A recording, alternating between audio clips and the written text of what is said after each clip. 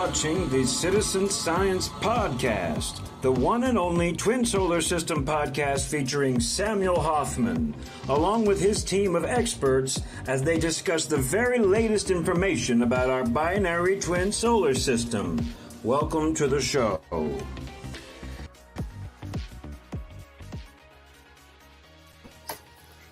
Okay, so hello everybody and welcome to the Citizen Science Podcast. And it's really awesome that you all are here. I can already see there's a big crowd that is lined up to watch the show today. And we actually have a lot to talk about. We always do. And we actually have a full list of hosts and guest hosts. I think we're all about the same, really. I don't change one for the other. But anyway, welcome to the show. I'm happy you're here. I'm Rebecca, as you can see.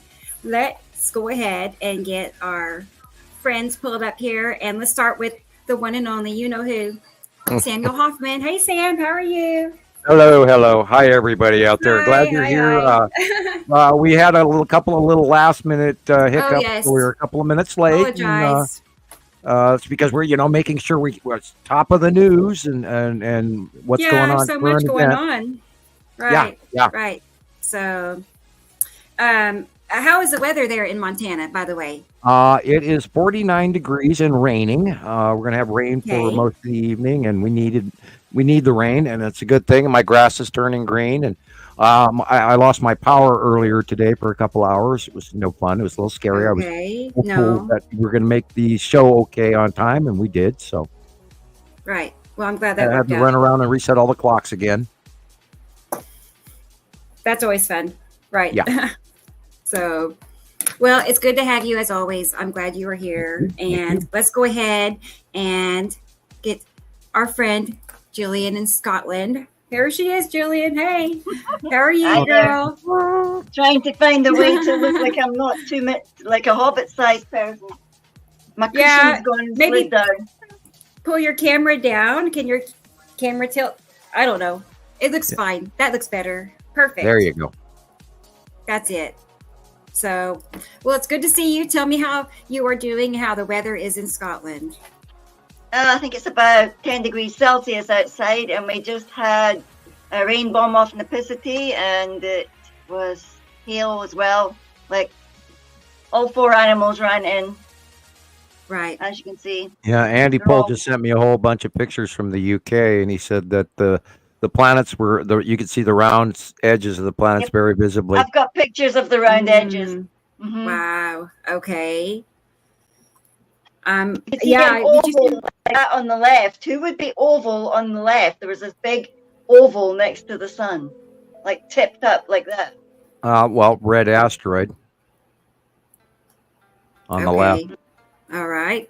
Well, I'll be anxious to see your pictures. I haven't got a chance to see what you sent me last, Gillian. So, I'm still always working on last minute stuff always. So we got a real cool one in today from Carla Mack and some from Wendy Williams and. Yeah, I'm going to get those added right next too. Okay. But let's go ahead and get our next. No worries. Post pulled up. Oh yeah, we're good. I have to freely admit to everybody out there that I am edgy. Oh my God, I'm like a cat on a hot tin roof today, and I'm shaking in my shoes from the last 2 days of watching all of those massive tornadoes going through the Midwest. Right. And we're all that weather. And we're all telling Rebecca, be ready, keep watching the weather at your house, because she's right in the danger zone. I'm in the hot spot today. I know. So, Taylor's going to keep an eye on it for us. So he's our weather guy. You don't have any interruptions in the show today from your weather or from my internet. Yeah. Your internet so dodgy. Well, remember, the other day I got bumped off in the middle of the show. Hi, Christopher. Right. Hi. How are you doing? Christopher's in Las Vegas, for those that don't know. So we're just touching base. We're all spread out. But how's the weather? In the pirate cave. How's the sky look? We've had like 90-degree weather. It's about in the 60s right now. But yesterday, I'm pretty sure I saw the first true whiteout of Uri, which was really cool. These bubble clouds.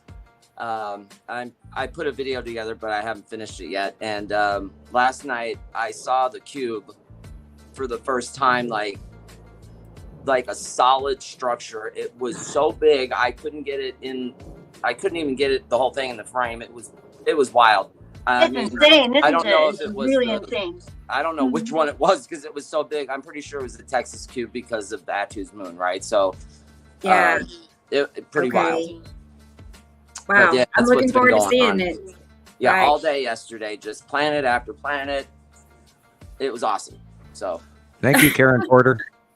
Yeah, I'm waiting for my next sky day. You know, where you have those days where it's just like, it's so good, you know. But it's like once a week or every, I don't know, 10 days. It feels like you just, you know, you have to wait your turn. So until then, I live vicariously through all you guys. So it's good work, vicarious. Love it. Yeah. Well, let's go check our comments real quick. Oh yeah, I just now saw that. Yes, thank you, Karen. I heard you say thank you, and I didn't know what you were talking about. But yes, really, we definitely appreciate that. In fact, I sent Sam some money this morning. Just I don't want to blow anything or do anything wrong, Sam. But yes, he's expecting it, and it's on its way. So I just want people to know that yes, he is getting money from you all. So I'm making sure of it. That's awesome. So yes. Okay, so thank you very much, Karen. Good to have you. Always is. Let's see who was first in line today. Not in line, but here checking in. We'll say it's T. Racy, and it's good to have you, T. Racy. It doesn't surprise me that you were first. It's, you know, every so often I have you at the first of the line and in second. So thank you, T. Racy, for being here early, checking in. And again, here is Karen. Hey, Karen, good to have you as always. And here is our friend Nicole. Good to see you. And just for those of you that know who Nicole is, she'll be joining us here shortly. So taking care of some things with her family, and then she will be here, as well as Jesus. All right. Can't wait, because we have not got to see Jesus in a little bit. So it's going to be a great show. Cool. I'm trying to get there and hop it on. We'll see. A class reunion. I know. We could, it'd be fun. So good to catch up with everybody. Did you get all my pictures, Chris? Huh? Chris, I sent pictures to Christopher. Yeah, you know, that's okay if you haven't, because you're busy. It's okay. No, my phone is so loaded with pictures. I have like no memory left. So I've got the pictures on my phone. I just can't load them into the app. I gotta like delete a bunch of apps. So I'll get it done after the show. Do you know my phone memory is stuffed as well? I think we're all just like ODing on clouds these last couple of weeks. Yeah, I think I started with you guys. I've got like 20,000 pictures on my phone now. It's ridiculous. That's funny, right? Yeah. I know what you mean. I've gotten better. I've actually gotten better about deleting things. You know what I'm saying? It's taken practice to like let go. Yeah. You know, I let go, or I do try to save them somewhere else. Yeah, we need to go to a support group to do that. That's what this is. We're here. So, but yeah, it's good. Okay, let's move on. What would you call that? NAA? Nibiru? Alcoholics Anonymous? What is it? NFAAA. I don't know. We're going to say goodbye to your pictures, Anonymous. Yeah. That's funny. Here is Michelle, everybody. Michelle in Indiana. Good to see you, Michelle. Hi, She's Michelle. always a loyal listener, member, guest host, all of the above. Definitely. I'm a fan of Michelle, so it's good to see you. And then Brendan in Ireland. So good to see you, Brendan. I'm not even sure if I'm still saying that right, but I think I'm close. Brendan. But I like that name. And it's always good to see it when I see it in the comments here. So let's go ahead and say hi to Katie Joe in New Jersey. Hi, Katie. How are you? Hi, Katie. Doing homework today. And guess what? I saw that she made the honor roll for the last semester in school. So congratulations to that. That's not easy, especially when you have a big family, which 4 children, you know, and a Sky page of her very own. So she's definitely a busy lady. And but it's always good to see you, Katie. And let me know when you want to come back on the show, because it's about time. So we got to get that scheduled. So, but as always, good to have you. And same goes for Elemental. Hi there. Good to see you. always good to have you. I mean, these people are just here devoted.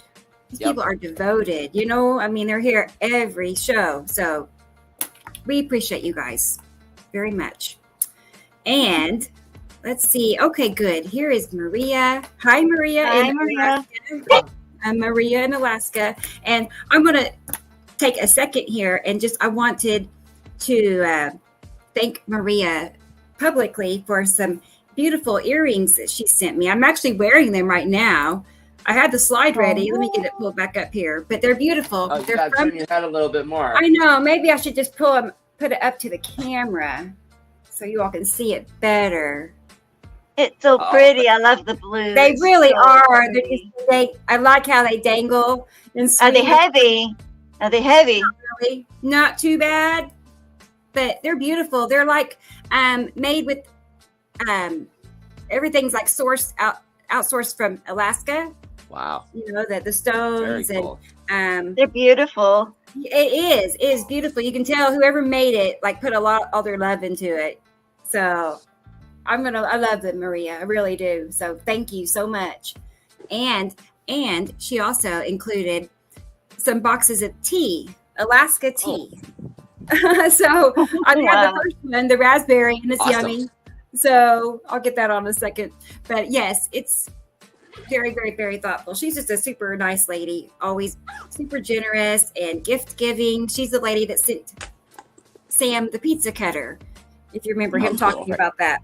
Yeah. Which we use every podcast. Yeah. And she also sent Jesus and I a couple of times some Starbucks gift cards. Oh, that's nice. So she knows me well. She knows I like jewelry and coffee, right? So I can't get this in. Anyway, we'll get there. But thank you so much, very much, Maria. And I want to thank Sam also. Sam sent me and Alan a bottle of colloidal silver. Oh, cool. It was mainly because Alan has been feeling too good lately. So Dr. Sam, Dr. Nibiri wanted me to give this to Sam or Alan every day. You know, so I'm going to take it too.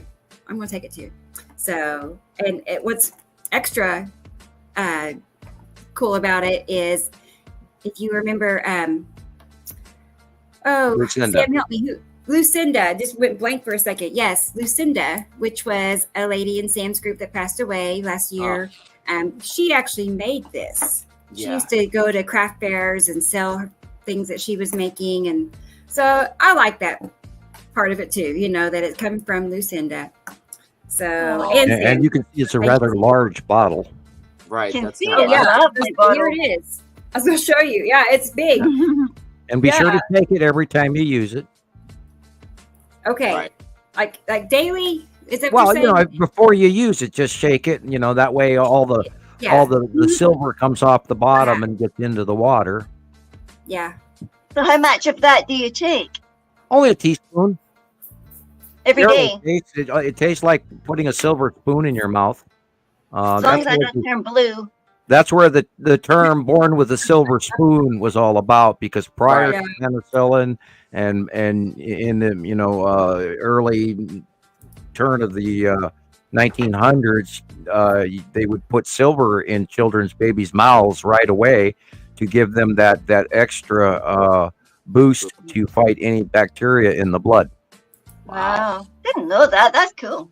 I did not know that either. And bacteria cannot live in the blood when it has higher levels of copper, magnesium, iron, or gold. Of course, gold is monatomic gold is the number one for healing cells, but any of the other soft metal, upper precious metal groups are also equally antibacterial, because, you know, even in NASA's sheets, they put the silver in the sheets, and that way your sheets don't end up smelling, because, you know, bacteria doesn't grow in the sheet.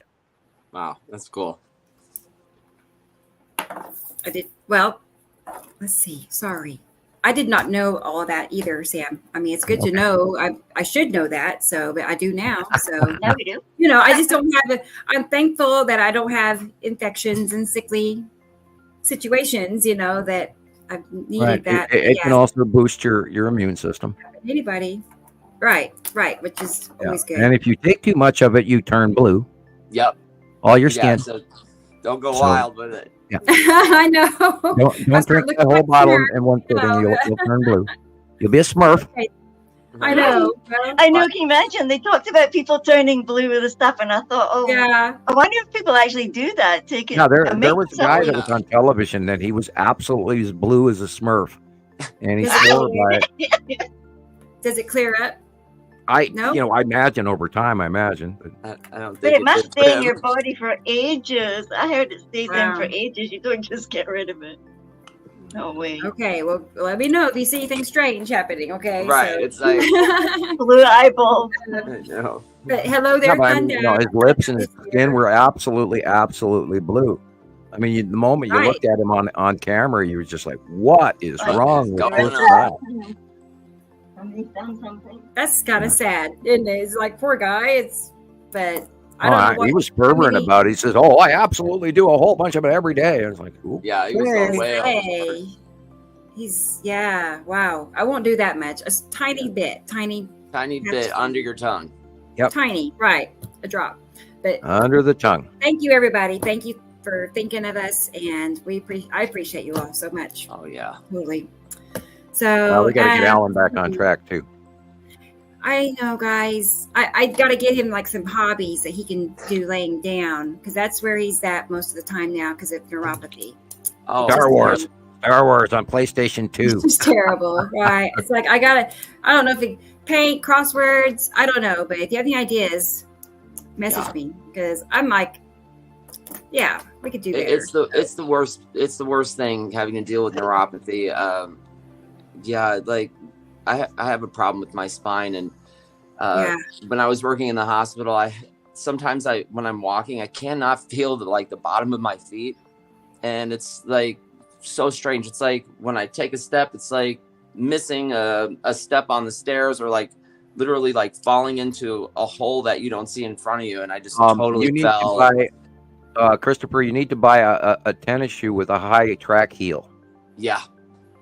Don't go to those flats that those canvas shoes that are flat. Don't wear those, and that will go away. If you have an arched heel, like a trainer tennis shoe, then that's what your lower back is suffering from. And why your feet hurt is because you're wearing too flat of shoes. You need a bigger angle on your heel. Yeah, it's like, do you want to, do you want style, or do you want your pain to go away? Right. Right. And I have to replace my tennis shoes literally every 6 months for that exact same reason, because I will step and pound through the heel. And the moment I get lower back issues, I know, okay, it's time for a new pair of shoes. Yeah. So that's fun. Yeah.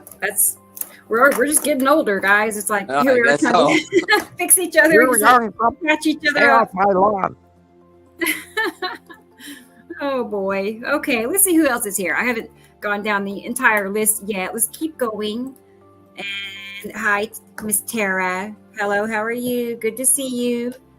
We had a lot of people miss our last show because of recently Facebook made changes where they don't allow third-party streaming into the groups. So I'm now sharing the YouTube links, into the groups, and you'll have to watch it basically from YouTube to see the show. But by looking at the count, I'd say we are about where we usually are at this time. Just saying, but last show, a lot of people couldn't find us. Oh man! Well, perhaps that was a good thing anyway, because halfway through the show, literally, in the beginning of the show, I got booted out into robot land where my internet wasn't working. And then I tried to suffer through it, but literally we only ran 3.5 hours. And even an hour or so, now maybe 2 hours after I got offline, my internet did not square away. So hopefully that won't happen this time. We had a lot of trouble. As Christoper goes dark. That show was just kind of like from start to finish, we had problems. The intro was a stumbling day, yeah. But it was. We just had problems on that one, but it happens. It happens. But today's going to be great. I already know. So yay. Yes. But hello. And Thunder was asking about the time. We did change it briefly, and then we switched it back. So it's 2:00 Central on Saturdays. We were just running a little late, and I can see they were chatting about it at the time.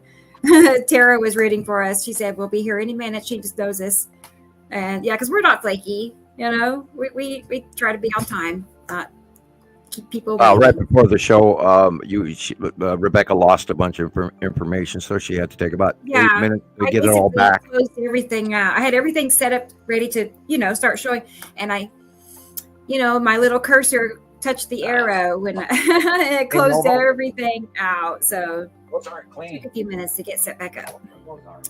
But you all are patient, so we appreciate that. And here is Marcus, everybody, in the Netherlands. I already knew. When I saw your name, I knew Netherlands. But he says, good evening. I'm sure it's nighttime for you. It's about 2:30 in the afternoon for me. So, but it's good to have you, Marcus. Good as always. And yes. Audrey in South Africa, she found us this time. So she was one that couldn't find us last show or had trouble. I know. Yeah, shame. She just asked me if we were on yet. Yes. I think everybody was looking for us. She found us. As I'm happy you're here, Audrey.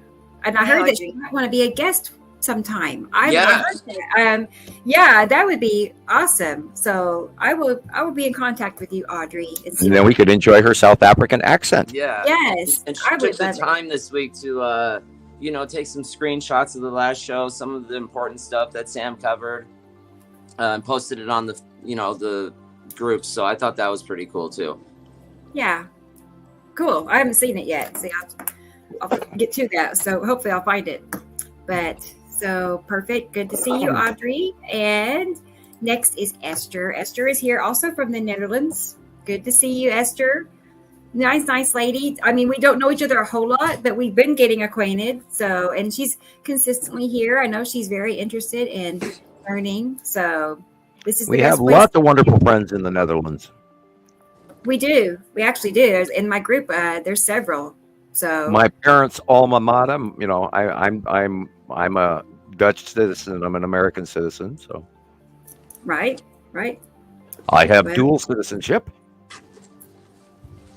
That is pretty cool. You never know if you might want to use it. Maybe. Well, I didn't serve in the military in Holland, so but never come back. I don't think they can take that away from you, but no, I never got to go to Holland, so my family regularly did go back and forth to Europe. Just not me. Nobody wanted to sit on a plane with me for 8 hours and let me talk. Oh man. Oh, see, we don't mind. Too bad we didn't know you then. We could have traveled with you. So well, I'm sure I'm a lot calmer at my current age than I was in my teenage years. So I probably drove everyone around me absolutely insane. 300 miles an hour, and he won't shut up. Right. Well, I don't know. I mean, I can see you. I'm trying to picture you being a younger guy as a rock star. Working. Different Sam. Picture him walking around with a guitar. I know. You mean a wannabe rock star? We never got popular. Although we did a tour in Washington State and Idaho. That's cool. Yes. Let me find your pic. Let me get your pic here. Oh God, here comes embarrassment. Yeah.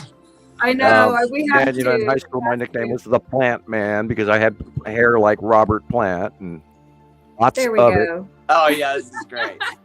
Yeah. That's pretty cool. You made the newspaper. I mean, that's and everybody would always come to me and go, "Where did you get your perm?" And I'm going, I didn't get a perm. This is totally natural. All those curls are mine. Wow. Yeah, natural. Is it sandy blonde? It looks like. Basically. Yeah, and in the summer I'm white blonde, but in this is of course in the winter when it was taken. But generically now my daughter's Nova has really light blonde, and I'm jealous of her color, and of course she still has all of her hair since childhood. We've trimmed it like twice. Okay, so, in her 17 years, so she has very long hair down on her backside. Oh. And she's got the thickest hair I've ever seen in my life. Thickest. She's got a horse mane for hair. I mean, unbelievable thick hair. Wow. Kind of jealous. I screamed when you try to brush that lot then. Oh, it was it was a 2-hour fiasco every morning when she was still a child. I would have to chase her around the house, and she has a terribly sensitive scalp, so that was a big battle. I see Mr. BB333 had a good short video out today. Okay, cool. Do you have a copy of it? Okay, I'll check into that. I think that someone said the Schumann jumped or spiked the middle part of the day, and that's why we would all be edgy. Well, that would explain why I'm sitting here. If I had fingernails to bite, I'd be chewing them right now. Yes. I keep my nails clipped very close, because if I don't, I'll reach up and scratch my face and then lace myself open. Yeah, it's the Schumann resonance updates. I just got one. Okay. That explains it. Thank you. Now I can exhale and do my own chant. 12:50 p.m. Eastern Standard Time today.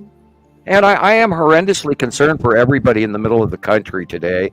And, I can guarantee you that the news coverage has not mentioned the number of people that are now suffering extreme loss.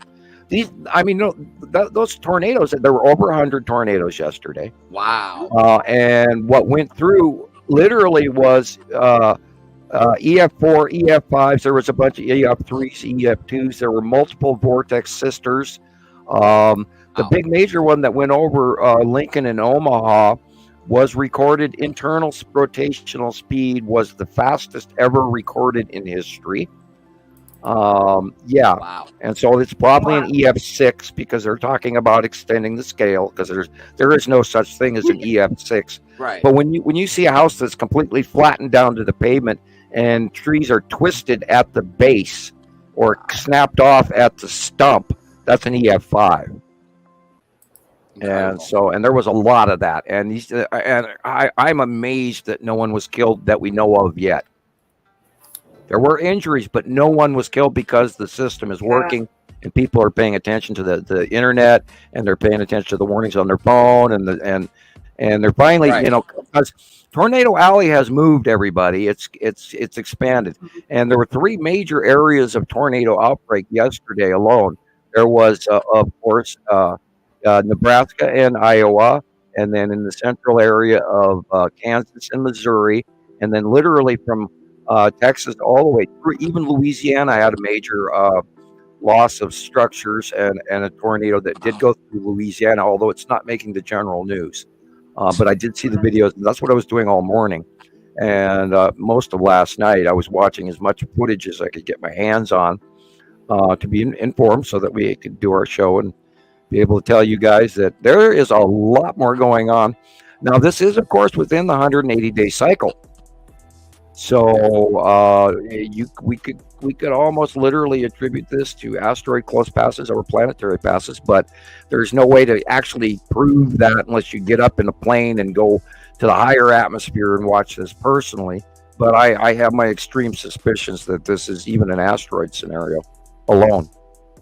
And we've got plenty of evidence of that by the Carlos pictures and Wendy Williams's pictures and all the other ones. And of course, whenever you're ready to start showing your videos, Rebecca, let me know. Yes, do that. I have some. Speaking of the tornadoes, let's go ahead and get showing that. Let me just make sure I've covered our. Yeah, and if you are. If you are within from Texas, Louisiana, Arkansas, Oklahoma, Nebraska, Kansas, Missouri, Iowa, Indiana, Ohio, Wisconsin, Illinois today, everybody pay attention to the weather all day, even into this evening, because it's going to be worse today than it was yesterday. And they had 100 tornadoes yesterday. I can't believe that, 100 tornadoes. I've seen Reed Trimmer, because somebody sent me Reed Trimmer. Right.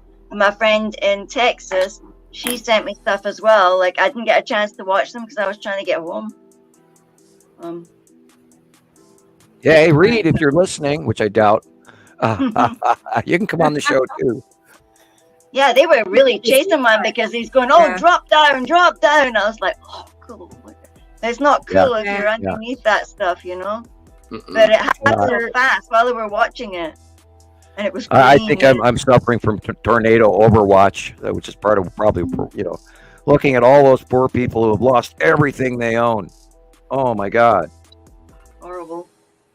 But what could they do, Sam? I mean, that it's so fast when it happens, and then. Well, we have to rethink how we're building our homes. Yeah. Is there a way that you can build them so that they don't fall down? Yeah, build a hobbit house, build up an artificial mound of dirt, put your house inside that mound of dirt, have a grass roof. Yeah, tornadoes will actually rip up the sod, but they'll leave your dirt behind. Rethink how we're doing it. Get an energy efficient home with solar power and nothing. And a large part of what the way they attach the walls and the trusses of the roofs and everything can also be deemed better, through coding and everything else, how to attach roofs. And, angle, a lot of people, angle their house in the street. You should actually angle your structure according to the storm patterns that go by you, so that the corner of your roof doesn't get ripped up and then thrown across the street and killing somebody else. And what we're building, we have to change. A diamond-shaped house will probably fare in the wind better than a square house, an oval house. We have to rethink how we're doing things. But, what's going to happen in the next decade, we don't know. So it could be even worse. And I hate to think that. I hate to go there. We could be direly in trouble. But if you are going to build a house, rethink it. Yeah. Yeah, I know they... granted, in wet areas, it's not wise to build underground, but there are ways to mitigate the moisture. And that's always a biggie in basement houses and stuff. So the technology has been avoided. Now, geodesic domes also, if you do like a half dome above ground and a half and then underground structure as well, a geodesic dome can handle wind speeds of like 300 miles an hour. Wow. Because it presses the dome down, it doesn't lift it up. So, okay. But what could you make the dome of? What would the dome be made of? Triangles. You put triangles together, and then you have a centralized angle, and then you put the triangles together in a central mass, and then you've got one section. You just go into looking into home kits for geodesic domes, and you'll learn how it's built. Right. Okay. And if you really have the money, build it out of steel. And you could even then, if you built it out of steel, you put a light skin over the top of it with standard corrugated. And if you really wanted to, you could, over time, each year, smear a new thin layer of concrete over the top of that, and you'll have a concrete dome. Because a dome is the circle power of a dome, because a circle is so much stronger, you can have so much more weight on it. So you could actually put masonry or a fireproof material or a slight thin stucco or even a thin layer of cement, and you could lay it in chicken wire, and all of that would stay very solid and stable. Right. Yeah, I know in South Dakota, they have it's like a decommissioned I don't know how many acres. It's huge. Maybe a few hundred acres of these ammunition bunkers that have been decommissioned since like the 60s. And they're just like how Sam talks about. It's like, basically a rectangular structure underneath where they didn't bury them underground. They're just on top, and they, put all this dirt over them, and they're covered in whatever grass that grows in that area. And there must be 200 of these ammunition bunkers that they're selling. You can buy one for I think $50,000 or something like that. And they're easier to heat because they've got ground level temperatures of 50 degrees, and you only have to warm it up 25 degrees rather than 50. A house above the ground gets the temperature of outside air, but if you're underground partially, then you're getting the ground temperature 50 degree generic as your stable temperature. And there's a lot to that new form of living. Yeah. It doesn't have to look pretty. It just has to save your life. Do you want your house to look nice, or do you want to go through what you just went through? And it's horrible. I can't even see it. I don't know how we're going to. And let's talk about what happened to China again yesterday. Yeah. Oh, my God. Yesterday again. They had one on the 20th. 24th. They had one on the 26th. Yeah, here's another one from China. Look at this. Look at that. Look at the size of these. Oh, I think they're grapefruit. what is that metal? That's probably fiberboard. It could be metal. Wow. Those are mint as big things. Look at them. Oh my gosh! If you get hit with that, you're done. Now watch how dark it gets here in about 2 seconds. Oh no! Yo. Wow. That's in Guangdong, Wow. southeast China, Great. and they have been getting their butts kicked ever since December. Yeah. I mean, I've heard about big Oh. hail before, but have we ever seen hail like this No, consecutively? Week after week, we're showing these videos. I've never seen anything like that. Mm-mm. yeah, and people say, well, I put up the "you've been warned" picture of the little girl pointing her finger, and I post that regularly. And I have people come back, well, you keep warning us for all this time, but when are we going to see what you're talking about? And I just laughed at them. It's like, you really need to do your homework. It's happening every day around the world. France flooded again. I just keep looking all of this stuff up, and every day around the world, there's a major event going on. And today there were 5-point earthquakes, 6-point earthquakes all around Asia Minor and Southern Asia in the Ring of Fire. I mean, we're on a geologic uptick. Alaska, California, Yellowstone, you name it. They're all. Jersey had another 2.7 today, and there was actually, I believe, in Louisiana there was even an earthquake right when before we came on. So pay attention. Wedge tornado that's just taken over an entire interstate. I've never seen anything like this. We're going to come back, check with you. I know you're chasing this as well. And no one has. There has been, sadly, major damage out of this, and so we'll check in with you. Thank you for all the hard work. We got to get into this team and look at this. If we can, let's start telestrating over and showing you Brett Adair. This is now in Harlan, Iowa. We were showing you that city. It was just to the west of there. Look at this. This thing right here that you're witnessing in front of you is a tornado. I know it's tough to even fathom. While talking to Corey, look at by the way, in the foreground, the wind speed. You see this SUV that's kicking up the water?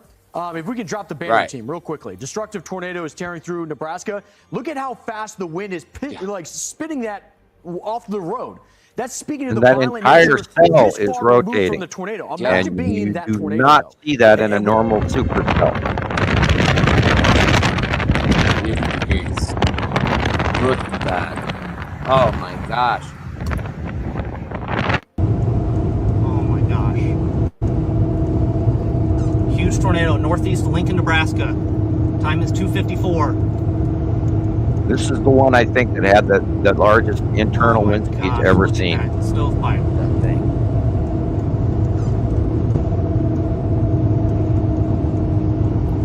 That's a strong tornado.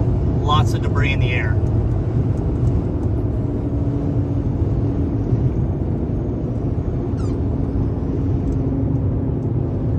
Lots of debris. And everybody be sure to look above the tornado. Don't just look at the tornado, look at what's above it. Oh, it's doing a lot of damage. Wow. Unbelievable. And you've been warned. He keeps saying that. A tornado just tore through the interstate of Nebraska, leaving severe damage in Omaha. Look at this tornado.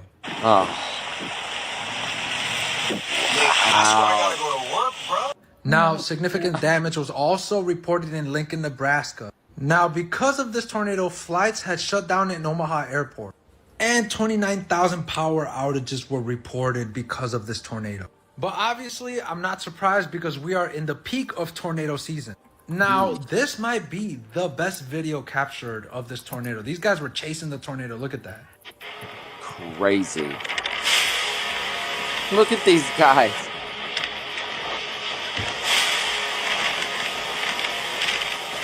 You know, I wonder if people pictures think of to damage that was caused by the add a tornado. little safety wire to their phone in case they drop it. Really shredded to pieces. Here are also some other pictures that were shared on X. Oh, now there aren't fatalities reported in this moment, but honestly, I wouldn't be surprised if there was a couple. And if you live in Nebraska, I wish you the best, seriously, because this is not something easy to recover from. No. Some people got hit harder than others with this tornado, but yeah, guys, it's look tough at the out there. trees. So pray for Nebraska. Oh.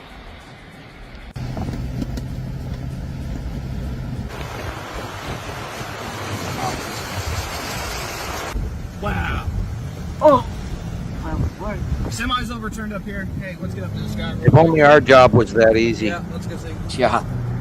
I got the med kit in the car if you need it.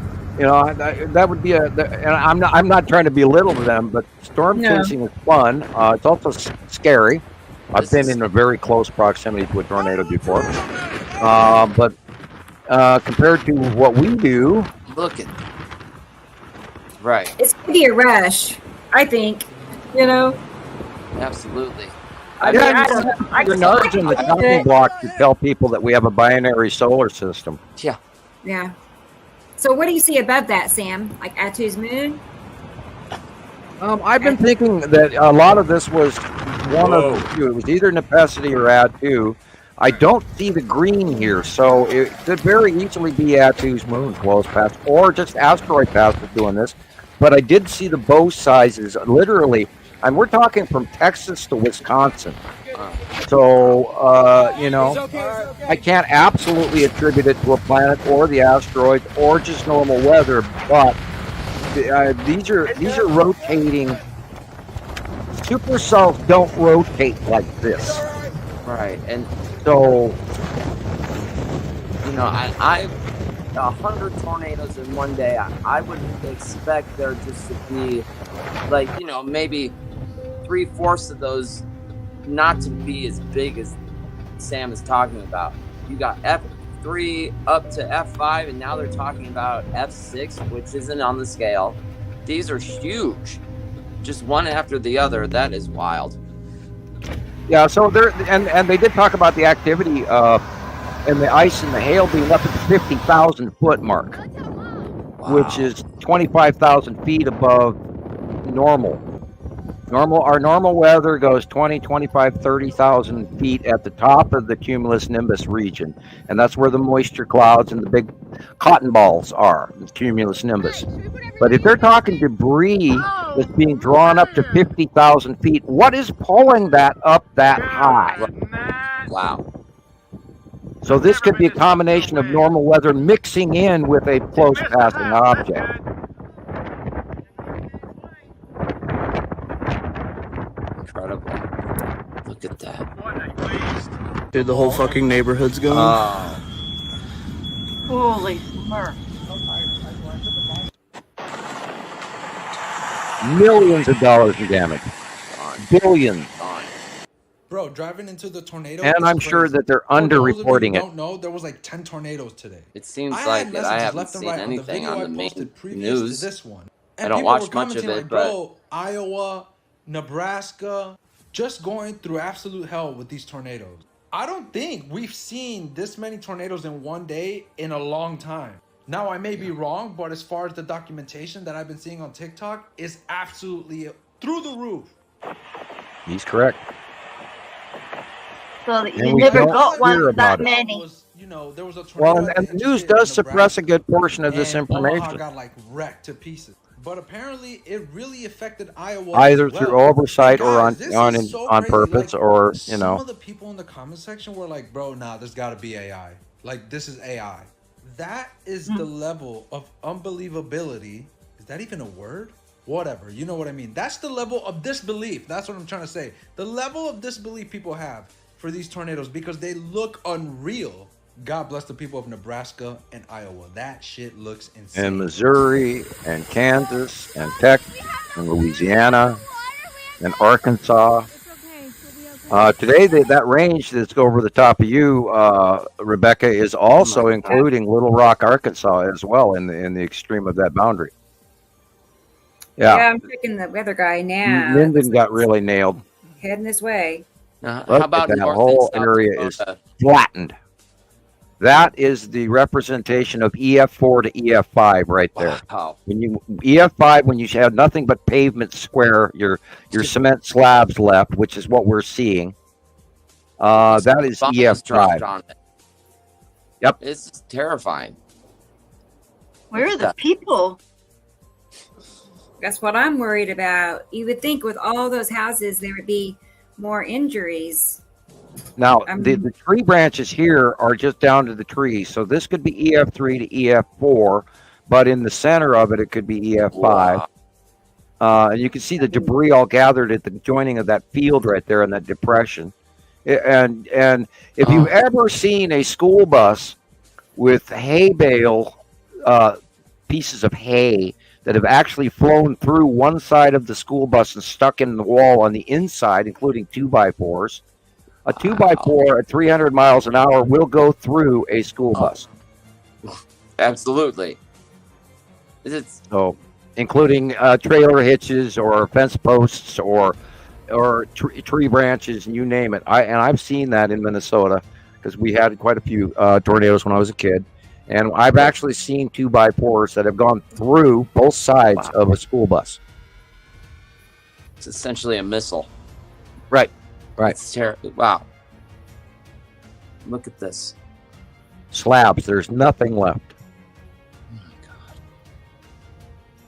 And all those people are going to have to find a home. Right. I was just thinking about where are all these people thinking about where are they going to go. Right. Situation after that. It's some nasty FEMA trailer, pardon the expression, but how many of those are we going to be shelling out? How many do we make? How many people are going to get displaced to another state? And then, we have a housing shortage here in Montana. I know there's nothing available. And, maybe everybody's getting the hell out of Dodge and moving up here. I don't know, but there's housing shortages everywhere. Yeah. Even in the UK, even in Australia, you name it. Wow. So we got troubles, folks. And then not only that, look at the interest rate. Home mortgage interest rate just went up beyond 7%. And you can't afford to pay those kind of interest rates. Now is not the time to buy a new home. No. When you got your median range of a home over $500,000, it's just crazy. Oh, my last home, I think I bought it on a HUD loan with like 2.7% interest or something like that. But at 7%, or if you have a variable rate instead of a fixed rate, you can get nailed from going from an $800 a month house payment to a $1,500 a month house payment just overnight, and then that'll end up bankrupting some people. Yeah. And then they lose their home and their investment and their hard work. It's horrible where we're at. Our economy is the best in the world, but we are recovering from that big virus, which completely decimated the world economy. And then China is in deep, deep trouble with their economy. I don't know how they're going to fix it other than to go to war, and I hate to even mention that. Right. That's the only way to really fix your economy quickly. Japanese economy, and I looked at the dollar today, and our dollar is actually doing very well on the market. So up 1.7 was today. I do my homework. I got Yeah. Yeah, we have to really seriously, drastically rethink how we live, everybody. Here comes that old thing. We're not in Kansas anymore, Toto. It's all different. It's a different world. And from where we live to what we do for a living to how we get through our day, how we treat each other, how we even, go out in the public and come back home and have to immediately wash our hands, or you have to be afraid now to go to the doctor's office because that new fungal virus that's out there that they're not talking about. And I suggest people go look that up. It's in like 8 or 9 states now, and it's like 66% deadly. And kind of spooky world out there. It ain't the way we grew up with. It's not what we have. Virus? Is that what you're talking about? Excuse me? What are you talking about that's deadly? What was it? That new virus. It's a fungal virus, and people are getting it while going to medical facilities, and you can even get it off the blood pressure cuff. And once you get it on your body, it lasts for a very long. It'll last for like more than 72 hours, and it's in 8 or 9 states by now. And there are some comments on it on TikTok. That's where I first heard about it. And I wrote it down, but of course it's in my older notes, which is buried. Otherwise, I'd give you the name of it again, but it's in 2 names. And it is a fungus/virus, a fungus mixed with a virus. And that's new also, these new superbugs. So if you go to the doctor, don't touch anything. Get some pair of gloves, wear a mask. If they put the blood pressure cuff on you, ask them to clean it with alcohol prior, or if you do get that on you and then you go home, immediately take a very good hot antifungal soap bath shower. And anytime you go to the store publicly, anytime you touch a countertop anywhere outside your home with your hand, wash your hands over and over again, because it lasts for 72 hours plus on any surface. So if this person who's really sickly and has that fungal virus, and they scratch wherever it is, and then they touch the countertop, they're giving it to you. So what all do they have? What's the symptoms?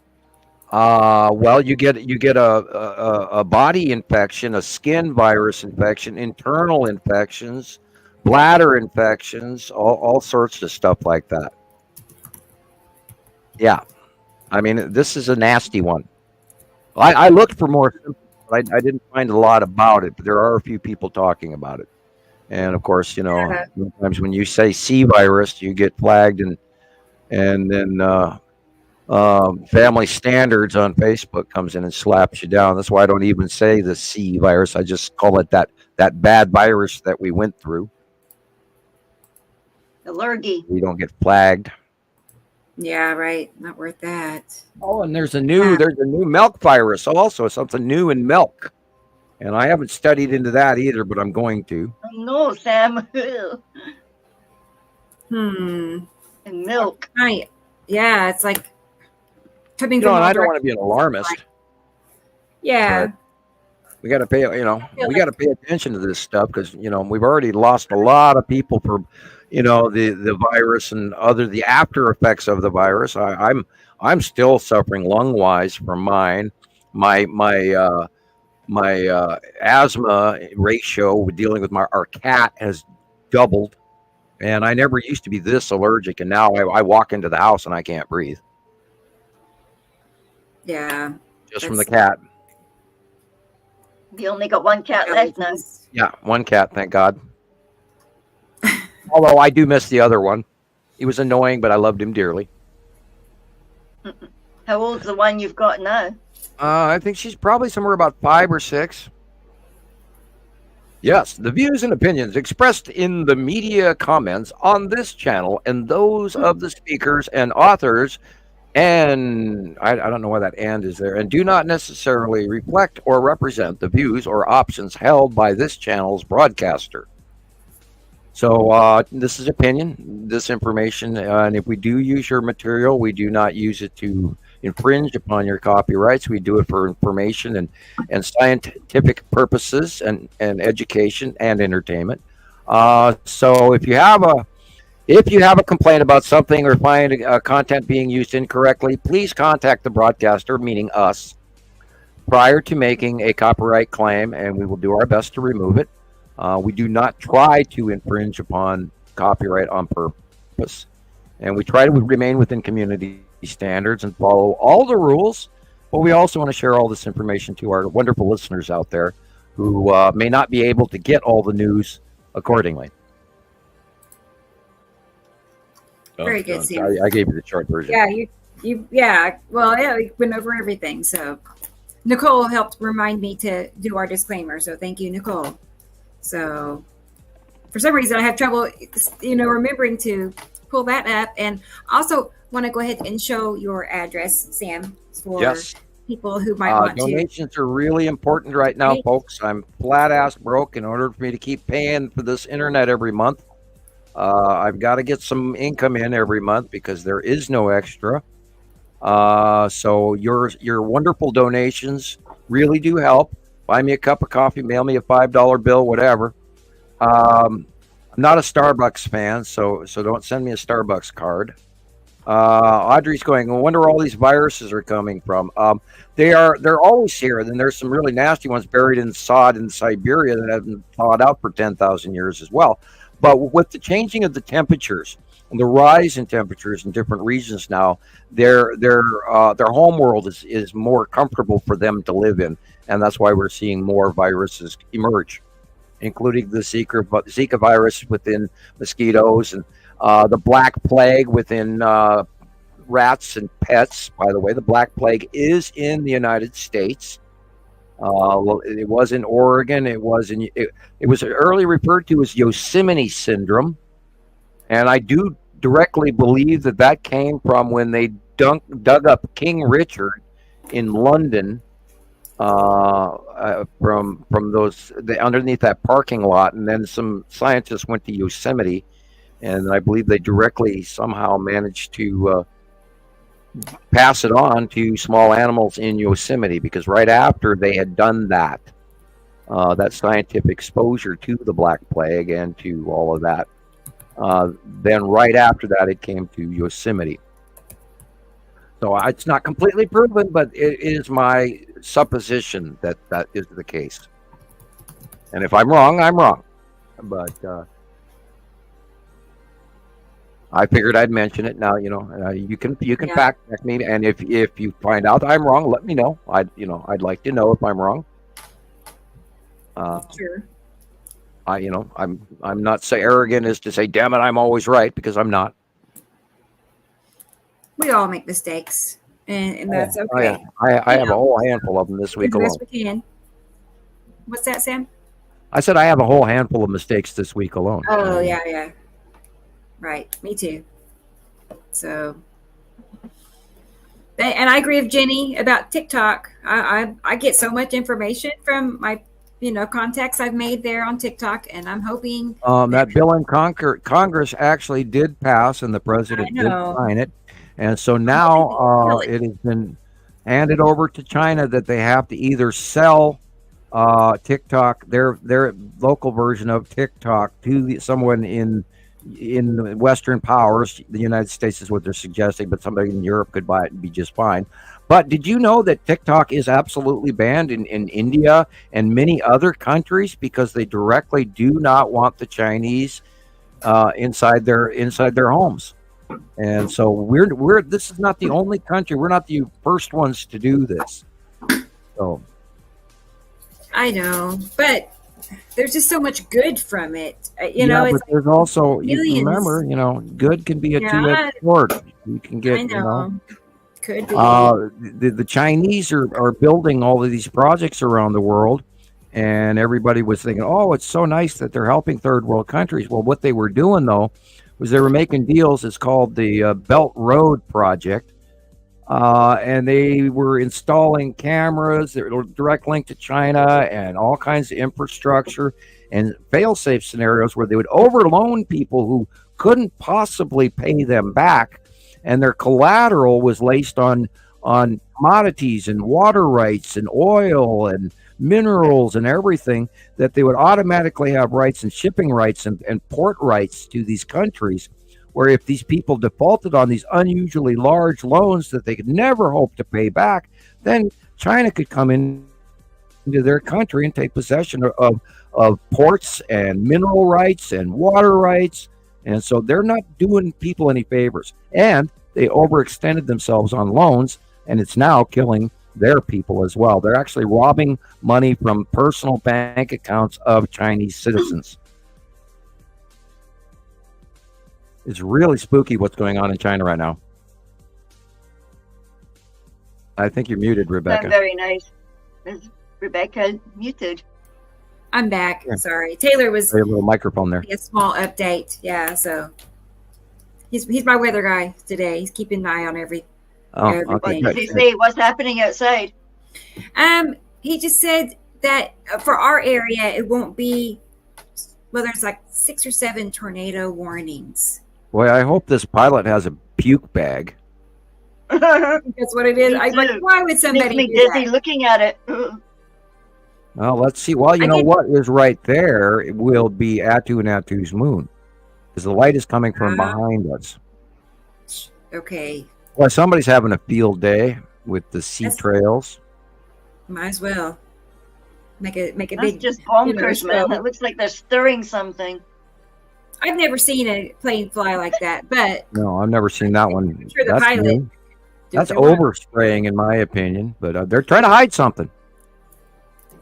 Sure. You know, even Andy in the UK and Gillian were saying they see a full. And the other day, I was watching Tennessee Brando on YouTube, and he was doing a chat, and right behind him was an absolute facially illuminated Attu's moon. You could see the full round on both of them. Unbelievably, I spent all the time watching what was behind him and not listening to what he was saying. And otherwise, I would have written it down and I would have it on the show. But I do need to look that up for in the next week or something.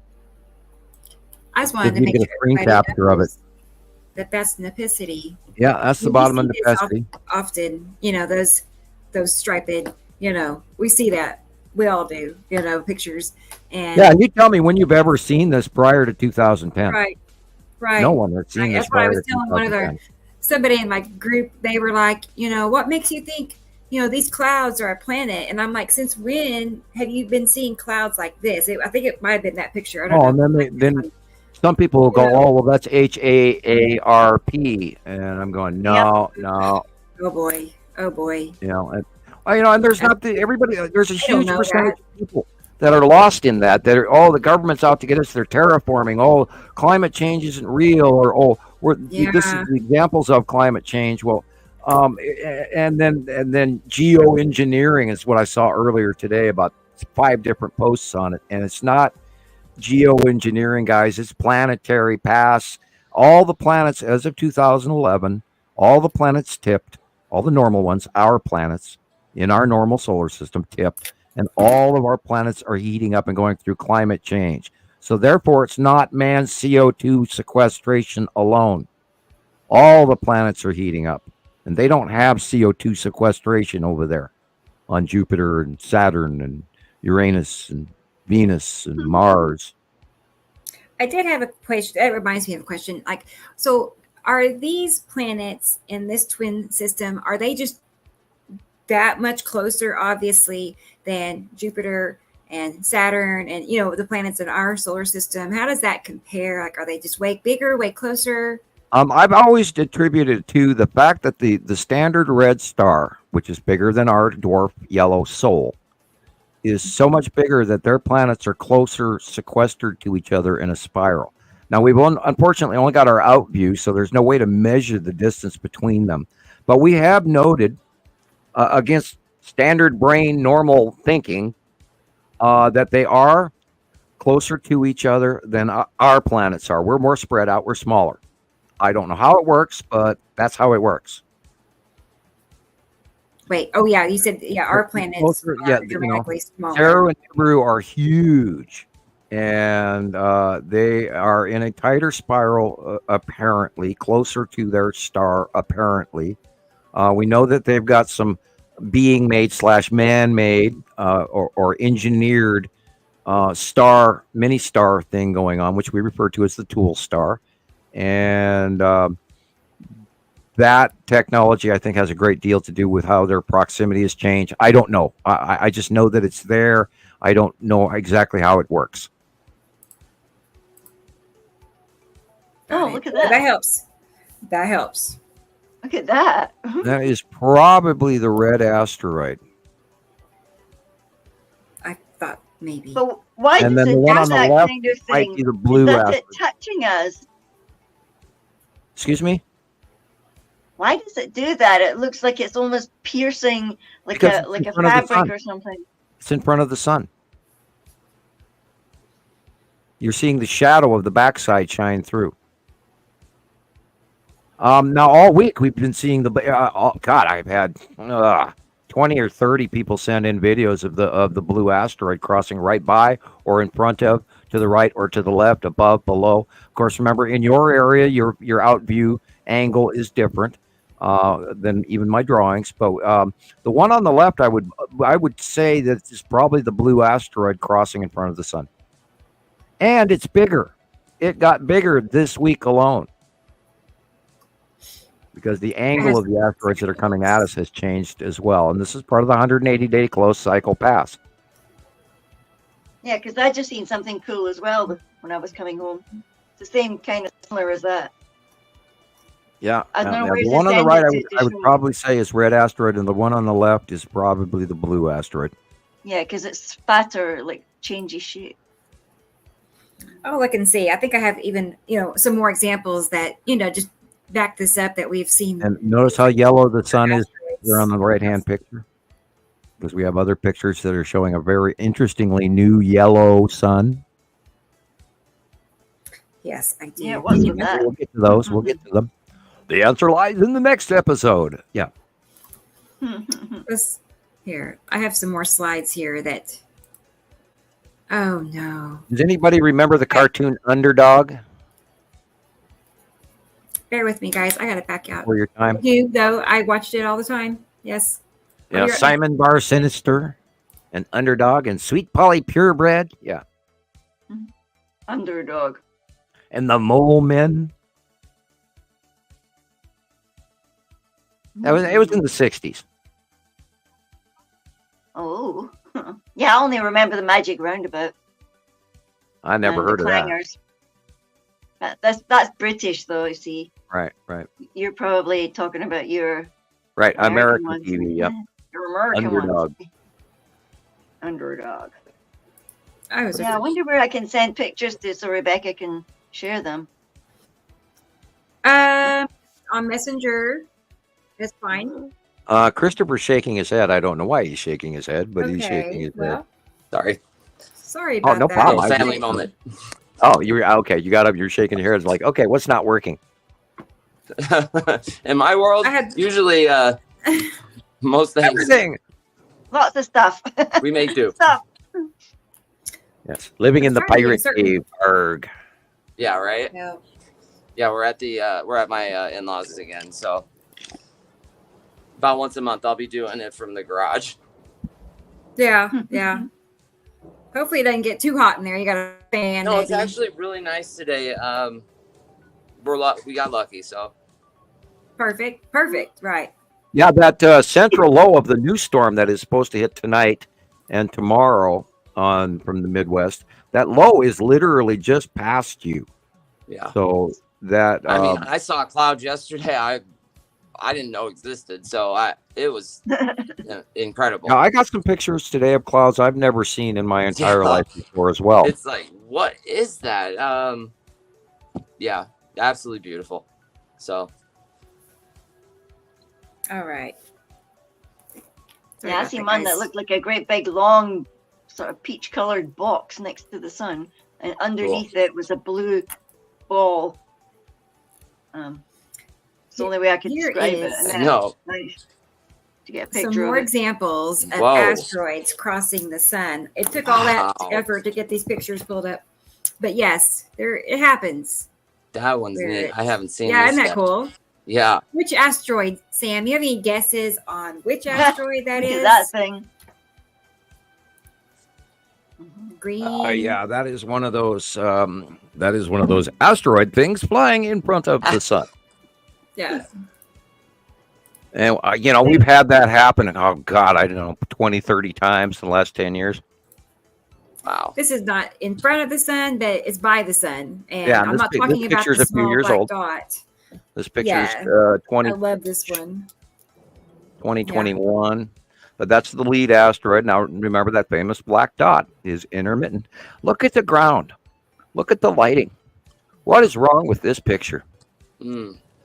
Very dark. A whole bunch. Let's see. Yeah. And just so let's clarify real quick. The black dot is a craft. make sure everybody is aware. The Empire It's not a Orb, Norway simulator. Spiral Orb. It's right. It's not a simulator. No. Because that's where they like to lead people into thinking is that it's a fake sun or, black hole sun, they call it. Equipment. Yeah. So. And then we had somebody correct us on our YouTube. They said that there's a Taiwanese and a Chinese simulator up in space already. But I have to point out that those are immediately close to Earth's orbit, and they are tiny. They are not large enough to create what appears to be our star, but those are made for directly increasing the sunlight in small regional areas of China. And if there is one up with Taiwan, then that's what that is.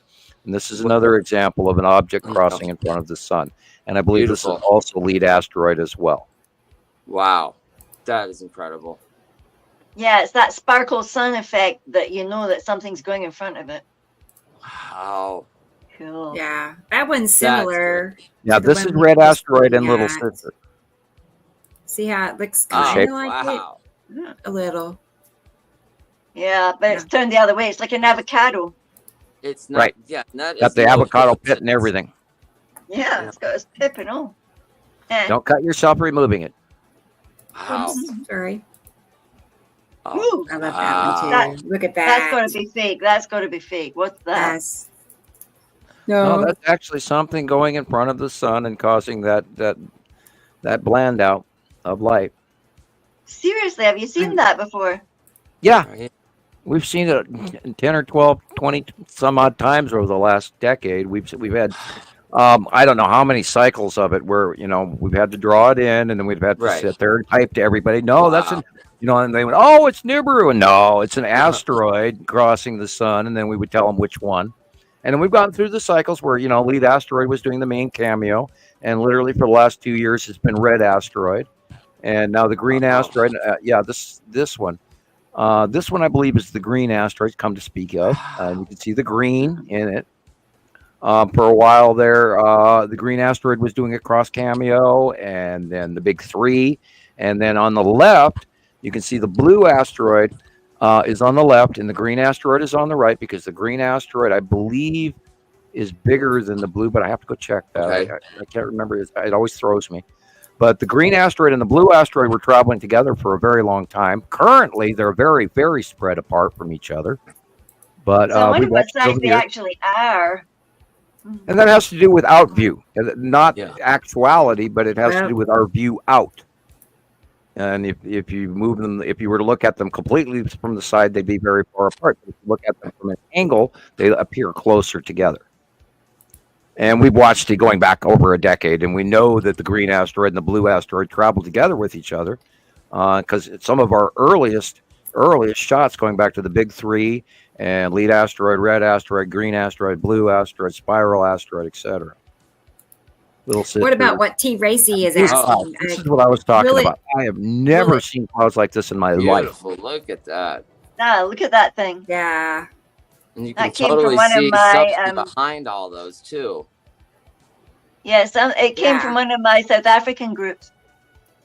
Yeah, I got a copy of it this morning, and I did save it as well. This is unusual. So very unusual. What T. Racy is asking, do you think there will ever be a time when it's revealed to all, Sam? Or I don't. Well, here's the thing. We can stand there and tell people that the sky is blue, and there are going to be people that won't believe you. Yes. You could. I saw a show the other day, and it was an old Western. Oh, and they were talking about the Stutz Bearcat, which was a car. And they were talking about how wonderful and magnificent the Stutz Bearcat was. And one guy was standing in the background going, oh, well, that'll never fly. Horses will always be the measure of travel. So there's an example. People are not going to believe it, even if you hand them an entire shipping container full of information. They'll go, no, I don't believe it. Don't believe it. Not going to make me. So as far as everybody believing it, no. A large portion of people believing it, let's hope so. That's right. Yeah, it looks all webby in the sky. this is Uri asteroid debris. Beautiful. This is the asteroid field right over the top of us. Chris was just talking about it, where he saw Uri whiteout. Well, at this angle, it's just blue. Okay. Oh yeah. That must be what I've seen. So that's why we've all been seeing that like crazy.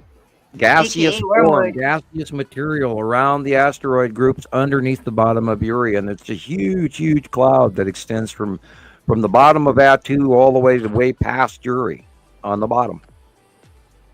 Yeah, and I did read your comments, Christopher, on a couple of posts where you were answering that, and you answered it perfectly correct. Oh, It's cool. Salamander asteroid group. You Perfect. know what? Yeah. LO on Sam's drawing, Nancy Gallo. Yes. LO stands for lead object or lead asteroid. We called it LO for so long because we were calling them the object cluster group because we didn't have any close-ups to know if they were asteroids or if they were moons or what. So we called them objects for the first few years. And then recently we've gotten close-ups of them, numerous close-ups in the last 5 years. And so LO is just an old term that's kind of stuck on my tongue. And I type it in automatically without thinking. I should call it LA, lead asteroid.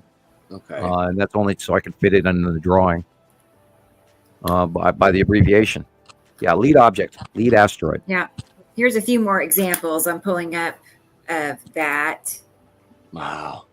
And how it compares like in your drawing there. Yeah, I like today's thumbnail. It's pretty cool. Oh, good. I hadn't picked one that had a craft on it in a while, so they're that thick up above us right now too. There are that many ships above us right now. Oh my gosh, I know. Last night when I got these pictures of the cube, there's just I mean, I don't know for certain if they're triangle crap, but there are so many triangles in these pictures. I mean, I think triangles as well today and all that debris, hey? Yes. There's just circles and triangles everywhere. Look at that thing. Look at that thing. What is that? Oh, man. That's the lead asteroid. That is. No way. Cool. That has Look to at be it. the best one. Yeah, in 2020, 2021, 2022, it was so huge for years. We thought for sure it was going to smack us.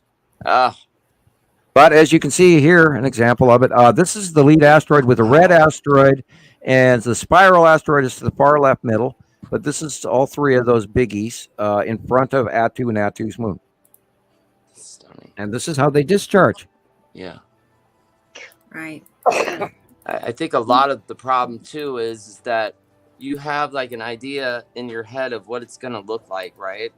You know, and it's not what you think at all. Like, you know, they've got movies about, you know, like the planets passing and what it should look like. And it's nothing like that.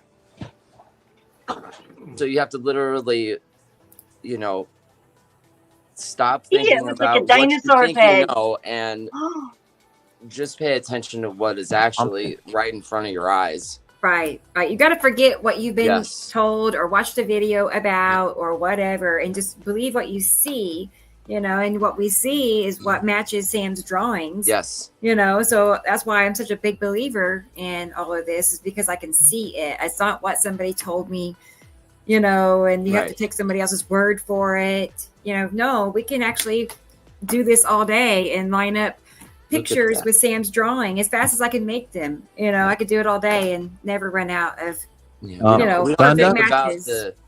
We don't think about Thunder the writes crazy. and what's in front of us. You know. Yeah.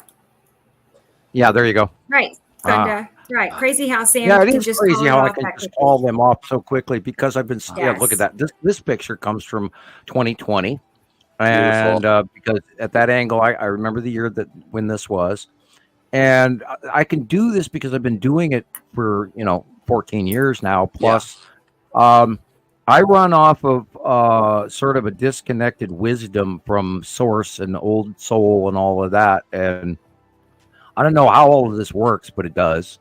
And we have so much proof of it over the last decade plus that I've come to the point where I just run with it because it sort of works out of me by itself, if you can understand that. Right.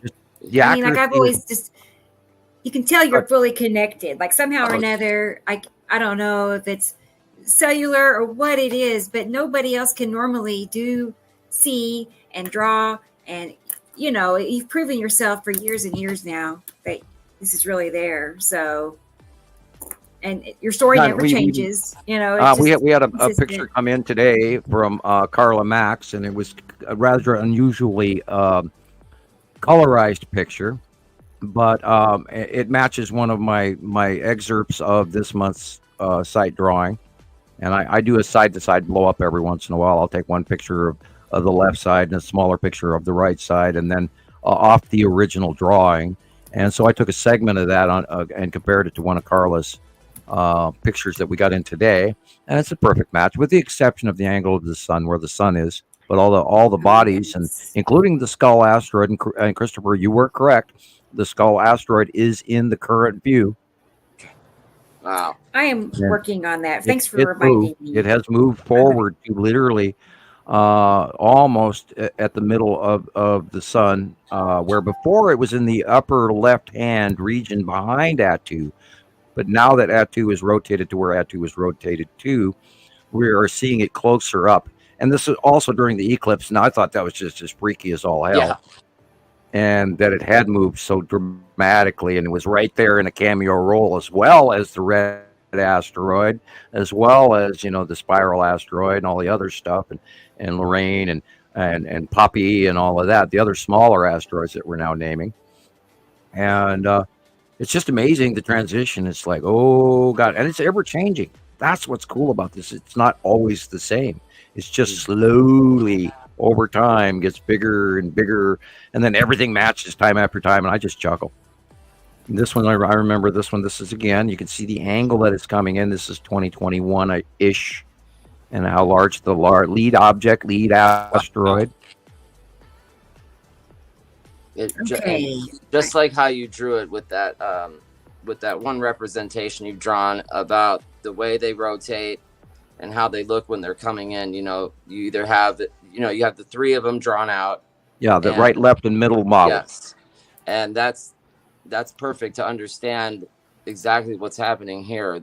Look at that. I sent some pictures to the group thing, Rebecca. And that comes from 14 years ago. An upside down rainbow thing today under the sun.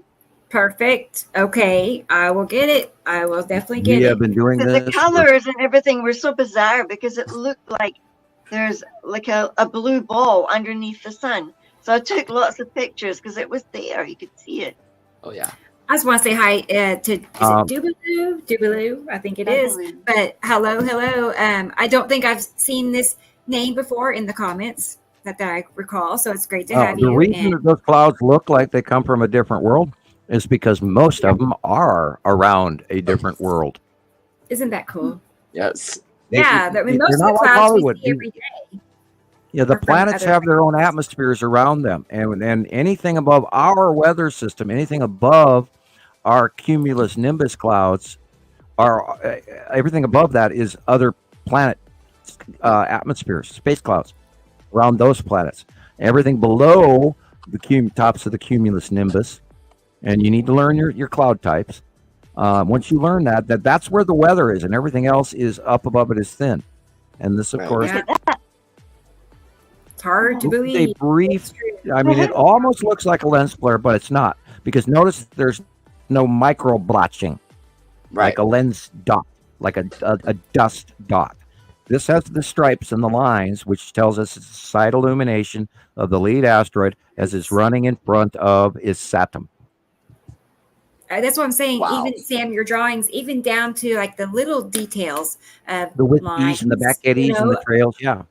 Yes. How do you do that? How do you see the eddies and stuff?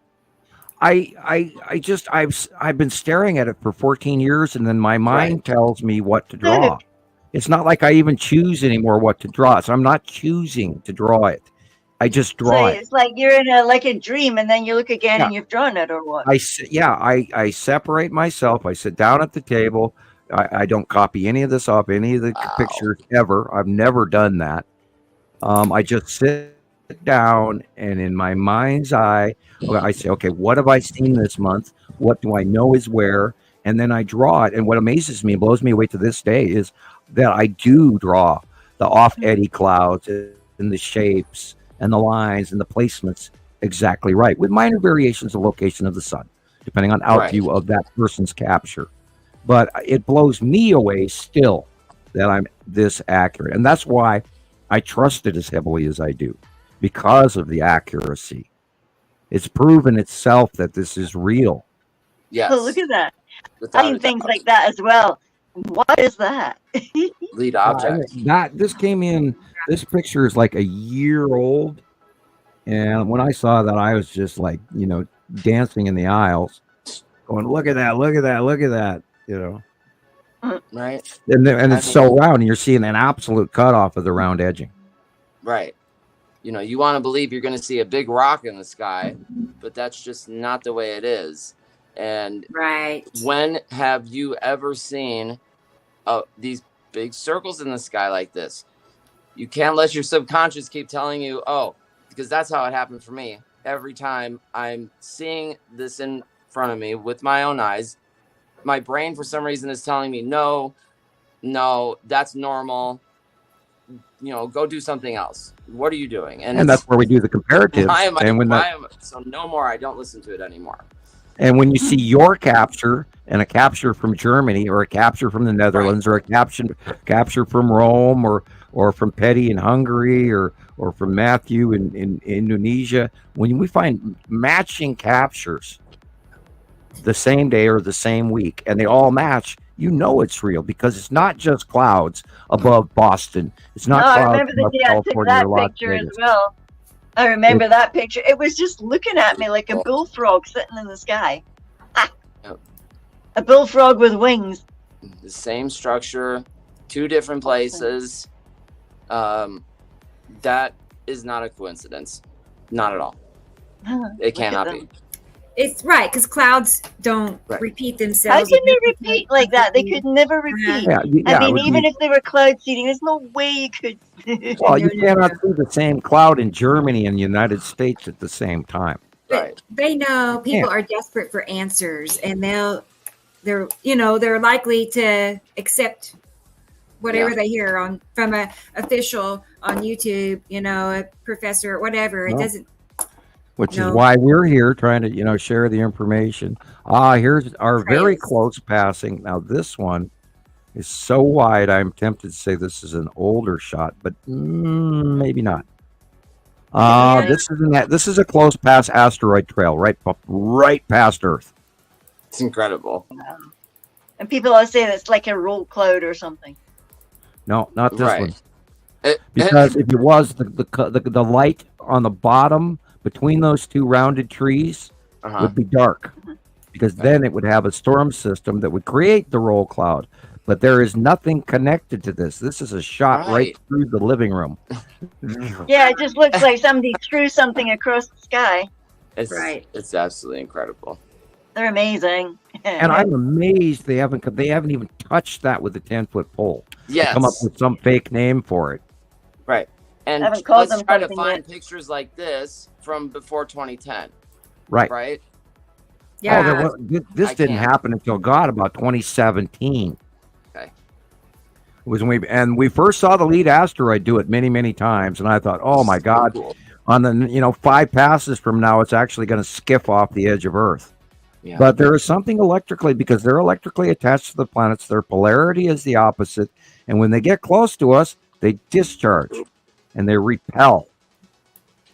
And we've seen those in the major, huge storms of all those, the San Francisco storm, the Iowa storm of 2021, the South Dakota storm of 22, the Canadian storms in 2023 and 2023. And we watched these close passes. Now you can see it rounding. It's changing direction because it's orbiting. There's a planet above us that's orbiting that this is attached to. And as that planet rotates, so does the asteroid. And this is the spiral asteroid, because we know that it does the rounding turn. The lead asteroid didn't do that. The spiral asteroid does. So would you say the darker blue area would be like Isatum, maybe? No, this it's underneath that too, because look where the sunlight's coming from. The sunlight is coming from the lower left. So this is literally staring almost north, midday. So we're looking at Atu. Okay. And you can see it's spinning. You can see a spiral action in the front of it. In the cloud, yeah. And the red asteroid could actually be the one at the front of the road there, because the spiral asteroid is right behind the red asteroid. Okay. And so this could be the spiral asteroid. If you look, about 3 inches over the middle of the left of the road there, you can see a lump. And then you can see it's also reaching to the red asteroid, which is that dark blue, caveman knife shape, teardrop shape, avocado shape, whatever you want to call it. And that's that red asteroid always has the same shape. Right. Here's one of your avocado shapes. And you know this from watching for a decade. Wow. Hi, Aaliyah. Good to see you. Good to have you here. Yeah, and I could have tagged these, the yellow asteroids on. It says asteroids rounding into the light. Of course, the front one on the right would be the lead asteroid. The one in the middle would be the red asteroid, and the one behind would be the spiral asteroid. Let's pull. I didn't label them. And Atu group OCG's object cluster groups plural. Right. Let's talk about the sandstorm a minute and see. A lot of us, at least on Facebook, saw these pictures. All right, so I don't know what's going on. Right now. We're back in Greece, by the way, all right? What the fuck is this? What is going on? I never saw this since I'm here. It's orange, everything. It's completely orange. The sun should be there somewhere. But look there. But look Currently, African sand is in the Mediterranean. Black. It is over the Black Sea, and it is over Yemen, and it is spiraling into the Russian area. Everything is orange. Oh, and holy cow, you wouldn't believe. There's no filter on. Either China has an unbelievably large forest fire, north of India, or they have some sort of a factory outproduction. China is putting off higher particulate count than the Sahara Desert is currently. That's very strange. I wonder if they have a major forest fire going there that we don't know about. Very reminiscent of what happened in New York. Anyway. Yeah, everything that I have found on this, no one has mentioned fires, but they're all mentioning sandstorm, Sahara sandstorms. What they're labeling it. You would think if it's a sandstorm that it would be total blackout. Like you shouldn't be able to see the Parthenon. I take it back. The Gobi Desert is right there. It could be a Gobi Desert sandstorm there too. It's huge. Could it be okay? Could it be a color from a nearby planet? No, this is. I was on the particulate meter in that app I always use, the Null School, earthnullschool.net. Okay. And there's different apps you can use in that. Yeah, I hadn't thought about the Gobi Desert. Actually, could be a major sandstorm going on in the Gobi Desert, because they do have high winds in southeast China, so it's entirely possible. And their particulate count is higher, darker than anything that the Sahara Desert is putting off all around the world. But it's localized in regions in the east of China. It's it's close to Europe too. So in the Eastern Europe too. So right. Well, it's just north of India, and the Gobi Desert is just there on top of the other side of the Himalayas. And then you've got Tibet, and then you've got the Gobi Desert, which is that big no man's land out there in the Spice Trader days.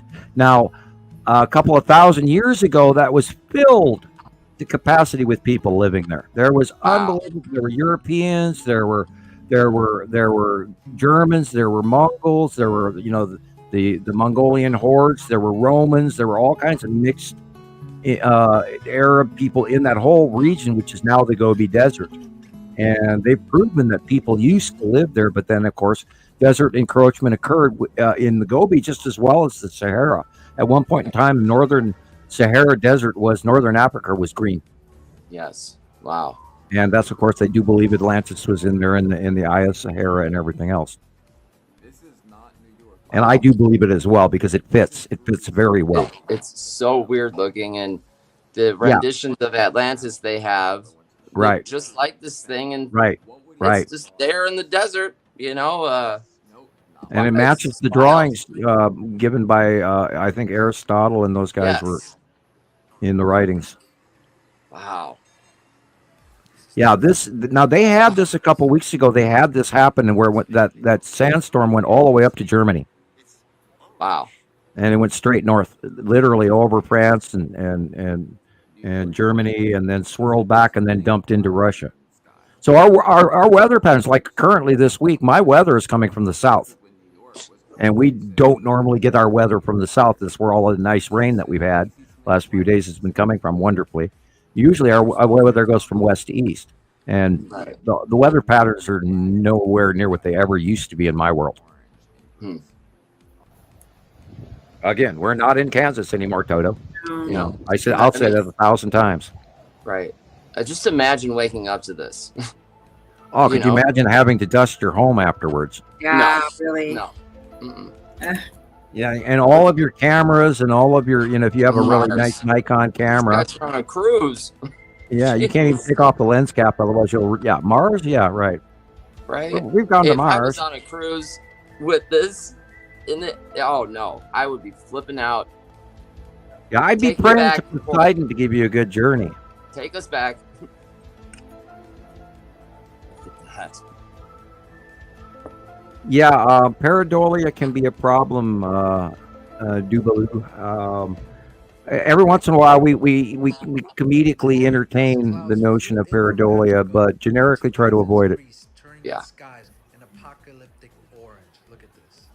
I mean, I like seeing Dumbo in the sky and the clouds as well, and the flying cranes and you name it, and the guy screaming at you and all of that. But we avoid that because, boy, you wouldn't believe some of the stuff. Jesus is on the way. There he. Oh, and there was, of course, another big to do about some lights over the top of Jerusalem again, and people are saying that it was Jesus up there in some sort of a sky anomaly. And I watched it, and it was a really weird sky anomaly, I have to admit.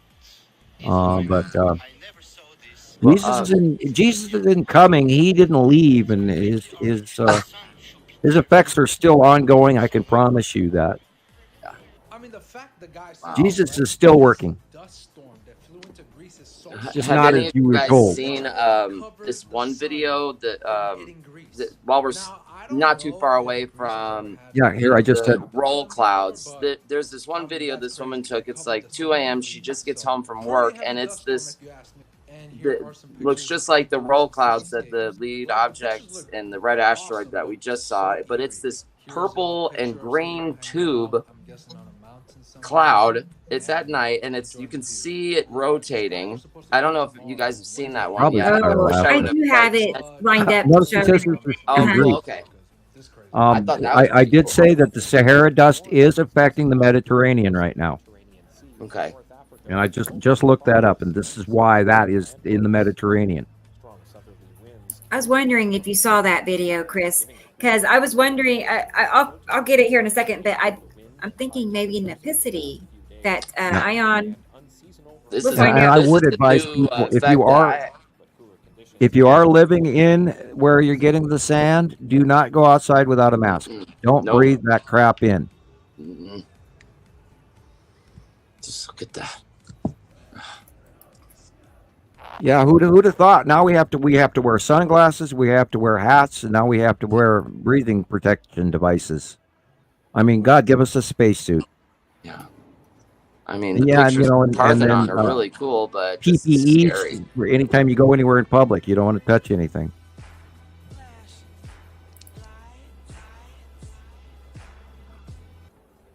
I actually heard somebody complaining on political media this week how nobody even wears a suit anymore. Everyone's running around in stretchy yoga pants and a T-shirt. What's happened to our country? I know, right? Yeah, there has been a drastic change in apparel in the human race ever since the virus. Right? Everybody found out, hey, I don't have to wear pants. I'm at home doing my work, I don't have to shave. Yeah.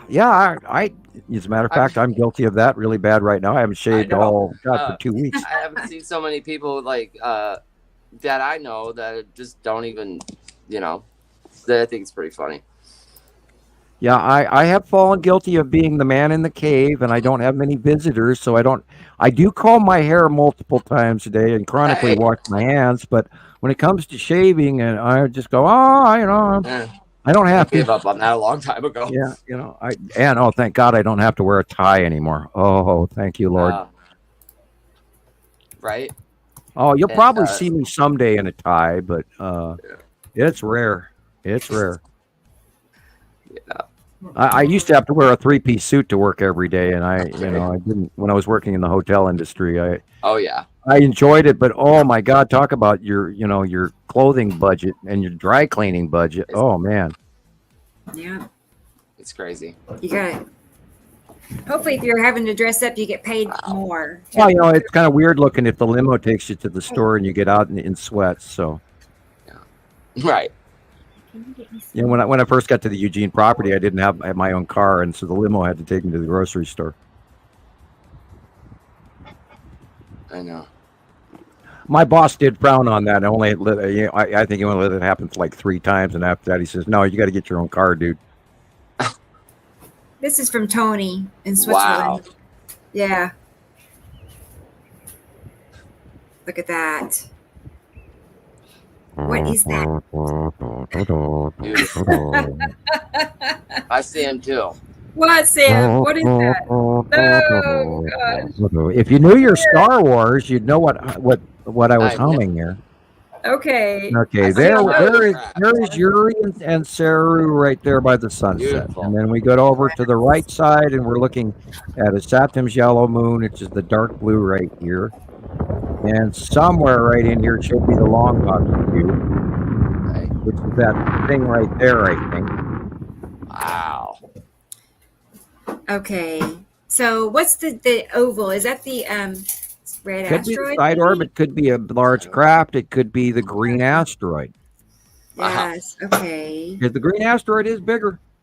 So that circular whitish blip in the top there could easily be the green asteroid, and that orangey, weird, funky looking downward cloud could quite easily be the long box cube, and side orb, which is lower bottom by the horizon here next to the mountain edge.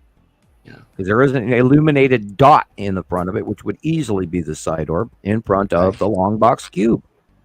Wow. In front of his atom and his atom's yellow moon.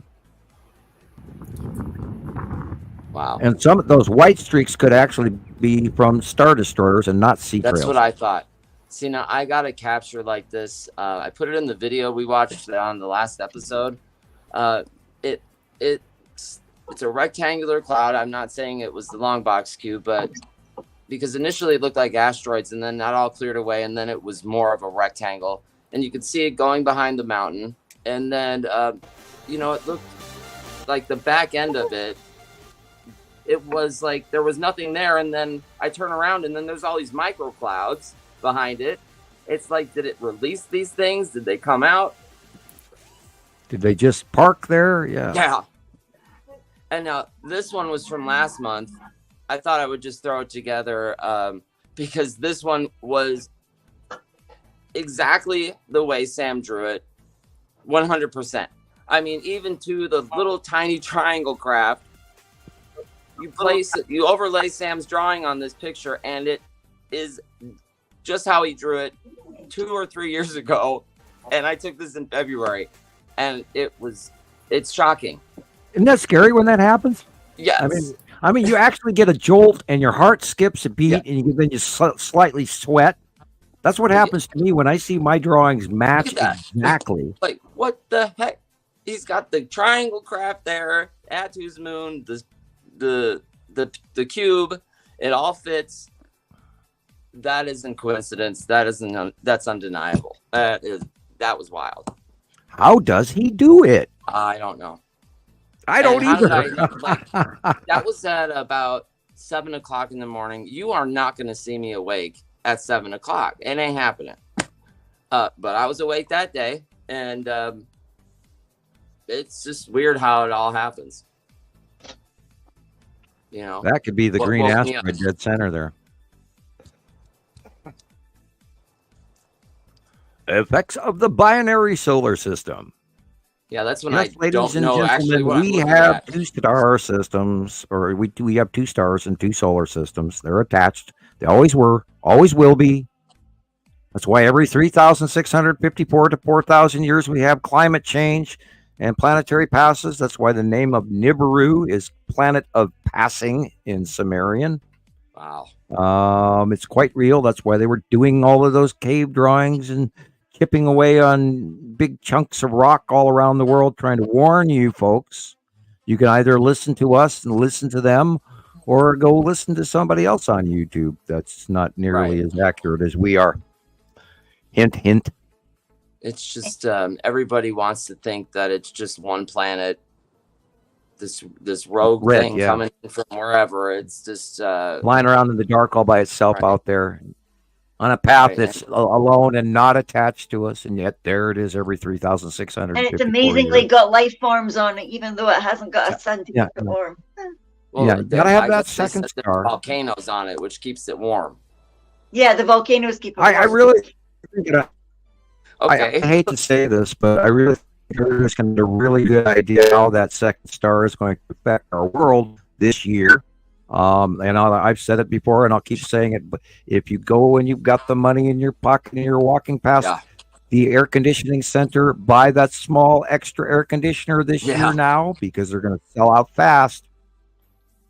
And be sure to buy a reputable brand, and don't buy some cheap piece of shit from China. Yeah, because they won't be able to give you the parts for it. Well, not only that, they don't last, and if they do work at all, I got one from China that it was pumping cold, but it wasn't pumping cold. Right. And I literally had to go out and buy another one, because it was like, what did I throw my money down a dark well for? Right. And I have one. I have a big one that I'd have to have a crew help me move it. Oh wow. My house, and maybe I should actually think about setting that in for service and get it running and have it actually professionally installed. But then it would be an ice box, which is maybe not a bad thing this year. Well, here's the rectangle. Everybody, send me some donations so I can actually have my major air conditioner serviced. I've had it parked in my storage shed forever, and it's old, so I'm sure it's made in America. Right. Oh man, I don't know how it happened. It'll chill 20,000 square feet. Oh, nice. Okay. I mean, this thing is a whopper. Right. It must be for 20,000 square feet. Yeah. Well, it takes 3 guys to put it in the window. Wow. And one guy on the inside, 2 guys to lift it up. Oh, that must be huge. And that's why I did not install it. I had it when I first moved in the house. I had it. I installed it right away when I had a crew. And we stuck it in the window, and I used it the first year, and then I took it out by myself. Me alone. Do that. Yeah. And I set it into the wheelbarrow, and I damn near gave myself a hernia doing it. And I've never installed it since. No. And it's really expensive. I mean, it's a several $1,000 air conditioner, and I now have to send it out to the shop.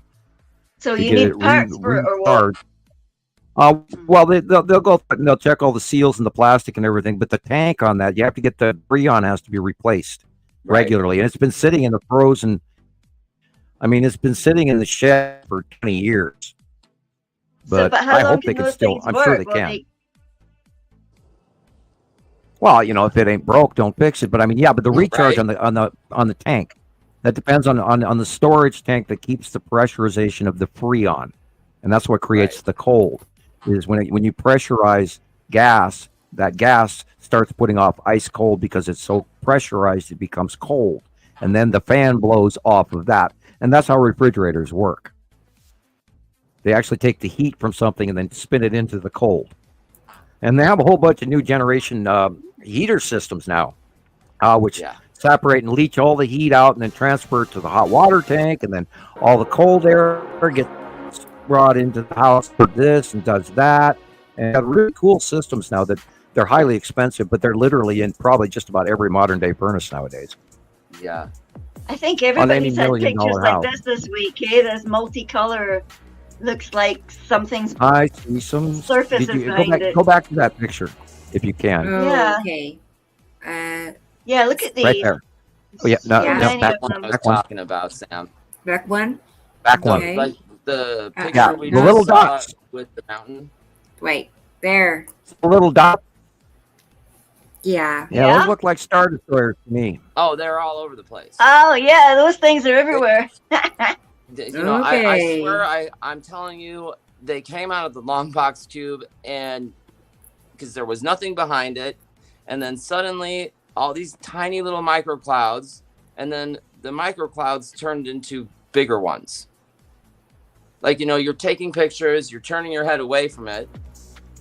But they got little pointy noses Right, on like, them. so you'll see behind in other pictures, you'll see there's nothing behind it, right? And now in a few more pictures, you're going to start to see little white clouds that again are perpendicular to each other. You'll start to see it. It's so weird. And like, what?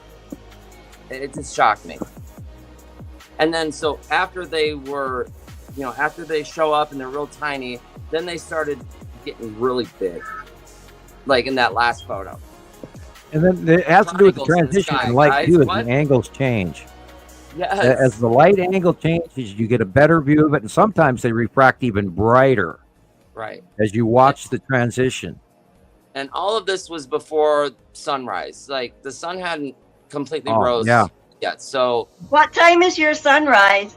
it's usually now, I think around like maybe 5:45. I was just going to say that. Yeah. 5:30, 5:45. This I started doing this about 4:30 in the morning. My dad. See, here we go with the microclouds behind. Yeah, us. because I've Where'd started they come waking from? up again at about 5. Uh-huh. It's terrible. You wake up twice. Yeah. It's I got no up. use. If I wake up, these animals all wake up as well. I got up at So I'll be 2:30 giving this 2 morning, breakfasts. and then I went back to bed later. I know, It's just right? like- Yeah. Yeah, I'm not.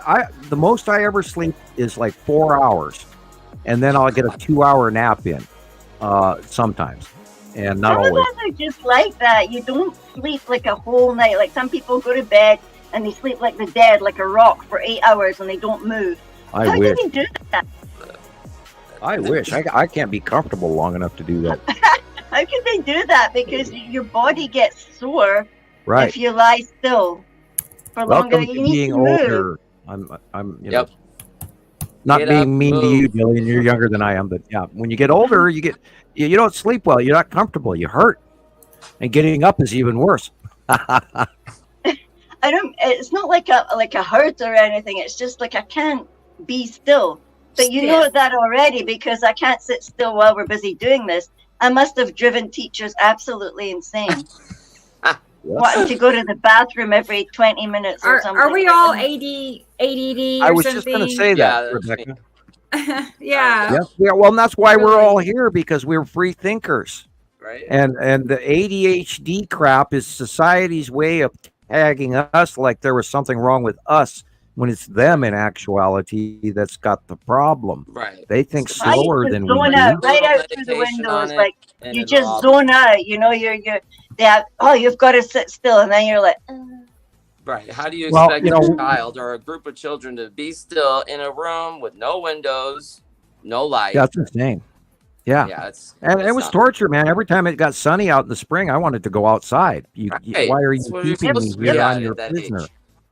I hated You know, it. now you've got no imagination and no. And I was told to shut up and quit Expected to fidgeting all learn the time. And math it's at, like, you know, oh yeah. How many times I can't even tell you. I was told like, go and write this on the board. I have to sit still. I have to sit. at 7 I o'clock have in the to morning. be quiet. You know, all you Stop can think talking. about is what cartoons you're missing, or I don't know. Yeah. Here's that video Chris was talking about, and then I got it also in our current events video in a minute. But here, let's go ahead and look at it now too. yeah, society stopped paying attention to intellectuals, and they start treating people who have money and who are Look the at that Kardashians. secret society. Oh, look at 2:48 that. in the morning. Yeah, this is Oh, the wait one. there. What's that?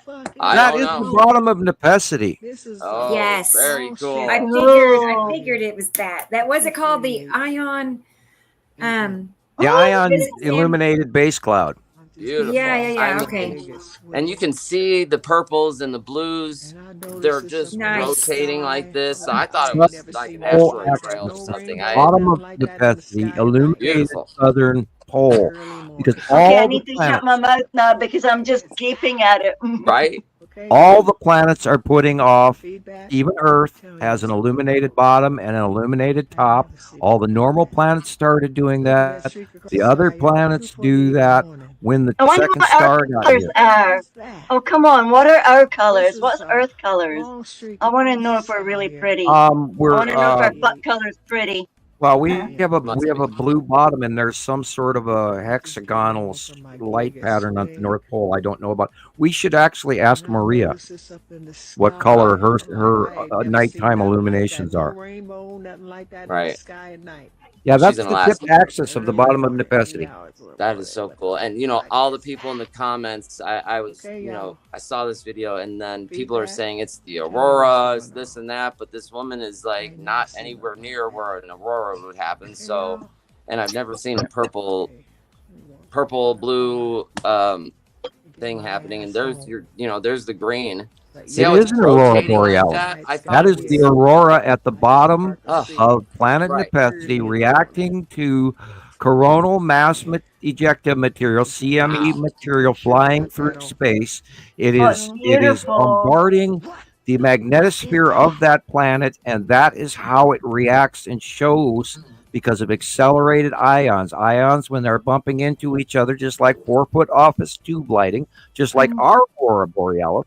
You guys get goosebumps looking at that. That is so beautiful. That is accelerated ionizations at the poles of the planet, north and south. And the stellar material, because of the accelerated stellar material ionization, bombardment of the magnetosphere, they glow. Yeah. Yeah, it's beautiful. And, you know, when we see our own aurora from like the space station images of it, you know, you can see it, you know, the Arctic, you know, it's like a circle around the pole, right? Well, just turn that upside, like we're going to be looking at it in our own atmosphere. You can see that's coming from a planet, and it's not our aurora at all, because that's not how our auroras look. Yeah, our South Pole literally coming from the base of the planet, like Sam said. That is incredible. Oh, and look, the South Pole hasn't been dark for many years. Right. I haven't been able to find one capture recently in the number of years where they're taking a shot at the South Pole when it's dark. Wow. And if our South Pole base cloud is illuminating like all the planets are, because there's, you know, Jupiter and Saturn are now having illuminated poles as well. Oh, yeah. And so in this, it's combination between the stellar material passing by from the sun, those accelerated protons and neutrons from this CME, and the magnetosphere reaction of each of these planets, and they all have their own specific base cloud. Excuse me, dry throat. So beautiful. I'm grabbing the cough drop. Okay. Cough drop. Yeah, and because of this example of illumination, stellar illumination, that proves moreover the electric universe than the gravitational universe. And once you start down that path and you start taking into account that we have an electric universe, all of this makes so much more sense. And why we haven't been hit by any of those daily passing multitude of asteroids that go by every day, which also proves they are not in Earth orbit. Otherwise, we would see them once a year. Okay, that's right. They're in Urian-2 orbit that go by us every day. And they're in the same placement, in the same pattern, in the same spread out since literally we started watching them 2012, 13, 14. And this is, I love this one. Go. That's exactly what they were seeing. That's what we were just seeing. At a different angle. Wow. I mean, I wish we could send that video, this picture. I know. I need to make a video and explain. Yes. Yeah, you need to put that video and this picture together because look at that. Look at that. Wow. Along with Sam's explanation. Right. There you go. So we have it. There's another video to make. Okay. Oh, cool. Yeah, you think that we'd have that paid production Just take team your by notepad now. out, Rebecca. Yes. Right. And also, Sam, I got those pictures loaded that you sent me right before the show. So let me get those pulled up here. There we go. Oh, I love that starship. Yeah, these I think these came from Carla, correct? You told me, I thought, no, is this Wendy's or is this Carla's? Okay, now I'm confused. I'll have to go to Facebook to look I that up. thought the last one we got some Carla's. we got some from Wendy Williams today and from Carla Max. So yeah, now look do you see the color of the sun? Yeah, mine's the same. This is not really colorized. This is a pretty normal picture. Look at the trees on the left. Look at the sky. What is wrong with this picture? It's super muted looking. Yeah. Right. The light is all messed up. It's almost pink and weird. Guess what? That is the yellow moon cutting into the sun on the right. The blue asteroid cutting in on the sun on the left, along with Saru. And we are not seeing half of our sun is gone because this is the atmospheric cut through off the face of Saturn's yellow moon. Oh, wow. The red illumination has to do with the red facial color of planet Saturn, which is also on the right. I remember when I first started watching, and that was like the roseated kind of picture that I kept sending you, and you said, "Oh, rosation, yeah, rosation." Wow. Yep. Now this is also that same group of pictures. Look at the upper right corner. Yeah, that's the Saturn's yellow moon right there, cutting into. And look at the 3/4 cutoff of the sun. That's why it's yellow. Yeah, we haven't seen the sun look that yellow. I haven't seen it look that yellow. And look up above to the top. There's the blue asteroid again. Not at all. Yeah, and that's for sure what I saw today was the blue asteroid. Yeah, I knew I've seen something blue. See the drawing? Blue asteroid. See the yellow sun right there. And if we go back again one more time. Okay. Yeah. It's that one picture. And we're okay. You know, well, I was looking for the lead asteroid in that series, but it is there. Okay. It's directly below the sun, but it's dark, and you can't see it because it's below the sun. And we're seeing the backside of it. Wow. Yeah, I seen it. This one here. Okay, that's Carla's picture. This is Carla's. Yeah. Look at that. No. Yeah, the other one's from Wendy. Yeah. Is that look at that ugly little? Okay, ugly little faces in there. What do you see, Christoper? I see, maybe I see at the top is Nepicity, maybe. And then I see, over to the right. No, it's more to the right. Okay, so yeah, you're the sun is at the horizon. Okay. Okay. So, you know, you're going to freak when you see this. But yeah, you make it your drawing, Sam? Just a second. I'm drawing it. I'm making it longer here. You're going to, dead center, top middle. In front of Atu's moon, if you look at the top middle, you can see Atu's moon. Perfect as day. That big rounded edge there. Dead center white cloud is the Skull asteroid. That's what I thought. Okay. Yeah, the ugly mug thing looking at us. To the middle right is a white square Texas cube. Yeah. Oh, okay. This is what. Okay, that's what I'm seeing. Yep. I should have zoomed in a little bit there. Because I see a cube and I see the lead object. Okay, and now go ahead. Now, Rebecca, put up the small segment of this month's drawing. The small segment of which one, Sam? Sorry, I don't know which one. I hope you did. I can send it to you right now if you'd like. Yeah, I'm not sure. I have this month's. It'll take a minute. I just expected. I sent that series. Let me look. I thought I had included it in these pictures. I did you along with it as a comparison. Oh, my Facebook is slow. Let me look. Okay, there is your. Okay, I've left your box open so I can immediately access you. And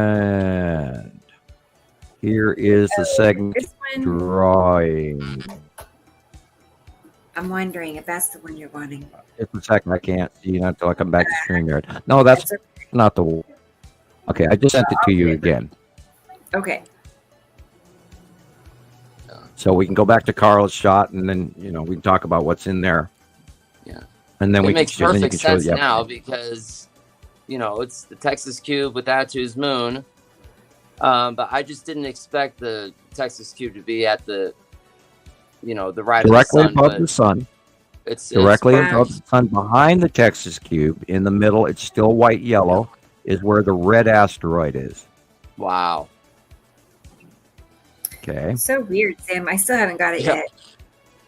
And the fact that the Skull asteroid is right there is, so it's literally moved. So the Salamander asteroid group goes in front of Atu's moon sometimes, right? But it's on the left. Yeah. Right, exactly. So they're like coming in. Wow, it did not send. Weird. Yeah, weird. It didn't send because it's not there now. And I just clicked the link on it, and oh no. Okay, here we go one more time. Yeah. I'll get a whole pile of them in a minute. All right. It says sending. Okay. Sent. So you should have it. Yes, there it is. Yeah, and that's a segment out of this month's drawing. Sorry, I thought I included that one. For those people out there in YouTube land who do not have a copy of this month's site drawing. Come on, get over. Well, great captures, Carla and Wendy. Awesome. Yeah. And this is when I was saying it's partially colorized. Right, but still, it's special. Like, that is so cool. Yeah, I can always tell when it's Carla's. She has that technique. Okay. So. And we know that it's the Skull asteroid is an object because it's giving off, that effect. Oh God, how many captures this week did we find it exactly there? All week, 20, 30. And this is how we know it. We don't judge by one shot. That's right. We judge by dozens and dozens of stuff every week that is sent to Rebecca and myself and others, that we all share this information, and that's how we know what we know. That because they come from around the world. Right. And just the notion of the cube is just it's so mind blowing. I'm still having trouble with it, but there it is. Yeah, and I don't draw the cubes in on the monthly site drawing. I do not do that because it would be so busy in there. I'd never be able to label anything. Right. So you're saying this is what Carla?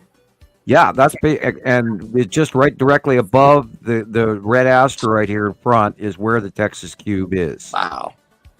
It's so including the Skull asteroid being right there at the site of Atu's moon, Uri and Saru. It looks like he's looking right at me. I know, right? It's like, hello. Oh, and that's what blew me away during the eclipse, that it had moved that far forward on that week.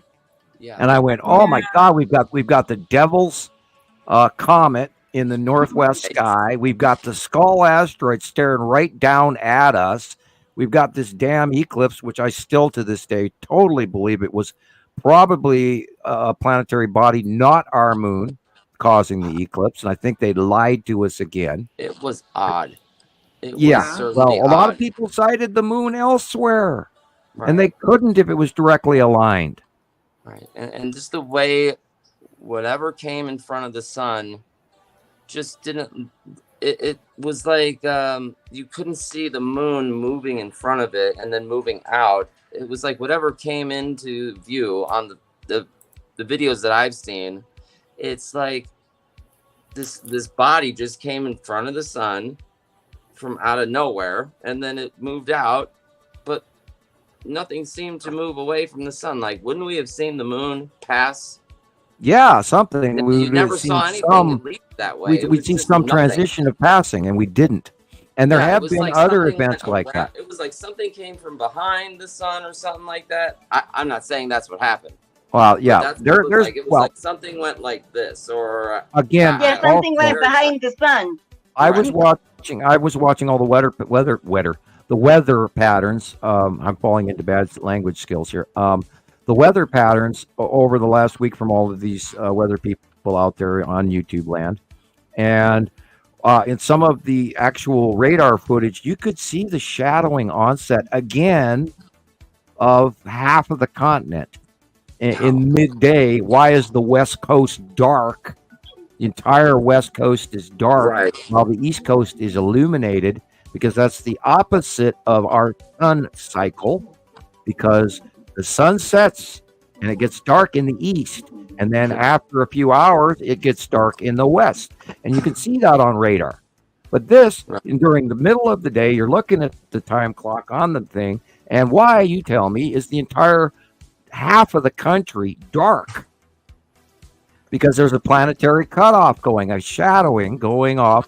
And we noticed, we talked about it for, I don't know, show 20 through 30, how the light was really wrong. Everything was screwed up. You walked outside, all the color was robbed.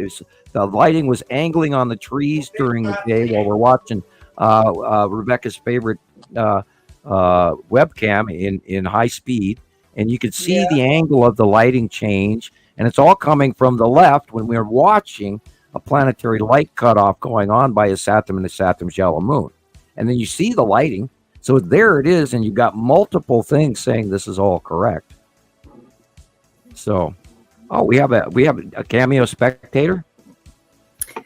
Jubilee is wanting to clarify what Atu is. So I was going to take a second. And you can bring them in if you want to.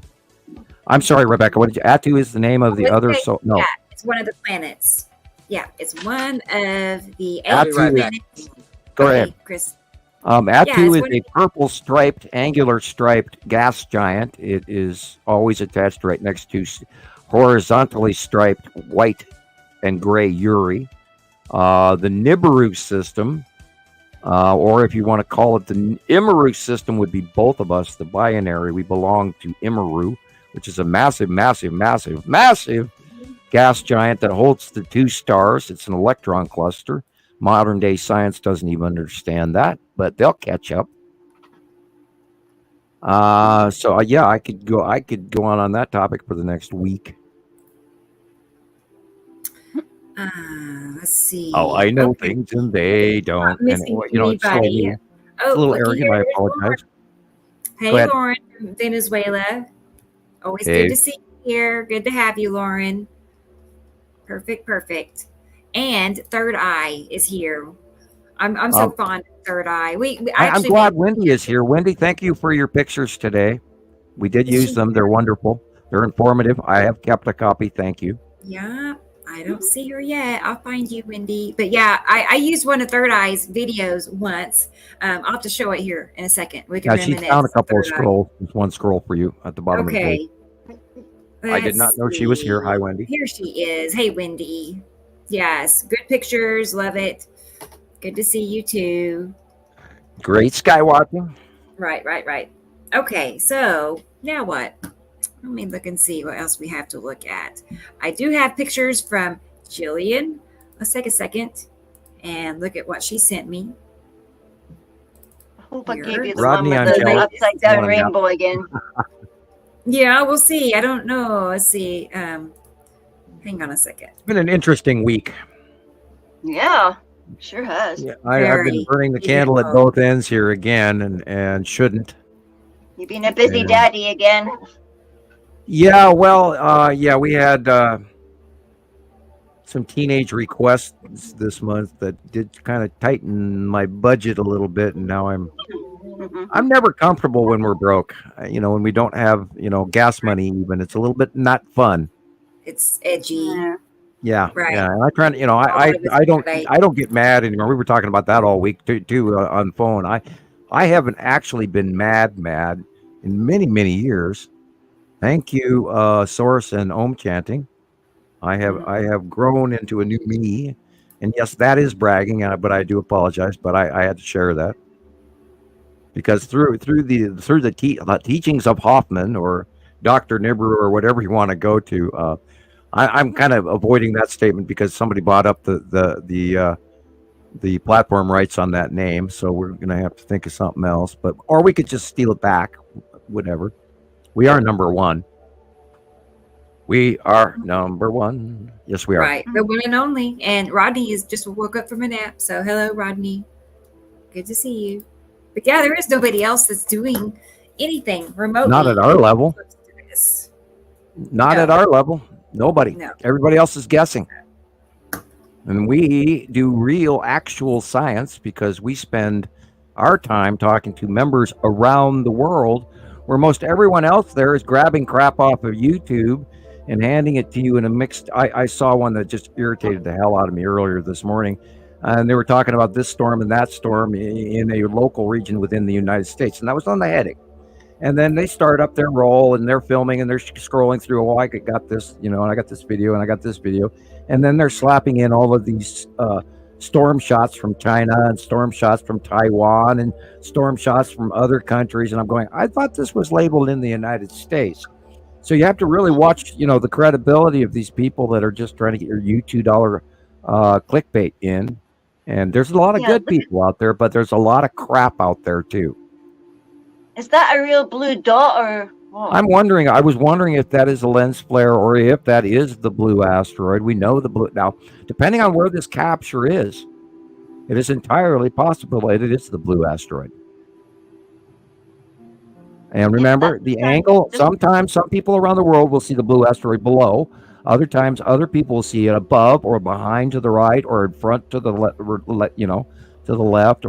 And we have been seeing now there is a blue something going on at the left of the sun and the upper, which is where I expect it to be. So that could be a direct lens flare of that from the cut-in on the upper left corner of the sun. Yeah, because it was in both places that you've just talked about.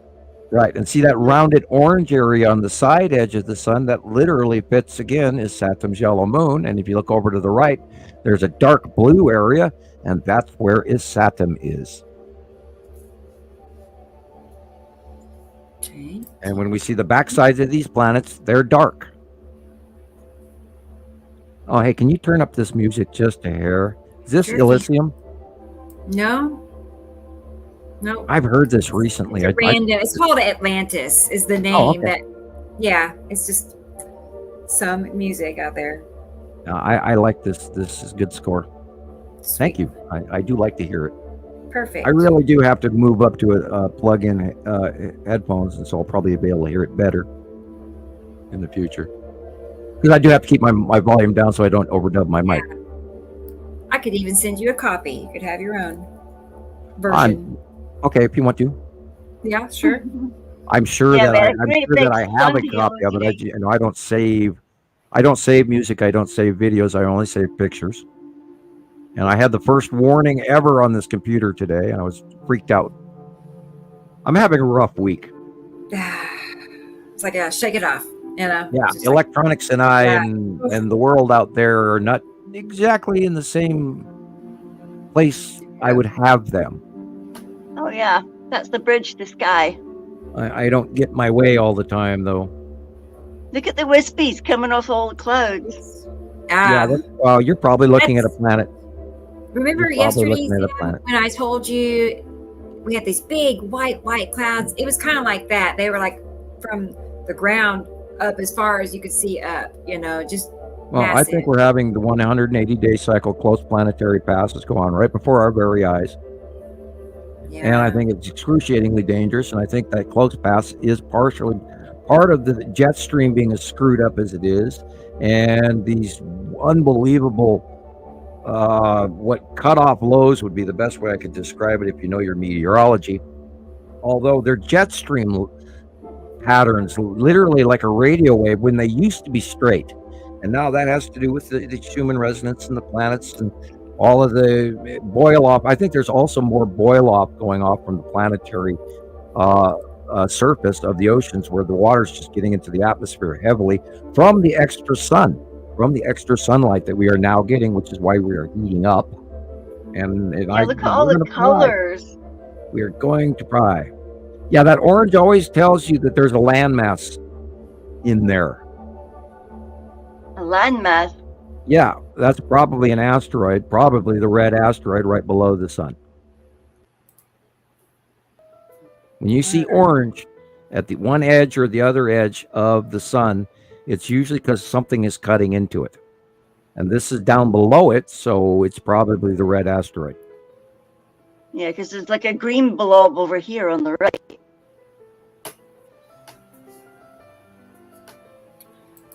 All right. A little quiet piano. Yeah, I'm dancing around through the music I have here, so we're getting a variety today. Calm and wonderful. Yeah. Yeah, it looked like there was little rainbow, like bulges, like upside down little Now, rainbow. the bottom like, area. like if it's a halo. The bottom area is where, off to the left, is where you'll see the asteroids coming in from Uri. On the Uri onset reach that goes underneath Uri. And she's rising up, so that too is rising up. And we'll see it. We are kind of seeing it right now from the side of Saru. And although there's no real hint of Saru in here, there is the hint of the red asteroid directly below, because you can see there's a bottom dark area with a flat little wispy semi-rainbow thing right at the horizon line. And that's where the red asteroid would be. And you see a big dark blur right there. So remember, we see the dark sides of them. So sometimes you got to look at the dark. I mean, always you have to look at the dark areas first. And once you train your mind to do that, you will start seeing these planets. Because our eyes always tell us, oh, look at the sun, look at the sun, oh, look at the clouds. So you're looking at the white to the lighter clouds to the blue. But if you change that and you look from the blue to the white, the dark blue to the medium blue to the lighter blue to the clouds to the sun in the opposite direction, then you will see the passing planets. It's that simple. Yeah.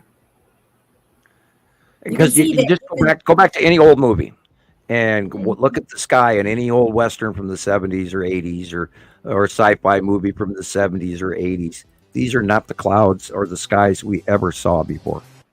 And people have forgotten. That's Atu's moon. A lovely blue. Atu's moon has been in several very close Earth pass captures this week. JD got a couple. Jesus got a couple. God,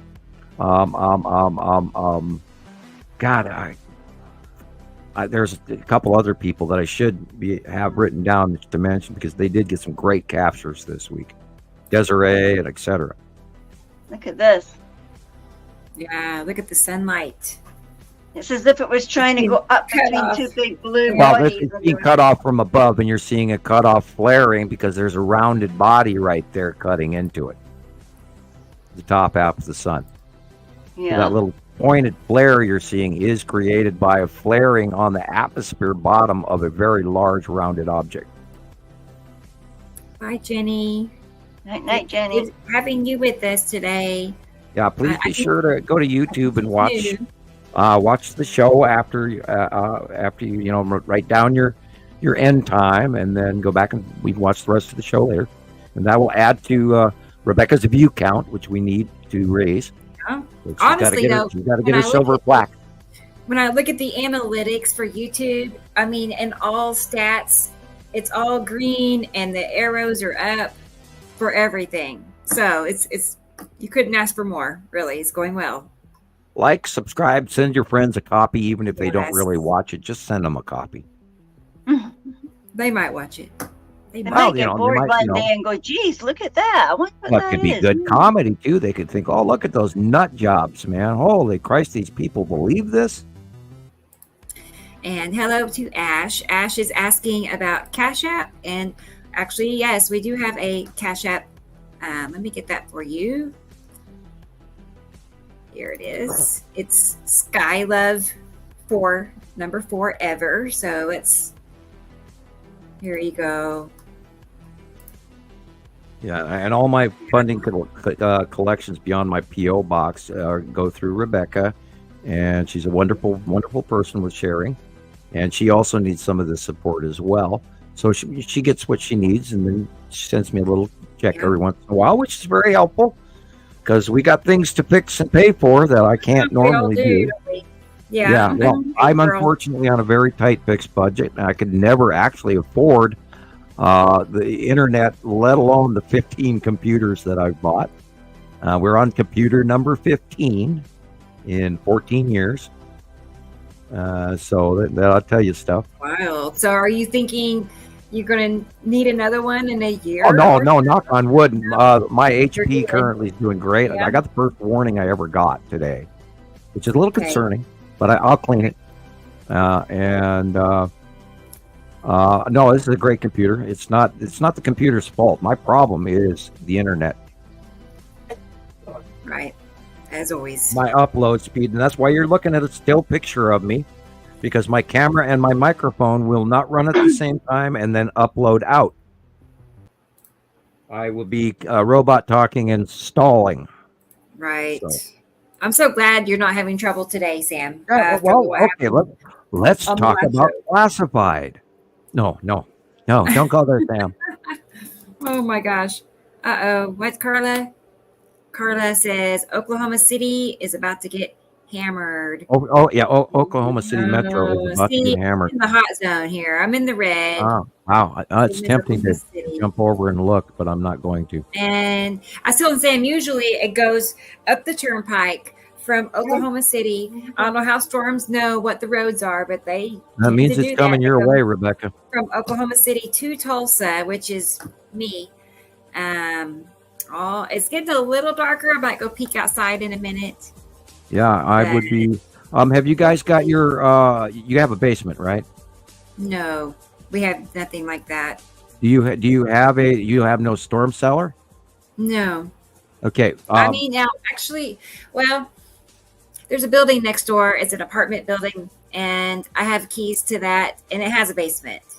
Okay. So, well, yeah, go there. Yeah. Or if you do not have a basement and you do not have a storm cellar, go to the room. And they say jump in the tub, but don't always do that. Go into a room that is the smallest, closest walls together that are, if you know anything about construction, that are load-bearing walls in the smaller area. You won't be vortexually sucked out as easy if the entire roof is ripped off, because the vortex eddy won't work as well as in a wider room. Number one. The walls, therefore, are usually thicker on load-bearing walls and can take that. Get into your room, get low, because there can be flying 2x4s from hell, and you could be thinking you're safe and then be skewered by God only knows what. So always go as low as you can. With this house is there's windows. We have lots of windows. Right, and stay away from glass going in, because it will fly in and cut you. Yeah. Tricky. And if you hear the rumble and you hear the sirens go off, and then all of a sudden it gets dead quiet, then it's too late. So you have to get down early. I've been in tornado country before. Right. I lived in Minnesota. We had them in central Minnesota. But you need to pre-plan that with your family members where you're all going to go, and you need to warn them that you may need to do that today and tomorrow. This morning we have a plan, a spot we're gonna, right, hang and out. you don't want to get encased in. You want to, you have bottles of water and some snacks just in case you do get buried in rubble.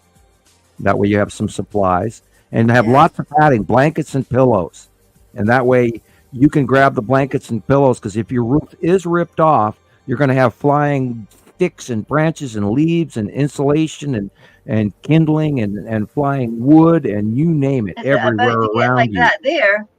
Oh, it'll hit you in the face. It'll cut you. It'll go through you. That's why you have the pillows. You have the mattresses, whatever.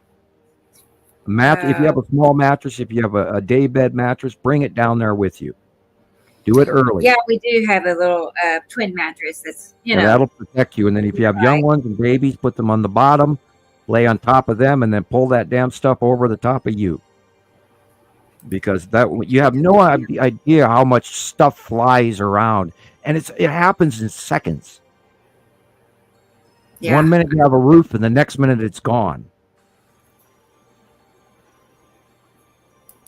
Yeah, look at the cut in on the right hand side. That's a Saturn's yellow moon cutting into the setting sun, and you can see it plain as day. And he's asking about this to the right. If you can see that red. That is probably lens refraction, because look at the size of it and look at the shape of it, because it also has a cutoff just like the sun does. That might be lens refraction. But if you look to the right side of the sun and look at the water, Look at the water first. See how it's cut off even smaller on the water? Yes. That is Saturn's yellow moon cutting into the right side of the sun. And you can see that little white light beam going straight up slightly to the right. But dead off the center, that little shaft of light shows you where it's going around the edge of a Saturn's yellow moon.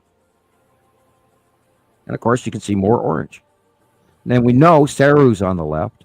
We know Attu and Attu's moon and Uri are on the left.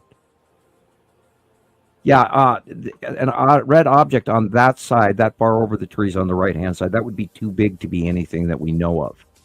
Now, lead asteroid is big. Where's this taken? New Zealand. Where? Italy? In Europe? New Zealand. Okay, New Zealand. Even, wow. That could be the lead asteroid, red like that, but I doubt it. But that would have to be way far out of normal because lead asteroid is farther over, closer to the sun currently. So I would assume that's a lens, sort of a lens flare from the cutoff. Right. We will tell him. I'll tell him. He was wondering. Yeah, it doesn't fit size-wise with anything real currently in the area. And a lot of times we judge by size first. You cannot judge by color until last. That's literally the last part of the criterion. And it took Rebecca forever to learn that, and because she judged things by color. Oh yeah, it's so I mean you can't help but think color would come first when you're trying to identify whatever it is. You would just automatically think it's the color, but no, until you explain that to me, that actually color is the last thing you factor in. And here, first you decide what belongs there, what goes in that location, first of all. Here we've got 2 planets, 3 planets. Yeah. 4, if you actually go all the way to the bottom horizon on the left, we've got Attu's moon, top, center, middle, left. Behind it, in the middle right area, going all the way to the middle, in the center of the picture, is the bottom of Nepenthe. Uri is in the left middle, and Saru is on the bottom left. And you can see the variant stacking of the colors. And of course, we know that Attu's purple, but here, and Nepenthe's green, but here we're seeing pink and purple. Kind of. So color is the last thing it has to do with size, location, sunset. Nepenthe's on the other side in this shot. Yeah. Remember the dance? They switch places. Okay. Oh, okay. I'm sitting here. It didn't even dawn on me what I was actually looking at. I got stuck on Nepenthe. I didn't even look at Nibiru and Saturn there. Yeah, Nepenthe is above the sun. And then Attu is to the left of it and above in that last shot. And yeah. Yeah, Nibiru and all of that is farther up. This is not his Saturn and stuff. This is actually Attu and Nepenthe. Oh, I goofed up. Okay. Yeah, the dance.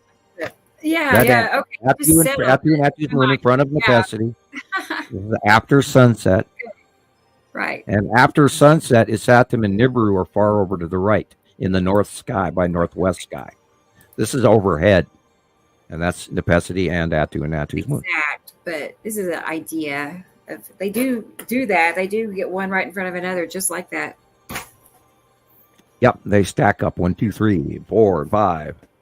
And out view. And only through. Okay. Now this, however, this is, of course, the side of Isatum's yellow moon. That's the illumination in white in the center. The long box cube is in part of this, but it is Isatum, and behind is the other secondary blue. But Isatum's yellow moon is very large, and creating that shield illumination, which is the white cloud. It's that shield cloud that pushes in on the front of Isatum's yellow moon, and that's illuminated in the white. And that orange in the far side left horizon area. Well, we lost Christoper for a long time. Is, of course, the orangey effect of the base cloud of Saru, which is always brilliantly orange and yellow. Right. Saru. What color is Saru again? Is it blue-green? Blue-green. And Uri is... Or actually, green-blue or blue. Yeah, blue-green, green-blue. Yeah. Okay. And then Uri is what, gray? Gray blue? White with gray stripes, yeah. Okay. And different levels. They got side cut-ins on certain levels of her stripes where they're thinner or less thick or less out extending. Yeah, and the reason that Theru is green-blue because her oceans are less deep. And Nibiru's oceans are quite deep. That's why it's deep blue. Let's see. Thunder is asking, is it possible to see multiple cubes at the same sky at the same time in the same area? Yes. Yes. Yes. I'm immediately thinking of that illuminated lightning discharge pattern of the two cubes together. I could grab a copy of that really fast. Yeah, maybe I maybe have it. we've got dozens of them, and there's actually smaller cubes too that we don't talk about. But I don't have a documentation file on them alone. But we have pictures going where there are a couple of cubes sitting next to each other. It's like, what do we got here? And so if we can't prove it, we don't usually discuss it. Big tornado an hour ago in Texas reported large significant tornado in Knox City, Texas, an hour ago. I saw that. I hope they're all safe, and we should continue to pray for their safety. Okay, and I hope they're quick to recover. And I'm still looking through the Texas Cube file. I'm when I think of a picture, I try to go get it. Okay, I am sending it to you now, Rebecca. Okay. It says sent, so you could have gotten it. Got it. Okay, it's Coca-Cola time. I'll be right back. Go take care of that, Sam. I'll get this loaded. I gotta get me Coke. Yeah, I do remember this picture, so it pretty much outlines those cubes. Let's get that added. Yeah, I don't know. I hope Chris is okay. He's probably, getting resituated. Let's see. And what's cool about that picture is it does match my drawing as well. Now I'll come off of Facebook and go back to StreamYard and wait for you to post it. Yes. The ever refreshing crackle of a can of pop. Oh, yes. Coke. I mean, if I had to pick one, I don't know. I used to drink Sprite a lot and Dr. Pepper. Yeah, I don't know. I had phases. Mountain Dew. I was big into Mountain Dew for a while. More, yeah. Boy, that's a crazy shot. Look at that dark blue, guys. I mean, and look how the light is wrong. Uh-huh. The light from behind us is being robbed. There's a pinch behind us. That's why we're seeing the planet. This is most likely Atu proper. Yeah, okay. Yeah. Rebecca? Yeah. Size. Rebecca, could you see Carol Ann on the list there? In the let me see. She said she was. No, I haven't yet seen her. But yeah, the light is wrong in this picture, really bad. That's strange. And I now see Dennis is here. Hi, Dennis. And I may Sandy have overlooked. is here. Is she? Yep. Oh, I did see her earlier. Yes, Sandy. Yes. In reference to SpongeBob SquarePants' best friend, Sandy Cheeks. The karate-wielding sea squirrel.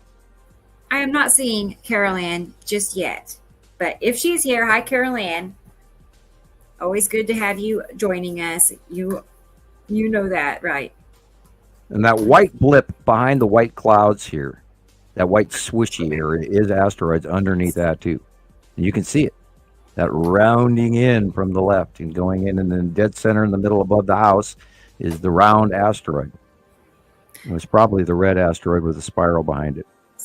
Okay, so the darker blue darker blue is Atu. Atu. Mm-hmm. That white secondary back cloud is the asteroid coming in from the left and 45ing in, or 30 degree if you really want to get technical. That is planet, and the white stuff in the front is normal clouds. Okay. Well, And a really odd. Now, it is beyond Earth, past Earth, because the sunlight is behind us in this shot. So it is in the western sky during the day. And we've been watching that for a couple months now. As the planets go once again past Earth into the light. Dun, dun, dun. Now, that is the bottom of Uri. And this picture is about 2 years old. Okay. I believe you. I'm not too sure. Most likely it's older. Yeah. That's one thing, I used to think these were Attu's moon, but Attu's moon's bubbly clouds are more bubbly. They're more, rounded. Look at the horizon in the background. See that green-blue? Yes. Why do we know that's green-blue? And with a really orangey bottom, huge, one single-banded base cloud is Saru. Right. Saru behind Uri. Exactly, Jubilee. There's nothing normal. This is not the clouds we had as a younger person. I'm in my mid-50s, and no, of course not. I was clouds the size of Texas. Can you imagine? So, but people are catching on. I mean, more and more people are definitely, they know, they just don't know what it is. But they're finding us slowly. I was estimating we pick up maybe 3,000 to 4,000 new followers a month across all platforms. So that's significant. That's a lot. Well, just keep talking till you listen. Yeah. Because, again, this is not normal. What is that tiny little light? Is that the sun? It can't be the sun. That is probably the sunlight shining through the atmospheric condition of the thing that's going in front of it. Because you look, there's a halo, so it's a cutoff halo. And this is the red asteroid and the spiral asteroid in front of the sun. Okay. Yeah, it looks like a Pac-Man with an eyeball on. It's a lizard. Yeah. Got someone coming out its mouth there at the side. It's crazy, isn't it, what we see in the sky? It's a salamander. It's the great dragon. Oh. Now you know where the dragon. It looks like a dragon with an eyeball, doesn't it? Now you know where the legend lore behind the dragon and the Chinese invention of the term dragon. Okay, there it is. Yes. Now on the left with the dot is the Texas cube, and the dot is the Texas cube side orb.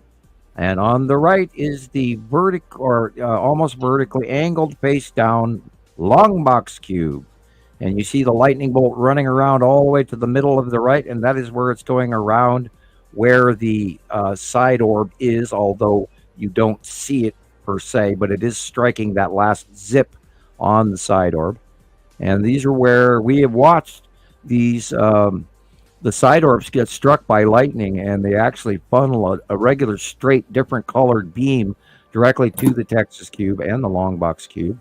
And if you look closely and blow this up and save a copy of it, look at it later, you can actually see the squares and the shadowing. And that lightning bolt reaching to the far left is probably reaching over to one of the asteroids. Probably the lead asteroid, because this was, this thing's easy 5 years old. Sorry, Sam. What was that small orb? Where, on the right or left? On the left. The small blob in the center is the side orb, and the little orb where that lightning bolt reaches all the way to the left part of the screen is probably reaching to the base of one of the asteroids. Okay, I'm talking about like up lower left part of the white area. There's a round.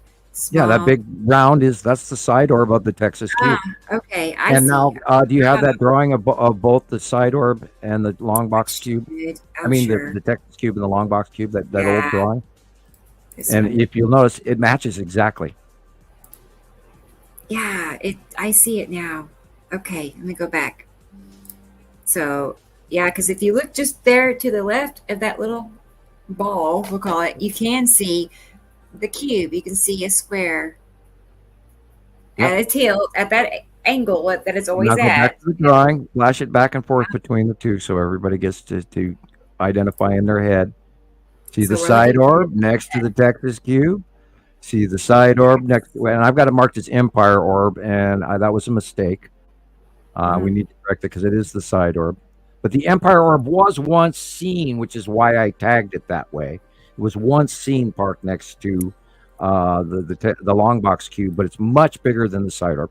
But that's where the bolt is lightning is wrapping around a part of the middle to the right. That little dot is actually striking the side orb behind the long box cube, but it's not illuminated because it's in shadow. But it is there. That's why it strikes there. So is this happening? This happened back when Saturn was to the left of our sun, or is this? No, this was back when this capture was. Saturn was way off in the distance on the right hand side. But this is right at the time we started noticing Saturn and Nibiru were heading towards us again. It just looks so purple. Back in Atu and Atu's moon and Uri were all on the left, but we were at that time seeing moreover of Nepesity on the right-hand side in front of Nibiru, and then we were barely seeing a Saturn back then. And that's what we refer to as the Dr. Phil era, when Dr. Phil from the internet, not from TV. He was a skywatcher like we were.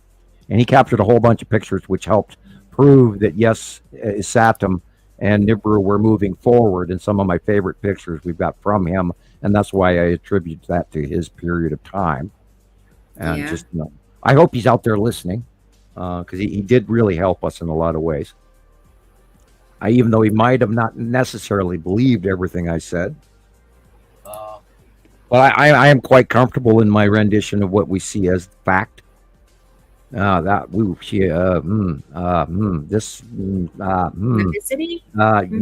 onset. Okay. Oh, yes. I now get it. Like something like this. Hang on. Well, that's just like this. Wow. One. No. Maybe this Never one? seen that before. Yep. Yeah. Yeah. Uri onset. Wow. When all of that, and that's now coming in, and it'll go over the top of us. As it rotates, it goes over us, and then it heads to the north sky now. But it comes at us, goes over us, and then spins away from us, and it stays in the north by northeast sky. But the pattern during the day is it's in the northeast, starts, and then it comes over us and then fills in, and then we'll get the Uri whiteout, which Christoper was talking about earlier. And then we'll see the close-up of the asteroid groups coming in, which is the Salamander asteroid group, the Tan asteroid, and all of that. Meanwhile, Atu and Atu's moon are going over and beyond us, which is why we're seeing the onset coming at us. And then again, away from us at sunset, again, we'll be seeing the underneath of Uri onset on the left-hand side at sunset, as well as sunrise. Oh, Rebecca, Maria sent some Northern Lights pictures into that same group where I've got my pictures now. She said we can use them to show because they're kind of similar to what. And if we take into topic that it is the magnetosphere of the aurora of the north end of the planet, and being that she's up in Alaska, she will be highly more qualified at judging the actual color over the top of the North Pole of Earth, which is why I mentioned it. She sent you some pictures so you can see what that color is, she says. Thank you very much, Maria. Okay. I will get them. Thanks. Let me get that noted real quick. I almost drowned myself with a Coke. I was trying to work my way away from the microphone and lift the Coke at the same time, and then I took too big of a swig and I almost drowned myself. Whoa, slow down, Sam. Oh boy, you're telling on yourself. I love this. This is an awesome shot this week. And that is the snorkel core of Nepesity coming in. Notice it's like a giant mushroom. Oh my word, it's amazing. Nepesity is higher up. It's not as unbelievable, but you cannot argue with that green. Mm-hmm. And I think this has a great deal to do with what our storms are right now. Is close past of 180-day cycle. Oh my God, look at that. Could it actually look that green? Or this is like affected? Well, it's colorized, but yeah, it is. It's emerald green. There's been times when we, like when the sky has been green. You know what I mean? Not just areas, but the entire sky. Everything is green. Yeah. Everything is green. Yeah, I remember seeing sometimes like that. It was rare here that I seen it, but mostly we saw purple here. Yeah, you could literally, honestly, just purple, and it was amazing.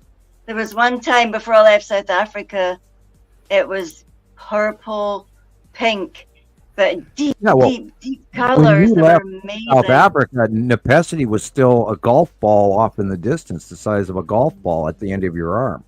And then Nepesity came in for her first major close, bigger in 2016 and 17 and 18, and then got bigger. And then in 2018, she did the first cross runs across literally the Gulf of Mexico, were the first sightings of her mid-Earth passing and the crazy ass storms that went along with that. And then over the years, she's gone up farther north, farther north, farther north, farther north. And now she's passing over the top of us, and she's smaller. That's why her rotation is quicker. The spiral of the planet moves faster, and that's why the snorkel cloud develops when it gets close to our atmosphere, and then it develops the drop spout that snorkels up all the moisture of the upper atmosphere or whatever, and then has the open core as it starts to fade away and leave, and then it does the rain bomb from hell when it dumps all of that stuff that it's gathered up, because it's way up above the atmosphere, and it doesn't actually pull away our atmosphere, but it pulls our atmosphere up into that 50,000 foot range. And then when it moves away, it just dumps it. And that's where you get 2 years worth of rain in one day. And it all fits, look at it. That's the open core of Nepesity right there. That greenish open illuminated area is the inside of the base core of Nepesity. There it is again, illuminated inside. Amazing. Wow. Puke green. Those are goblin green. Sorry. I'll be back in a minute. Okay.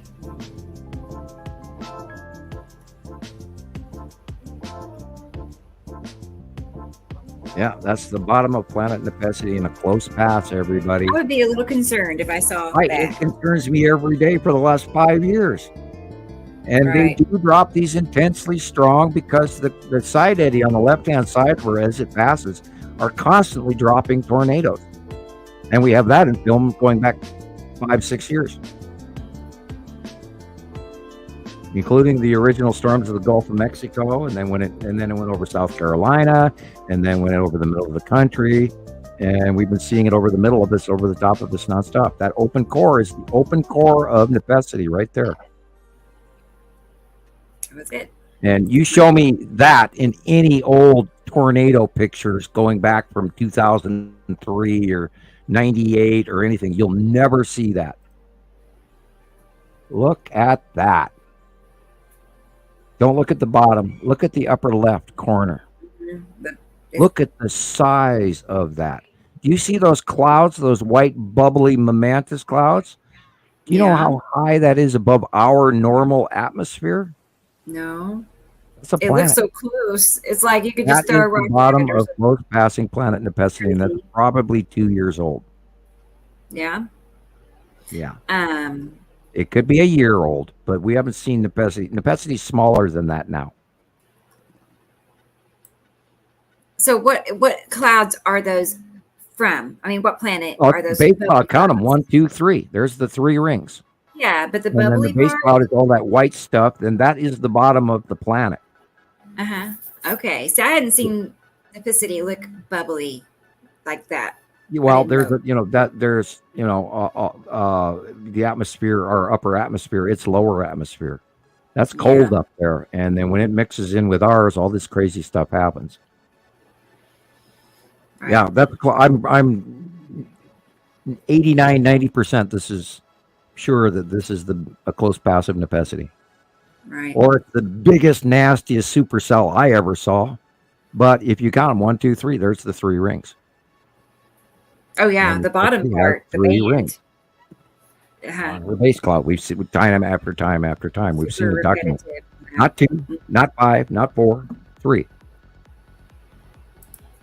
I'm reminded of the holy hand grenade of Antioch from Monty Python. One of my favorite clips. This is, of course, a newer one. This is Saturn's yellow moon on the right-hand side, doing the ion tail as it's kind of almost going vertical. And then over to the left is Atu's moon in the upper left corner, followed by the lead asteroid, if not the Tan asteroid, on the middle left. And Saru is in the background in the horizon on the left. And Nibiru is farther off shot here to the right. I have another clip, another video. Let me get that pulled up. And of course, it's always the same pattern. You just have to actually look at it and describe it and go, okay, this is what's going on. And that's why I get that. How come we've never been told by teachers, science, by the government what this planet is over here behind the sun? What is that? Why is it behind the sun like that? That's not the moon. That's you have a date on this? Nibiru. Let me see. It just recently started circulating on TikTok. Let me see if I can it's either the green asteroid or the blue asteroid. Most likely the blue, by the dot in the center. Mm-hmm. Yeah, and it's not a planet, and he did call it Nibiru, but no, that's one of the small things. But yeah, that was one of the asteroids. Right. There's a lot of misconceptions out there. There's a little warbling in the side light of the sun on the right hand side. That too is one of the asteroids cutting off. We're cutting in. That's the green, or is it? This was I jumped there, but it looked like a green asteroid to me. Yeah, I don't know where, but yeah. When's anybody ever seen guys like that before? Look at all that upper atmospheric lightning. Again, now I would call this an Atu base cloud, maybe. Okay. Look at that. Yeah. Look at that. Look at that, y'all. Anything regular about that? Dun, dun, dun, dun, dun, dun, dun, dun, dun. They're here. Our Vader ship flying over your head. Run now. Okay. All right. What, Tan asteroid? Is that the Tan? You think? No, that one looked like that one very much looked like a Star Destroyer. That's why I was doing the Star Wars theme song. Oh. These are punch clouds from asteroids. Yeah. Boy. Okay, let's go back a second. This one. See how there's the sun. Yeah, and then far left is that illumination. I see that a lot. This scenario where far left is a lit up, another sun-looking place. Well, we know that to be usually on the distance, usually the Tan asteroid, but we'll see it again this year where the Tan asteroid is going to become very large, probably about midsummer, and everybody will start screaming. It'll be on the left-hand side, and everybody will start screaming, "Oh, it's the second sun," or "It's Nibiru," or whatever. But we will see the Tan asteroid very large and very illuminated, probably midsummer. Okay. And as far as this goes, I don't know what to tell you. What that? Bro, look at these clouds. Wow. What's going on? What is that? Where is that? That's on the right-hand side. Those are a bunch of asteroids, and underneath, those could even be those could even be Star Destroyers above, because it is on the right-hand side, and we don't know. There's that one again. Yeah. That is the tipped axis bottom of planet Nepacity. And it matches our God, that's a great capture. It is so pretty. And it does match that early 2015 shot of Nepacity base cloud, even including in size. And how it was captured in the first place was at nighttime as well. I'm just curious what their explanation is, what the official explanation would be. Local news would surely be talking about it. Oh, it's the Aurora Borealis. I heard a guy on TikTok talking about how if we ever see the aurora borealis in Florida, time is up, basically. Is that very accurate? That means that our magnetosphere of our planet is drastically failing, and there's stellar material breaking through. And there's always a segment of that opinion when from 0 to 20 that that our time is up could be 1 compared to what could be occurring in 20 or their variant of. People get they always expect these events to be one-time occurrence, and yet the Nibiru group has gone by planet Earth 83 times in the last 300,000 years alone, and God knows how many. I'd have to do the math on 6 billion years, because we've always been a binary system. We always will be a binary system. We're not catastrophic. I don't necessarily believe in the Titan theory. Because they're trying to they're trying to account for the Oort cloud between Mars and Jupiter as some broken up planet, and I don't believe that we have a broken up planet. I think we have a sequestration field of asteroid material due to atomic structure, negative placements of bodies, and all of that. It's all part of the chemistry of space, electric universe chemistry, not gravitational. And everything above that yellow line is planet. Probably again Nepacity. Oh, look at that. That is the ion drop tail of Attu's moon in illumination. See the little guy that stands at the street corner selling popcorn with the wavy arms guy? Yeah. That's the ion drop tail below Attu's moon. Oh, Attu? Ion drop tail. Yeah, it has a little wispy ion, which starts the formation of the snail foot. The snail foot. That ion drop tail starts the formation. When it gets closer in, then the lead asteroid and the red asteroid and the spiral asteroid all incorporate the snail foot.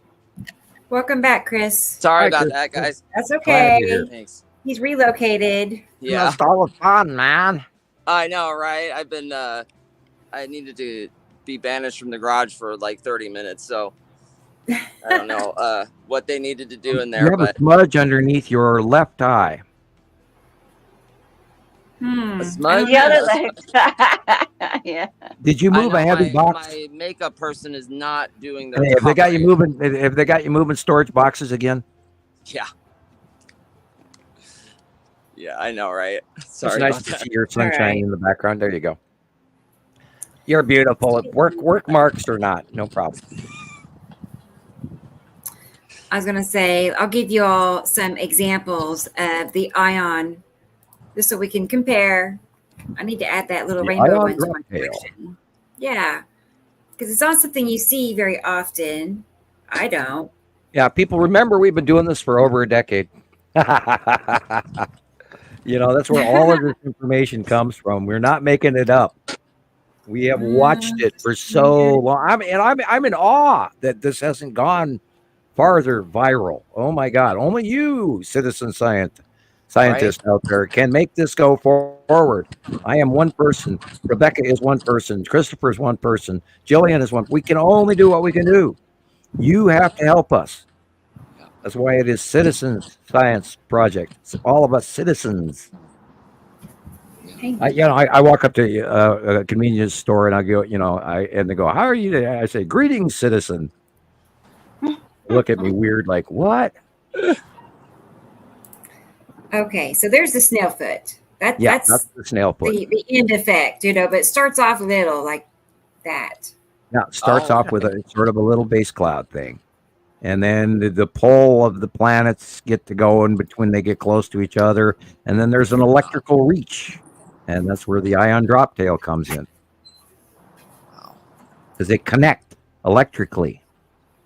And that's where also, the ion towers, where, at night people are taking photographs and the towers of light, they're beaming straight up into the sky that we've never seen before 2018, because the close planetary passes, it's called ion bleed off between stellar objects. But I hate to use this stellar bodies thing, but between planets, It's a bleed off from a larger planet, from a smaller planet to a larger planet.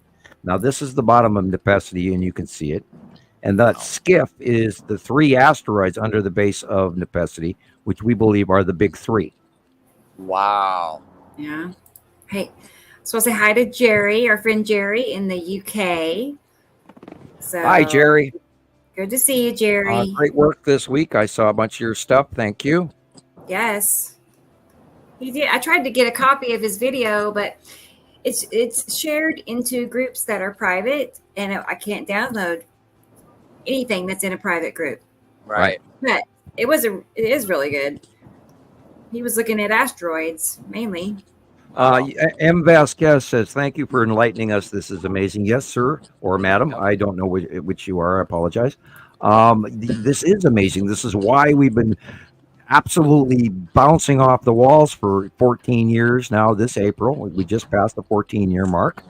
And it is amazing. And we've taken all of this information and we've gathered it from daily work for 14 years. There is no one out there doing this, and so please listen to us, because we're not doing it to make fame or money, because we ain't doing either one yet. But because it's important and it is amazing.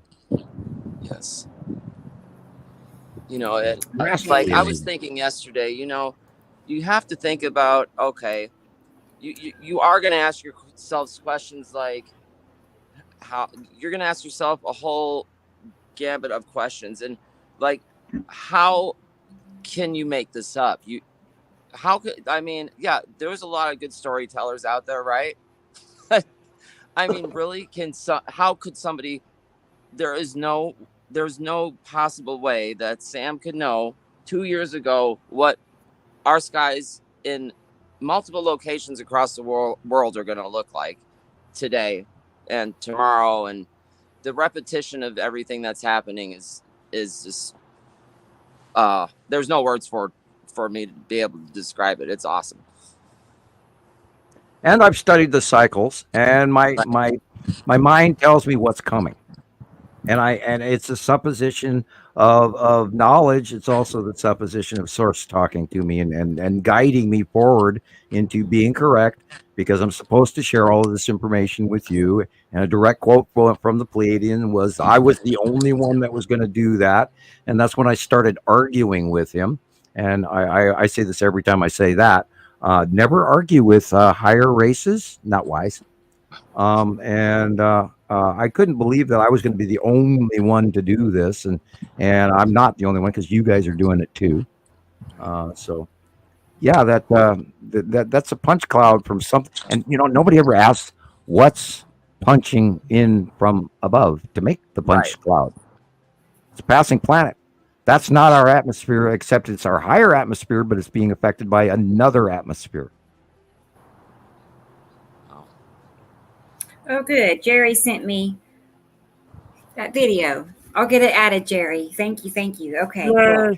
We can all see it. All right, 3 hours. I'm officially silly. Uh-oh. Well. Yeah. Coke, in cough drops. Oh, okay. Yeah, I did start drinking that Coca-Cola. Oh, no. Oh, man. Right? Yeah, have a little caffeine, Sam, like you need it. This episode, after what happened last time, so. Yeah, well, I was really, before the start of the show, I was really nervously uncomfortable. I mean, we were talking about it, and I was just like climbing the walls. And I did spend the last 2 days watching. I've watched hundreds of tornado videos in the last 12 hours. So this put me really on edge. And I'm more concerned for all those people out there and all their losses of their money and their life and everything. That's got me on edge. Yeah. All right. This is a couple of pictures here from Carol Ann, and there's a mystery. I'm not seeing Carol Ann in the comments. If anybody, does anybody else see Carol Ann in the comment section? Because I am not seeing her. And no, I'm not seeing her either. Okay, I have not seen her. She needs to go out and come back in. I'm assuming now she's watching from YouTube. Everybody is now. Oh, okay. So Okay, let's ignore the rainbow color for a second. Look at the left lower horizon. What do you see? Left, on the left. lower Stripes. horizon. Oh, The parallel yeah. stripes. Exactly. Ding, ding, ding, ding, ding. And what do we know is right in front of Uri that is very large, very round, and illuminates that we were just talking about 5 minutes ago. That's going to occur heavily this summer. Very brightly illuminated tan asteroid. Our tan brother, yeah. And that's exactly. And look how big it is. Wow. Yep. Bingo. The tan asteroid and the salamander asteroid group are in front of the lower edge of Uri. Wow. Yeah. So that's what I tell people when I'm on live on TikTok, that the small horizontal stripes, especially above the horizon, just right above the horizon level, are asteroids, these horizontal small lines. It's the big vertical V shapes, there are the planets usually. Yeah, and we will see a lot more of this where we'll see it actually so bright. Wow, that is look at that. So what's the blue? Like above that line, above the rainbow, there's that straight line, and above that. Well, I'm trying to judge where the light is coming from on this one. Wow. Yeah. That's really, these are good. Yeah. Yeah, they are. Yeah, that's definitely an illuminated object rainbowing out at the horizon level, side of a planet and bodies. Yeah, yeah. People go, oh look, it's a rainbow trying to start. Yeah, it's trying to grow. It's a rainbow trying to start. Years ago, people would just pay attention to the birds flying by, and that was it. To the top, or what's that? Am I like? Is Uri like going from the horizon all the way to the top left of the picture? Pretty much, yeah. I mean, because you can see the light variation between blue, dark blue, and light blue. Wow, that is. I'm trying to figure out the light on the ground here, but I'm not getting the answer. Anyway. Okay. Wow. And Irene is here. Hi, Irene in Florida. Irene. Hi. Good to see you. Always is. Irene said that she was blocked, so she can't do a lot of stuff. This is that close passive Atu's moon that we have been seeing this week. Yeah, that's what I got pretty much yesterday. That kind of, no, it doesn't. Never mind. Yeah, Irene got a block for no reason on Facebook for a few more days or something. She didn't do anything, whatever it was, she didn't do it. So I've been there too. Drives you crazy, just a little. And I just don't understand their reasoning for this group. Yeah. Go live. You can't do your podcast in a group. That doesn't make any sense at all. Very weird. Right. Well, remember, they're messing with the whole system because they literally are going to probably ban TikTok in the United States. That's unfortunate too. Yeah. But I know we already talked about it. But I'm a fan of TikTok. Yeah. I am. So I don't know what I'm going to turn to. I guess Instagram. Well, had other countries not done it first. Now, if it was just us doing it for the U.S., but we are having now. China is attacking us again, cyber attacking us in our politics again, and that Biden actually did go in. And Xi Jinping met him in San Francisco this year, just a month or two ago, and this is part of why they had a meeting. Because they are notably catching them at some cyber no-nos. So that's probably going to add to that situation. Wow. Now they could take the money and sell it off, and then just pay cash out, which would be smart because right now China needs the money. Yeah. Is this current? I think this is from Tulsa weather guy. So Tulsa is the green dot over to the right, that little green dot. So that's where I am. Okay. So all of this is happening, more to the west of you. Yeah, up north of Oklahoma City. Wow. So, Later on, you're going to get busy because that line is going to come your way. I was, yeah, So I can't wait. I It would looks be like a concerned for this afternoon, this evening. Oh wow.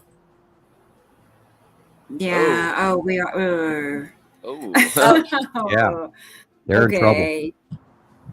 Oh. What time is that supposed to be? Say what time? No. Just throughout the day. Moving your way.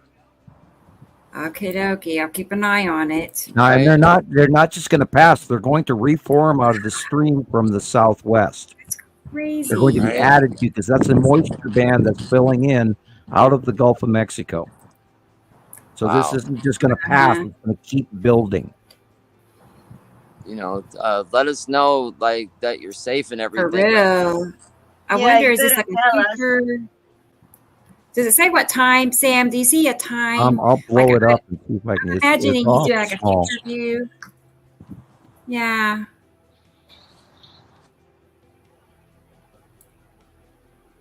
Oh, sorry. Didn't mean to. I'm getting the impression that he's, That says on top in the middle, it says 2 a.m. So maybe that is a future projection for, I doubt, it might have been last night's. I don't know. Oh. That's 7 a.m. So yeah, maybe that was last night and he's flowing through 7 a.m. Wow, right now you're in it. I mean, he was just, no.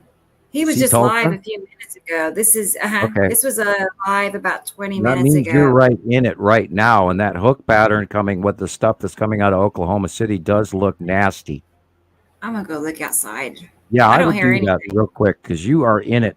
Yeah, I think Guys, it's. be going to look. I'll find out. I'm gonna go. Well, you I'm guys gonna have play sirens in town, right? Go get him, Skywatcher. Go get him. Go take a picture. We lost Christoper again. Ah, poor Chris. I don't want to leave until he gets back, so I'll wait. Well, go ahead. We can entertain him and everybody else for 5 minutes. Yeah, we could talk. Aren't you glad that Scotland doesn't have tornadoes per se? Thank you, God, or whoever. Well, you might get them in up on the northeast coast there, but if they did head in over the top of you, they would disperse because of landmass uprise. And that's the thing with here up in Montana. We have them, but they last about 20 seconds and then they run into a mountain. And so we don't get them often. Now, eastern Montana gets them pretty often. Great Falls, Billings, Bozeman area, and they'll come occasionally down off the Rockies and develop. But we don't get a lot of them up here. Oh, interesting. Mm-hmm. Yep. Yeah, taking pictures of sun like that. Go ahead, Rebecca. Go outside and look. It's important. I will. Okay, here's we Chris. want to know. I hear him back at least. Hey, Chris. There he is. Yeah, I have a little clip we can play so you all can be entertained.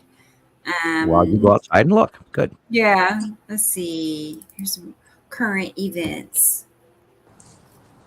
About a week and a half ago, this thing crawled out of the South Antarctic.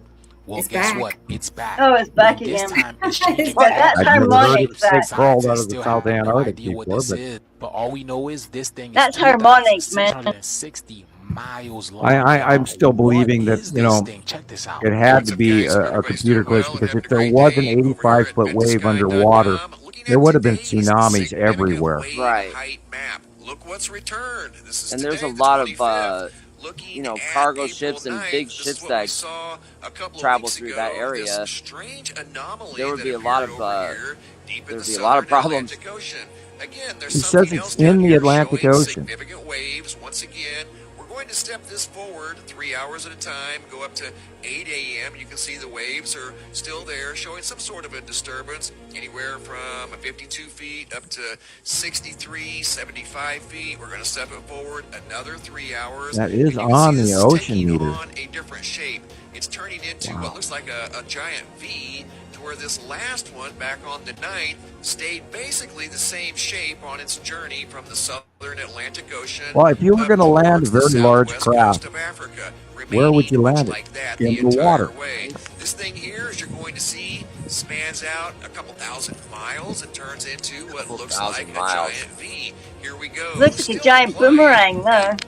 Right? It's the Phoenix Lights. Southern Atlantic Ocean. I'm going to continue to step it forward 3 hours at a time. It's getting bigger, y'all. Or a wishbone. It's still the same disturbance in the same general area, but it's not moving to the north. It's staying down here in the southern Atlantic Ocean and getting wider. It's a much broader field, but you can still see the horseshoe shape. Looks like a big U down here in the southern Atlantic Wouldn't Ocean. we see tidal waves in South Africa? Wouldn't we see tidal waves on the east coast of South America? Wouldn't I can go check the markers again because they said the 25th. But I'll go look at the buoys. I doubt seriously if anything is registering. This would be tomorrow on the 26th Wow. at 11 a.m. Again, spanning a few thousand miles. Wow. Now, what that thing is.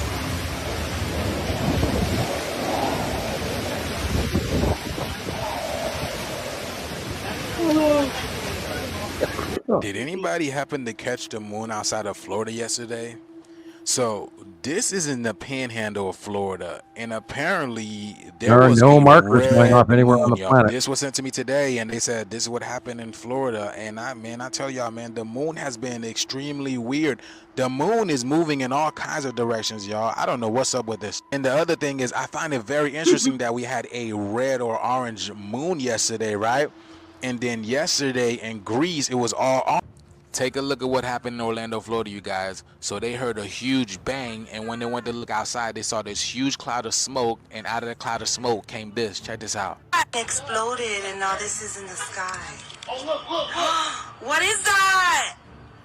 What is that? Oh my goodness. Oh my God. Something exploded. What is that? I can't. I'm recording. I don't want to move. I got to record this. What if it's something that came in a wormhole? See that square cloud? From disappeared. hyperspeed and then breaks the sound barrier coming in. Now, do y'all think that would make a boom? Is them boys trying to leave out of the firmament and the aliens coming through the to knock them firmament. out? Oh boy, I'm so sorry for that you. light just appeared out of nowhere and it disappeared. That's a plane right there. But yeah, remember they said they were trying to leave. They're gonna try to leave the firmament, and the aliens are gonna come. Yeah, look at That is that, such a y'all. bad, explanation of the firmament. Oh boy.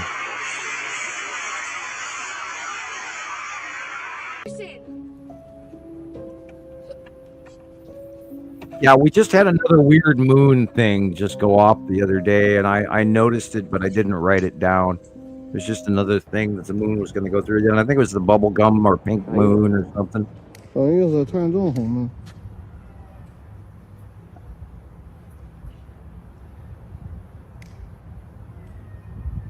Yep, you will see signs in the sky, guys. I mean, this is a planetary anomaly going on. I promise you. And so is this.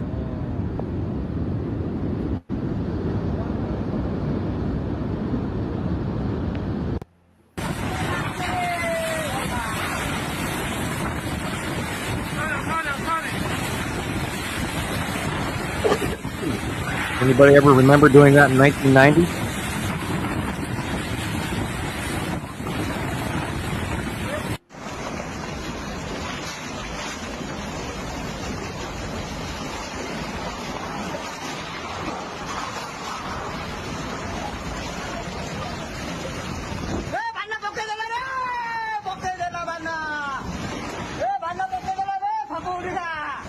And watch out for that sheet steel.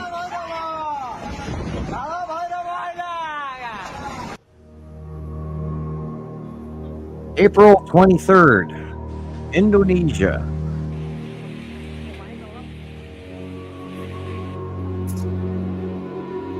Four days ago in Kenya.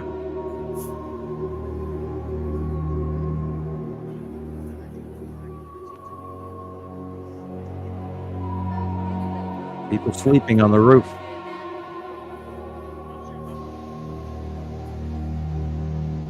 Kyrgyzstan. Baltic regions. A hailstorm the size of a bird's egg suddenly fell on Guizhou and Shijiazhuang. China.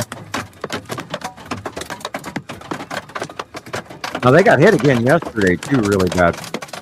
Poor China has really been getting their butt kicked, like I keep saying, from December on. And the year before, they were flooding, and they had dam collapses and all kinds of crop failures. And this is the time that they're growing their crops. Those are blue. You see that? Those are blue. Everybody left me. Nobody's here. Where'd they go? Yeah, those ice crystals were blue, which means they were really high up.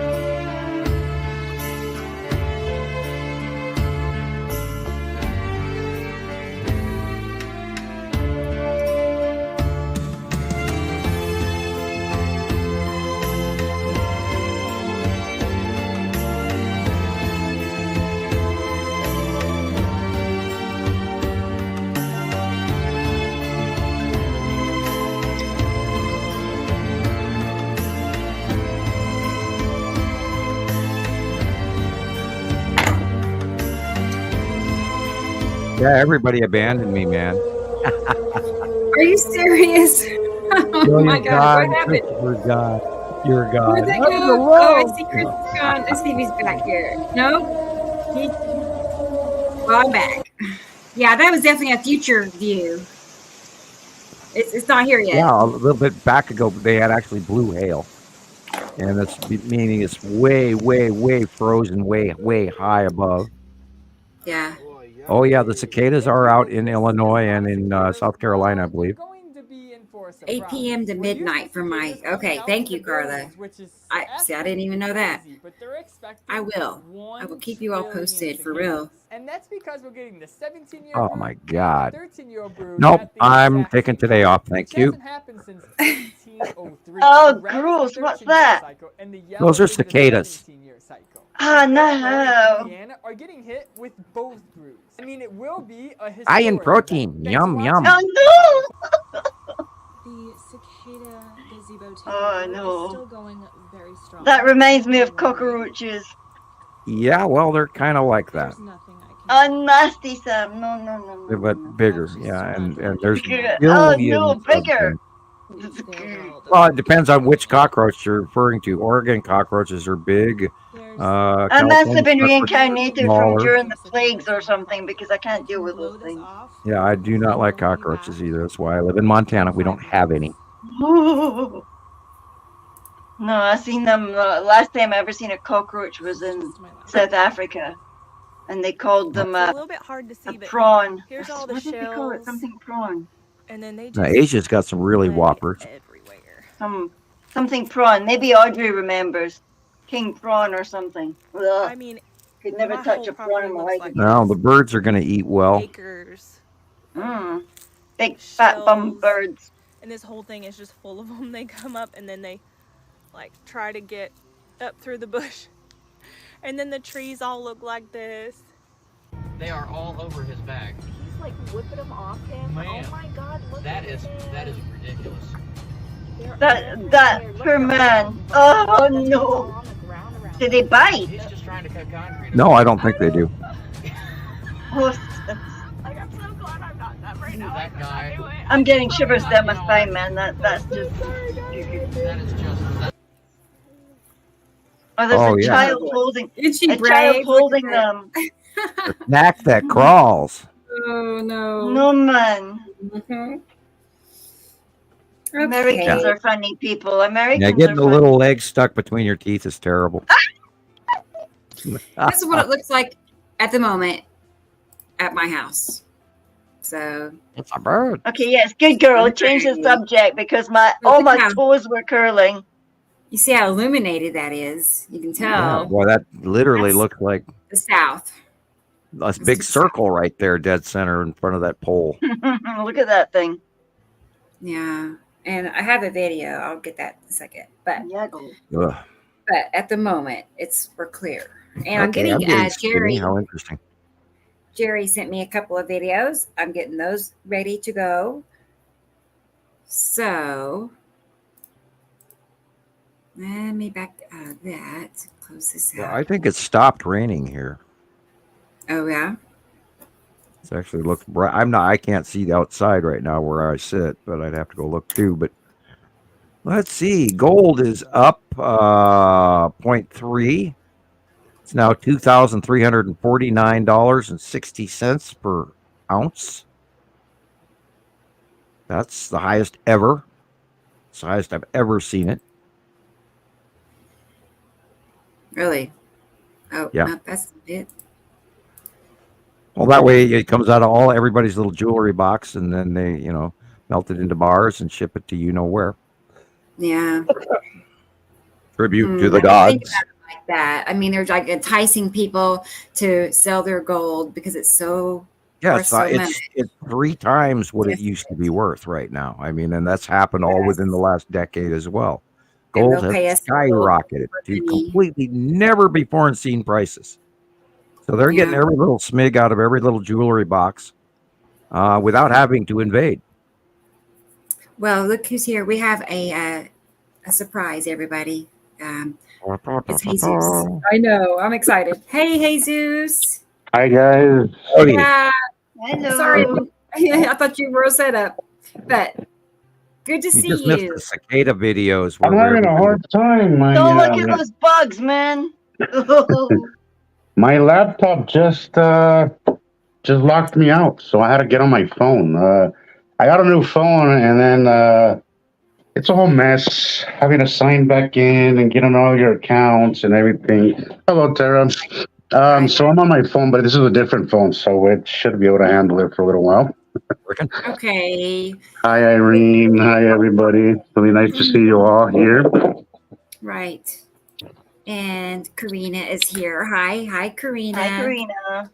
Yes. Hi, Karina. How y'all doing? Well, what's new with you in Utah, Jesus? It's been some pretty cool sights out here, actually. Yes. It's been cool, and then it gets really cool, and then it gets really overcast, because of the proximity. But we haven't had the most rain I've ever seen since I've been here. I don't know what is the deal with that. We didn't get much of a winter, but we are seeing a lot of rain. It has been raining crazy. Yeah, it was hailing here. Really? It was hailing. Yeah, we didn't get any hail. So we got doused. We got doused for sure. Yeah, we went green. Everything turned green. Yeah, everything is it's like we went right into summer. Everything, the leaves, everything's like from one day to another. They were budding one day, and then now there's leaves in my freaking backyard. It's crazy. Well, they're just starting on the trees here. Hey, Tracy, missed you guys too. Everybody's happy to see you. Yeah. Gotta be here. I'm having a much better week, so that's good. I had my doctor's appointment yesterday, and all my labs came back well. Everything came back perfect. Right. For my 3rd labs in a row, my sugar levels are still way below diabetic levels. So, yay! I'm glad for that. Yeah, congratulations!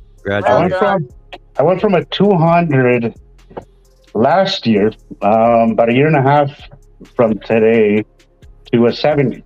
So for 3 excellent. 3 labs in a row, I've done a 70. So my doctor says I think you're in the clear. So just keep doing what you're doing. So I'm kind of glad about that. So everything came out well. So that was good. Congratulations, because you worked hard to do that. It hadn't just happened by itself overnight. Absolutely. Getting away from diabetes is a challenge. My mother passed at 48 from complications from diabetes. I'm 41, gonna be 42. That's 6 years from now, and I'm not ready to go yet. So I had to make some changes, but it's going well. It's going well clearly. So my doctor was very happy. My cholesterol is good. My cholesterol's down to normal. Everything checked out good. My kidney function, everything. So he says, "You're a really healthy guy. You just need to lose a little bit of weight." And I'm like, "We'll do that. But other than that, I clean bill of health, so I'm happy for that. Right. That's the best news you could ask for. Yeah. Really. Irene, I went low carb, and that's what fixed it for me. In fact, I do the carnivore diet. That's what I do. I don't need any carbs. I don't need any sugars. I don't need any breads, flours. I eat anything that's animal based: meat, eggs, cheese, anything that's zero carbs. So I do zero carb. When possible. I mean, sometimes it's hard to not give in to carbs, but carbs and sugar, same thing, same thing. They're the absolute same thing. Over time, you won't even like the taste of it. I went on to a pretty much all natural diet from 83 on, and you end up going, God, I used to eat this. Oh, this is horrible now. It's like, you know, I love Doritos, but now I eat one or two of them, and I'm going, no, I don't want any more. You go back and you could taste the chemicals. You can literally taste the chemicals and all that stuff. I used to love Takis, right? Yeah. I used to love Takis, and I cannot stand them anymore. I go back, I tried them maybe a few months ago, and I'm like, what the hell was I thinking? This tastes like chemicals. Like, you literally taste the chemicals, and your palate changes, your everything changes. So anybody that is dealing with diabetes, my recommendation for my personal journey is just cut out the carbs as much as possible. You don't even have to be extreme like me and go zero carbs, but just minimize your carbs. At least go keto, and it's great for neuropathy. It's great for everything. You know, my doctor says it's not good for uric acid, but ever since I started it, my uric acid has leveled out. Even now that I went in, she told me my levels are not exactly where we want them to be, but we're getting there. So. Right. So that's what I do, and like it's gone great. And you're never hungry. I'm never hungry. Like I could go. Sometimes I'll have a good, nice steak, and then I'll be good for a whole freaking day and not eat for the whole day, and then just eat the next day. So it's great. I love it. Your skin clears up. You have better sleep. Everything. So yeah. Perfect. Well, good. I'm happy for you. Like I said, I have some stuff to show you, but I didn't. I can't on my phone, and now my laptop locked me out. I had to reset it, and then if you shared it, I could maybe get it off of Facebook or something. Give me just a second. I'll send that to Messenger. Sure. Okay, give me just a second. I'll do that. I see Chris is back. Hey, welcome back, Chris. Christoper, how's it going, man? No more technical difficulties. Hey, He's on the Jesus, move. how you doing? I'm good. How are you, man? I'm good. Looking good. Nice. Yeah. Healthy. Having a good couple of days, sir. Right? Good. Mm-hmm. Are you at the teenage bedroom? Yeah. They know all your scenes. A different one, not the black light room. Bummer, man. I still want to build one of those for myself. I know, right? That'd be with that. You know, if I could afford it. I know. I had that picture in that Sam liked the last time. I want to make a new set, even for photographs, because I can't pan out live feed. You know, I could do live feed, but then I couldn't say anything. I don't know. I haven't even really tried lately on trying to get it to even post, because every time I do, I wait forever, and then it tells me it failed. You know, it happens over and over again. So my Skype doesn't even work. So yeah, I'm just going to pull up a few comparisons that I've made over the last few days. We can glance at those, and I see that Nina is here. Here she is. Hi, Nina. Good to see you, for sure. Hi, Nina. How you doing? And let's see here. I got pics from Tara. I'm getting those saved at the moment. So, okay. Let's go back to these comparisons here. Yeah, just from the last few days. I put this in front of, here's the actual picture, right? But to me, it looked like it was just Yuri is like saying hello. Excuse me. Right there, close by. Correct. Yes. Yeah, and you got to learn to look at the light shafting. The shaft always goes around the round edge, and that shows you the cutoff. Yeah. It's Perfect. If you look at the Doesn't dark matter. areas and then work to the light, it makes sense. But if you go from the light to the dark, you're just blinded by that blob. There's a rounded, most likely, I don't know how old this picture is. It's But current. it is, yeah, Yuri cutting, right? You're exactly right. Uh-huh. Yuri cutting, and you can see the little stripes of Yuri even on Yes. an angled axis. And at that tilt, Yep. you can, yeah, perfect. Sandy agrees. I know. It's pretty It doesn't matter exciting. how many times I see it too. It's every time we get to see that, bending of the light, it's just confirmation that this is so real. Yeah, there's a planet there cutting off the light because nothing else could do that. No, nothing. Clouds don't make rounded refraction, rounding light patterns. They just, dull the sun, and sun shines through it, but it looks smaller. But when the light is actually broken and it's putting off shaft light and showing you it rounding the round face of these big, huge balls and that big rounded edge that's clear that, that is way too big for the average human mind to go, oh, that's a planet, because that's the problem. Everybody doesn't realize how big these close passing planets are. And we had the luxury of watching them when they were small. So we've sort of grown up, gotten used to it in ways that the new folks just, I imagine, are fighting to understand. But here, this is why the drawings and the pictures, when we do the comparison, please go back to that other one. Oh, sure. You can't get the pattern of a Saturn's yellow moon happening week in, week out, year in. It's been like this. It's been getting bigger and bigger and bigger for the last year and a half. Prior to that, we saw her in front of Nibiru, but she was much smaller, and we were seeing tiny little Saturn's yellow moon back then. And now we're seeing massive Saturn's yellow moon with a Saturn behind it, literally covering up our out view of Nibiru. Right. Before it was completely different, and that again was the Dr. Phil era, when his Saturn was way smaller and Nibiru was just giant. And then as it got closer to us, which is the transition of where Earth has moved to, we used to be on the left-hand side of Yuri and Atu, and now we've swung underneath. They've gone above us at an angle, and then we've swung underneath to the right-hand side of Yuri and Atu, and we have Atu above us, and Nepesity in our out view, and Saru now in our out view, because she's come out from behind Yuri, because Yuri was in the way prior, but now we have a direct view of Saru, and then Nibiru to our right. So we're underneath, and we've moved as they're moving up and away from us to our right, as we stare at the sun. Trying to picture that in my head right now. Mm-hmm. And it's been in my head because I've been doing this for 14 years. Every time I say that, it's like, oh my God, I spent that much time doing this. Yeah, you kind of look up and try to imagine what that would be like if they're going over. It's wondrous, and it's also haunting. It's like, oh my God, I spent this much time doing this. That's good and bad. Fine.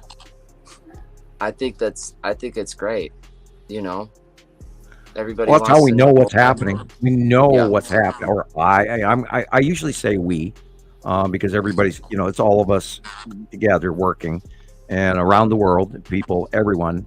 And I wouldn't know this crap if everybody didn't send me the pictures for 14 years straight. So, and I thank every one of you who ever sent me even one picture, or one that I borrowed from you without permission even. But I generally stick to membership, and of course, all pictures that do go to our websites immediately become the property of Montana Skywatcher or Nibiru Followers Anonymous in the efforts for scientific comparison. Right. That is our disclaimer. And I think most people are okay with that. I would, I think they're part of that. They want to be a part of that. Mm-hmm. If we can remember your name, we say, but if you would really like to get credit for it, now an example is like in the upper picture in the left, it says Iowa, April 2024. If you can get that, you tag your name on there. On the upper right picture is Jesus's picture.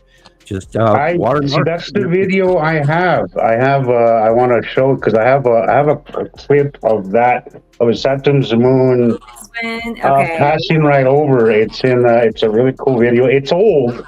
It is a little. Well, actually, it's last year in April. So it was a year. It came up in my memories, and then because I was spending a little bit of extra time in my bedroom, I was messing around with it, and I edited it, and I did what I had to do, and it came out so cool. It also shows the difference in how big it is now versus last year. I'd love to see it. Exactly. That's the comparison I wanted to do. I was like, just look at it from last year, which is this, till today. Till now. It's a lot of. That's great. Yeah, big difference. Huge difference. Yeah. At one point in time, a Saturn's yellow moon was very small. Yeah. Now it's huge. Jesus, yeah. Were you sending me a video or? Actually, I'm about to get. It seems like it let me get back on my laptop. That would be that would probably be faster. So give me just a second. I'm almost there. And this repetitive pattern that I draw in the monthly site drawings is so noticeable to anyone and everyone who has been around even for a short period of time to know. And like even in Christoper's videos, he was talking in his comments. Echo. Hang on. Give me just a second. Okay. You were aptly putting it that you see the little flame-like clouds, and we know for a fact that the only planet out of the whole batch, and you're looking at a really good example is in the upper right-hand corner here of the actual capture, not the drawing, or both. There's flame-like clouds around a Saturn's yellow moon like nothing else in the sky. And once you learn that and you get an idea for that, the moment you see it, you can't unsee it. And then after that, currently it is the most notoriously recognizable thing other than Attu and Attu's moon. Definitely. Because their proximity. Definitely. Like yesterday when it came, I sat in yellow moon. When I first noticed it, it was like you're drawing with the flame-like cloud effect, right? And as the hour progressed, you could see Saturn moving closer to the sun, and then it turning in more or less like the monthly site drawing that you have now. It was just fascinating to see how I watched it, because if you spend enough time outside and just watch what's happening, you will see these planets.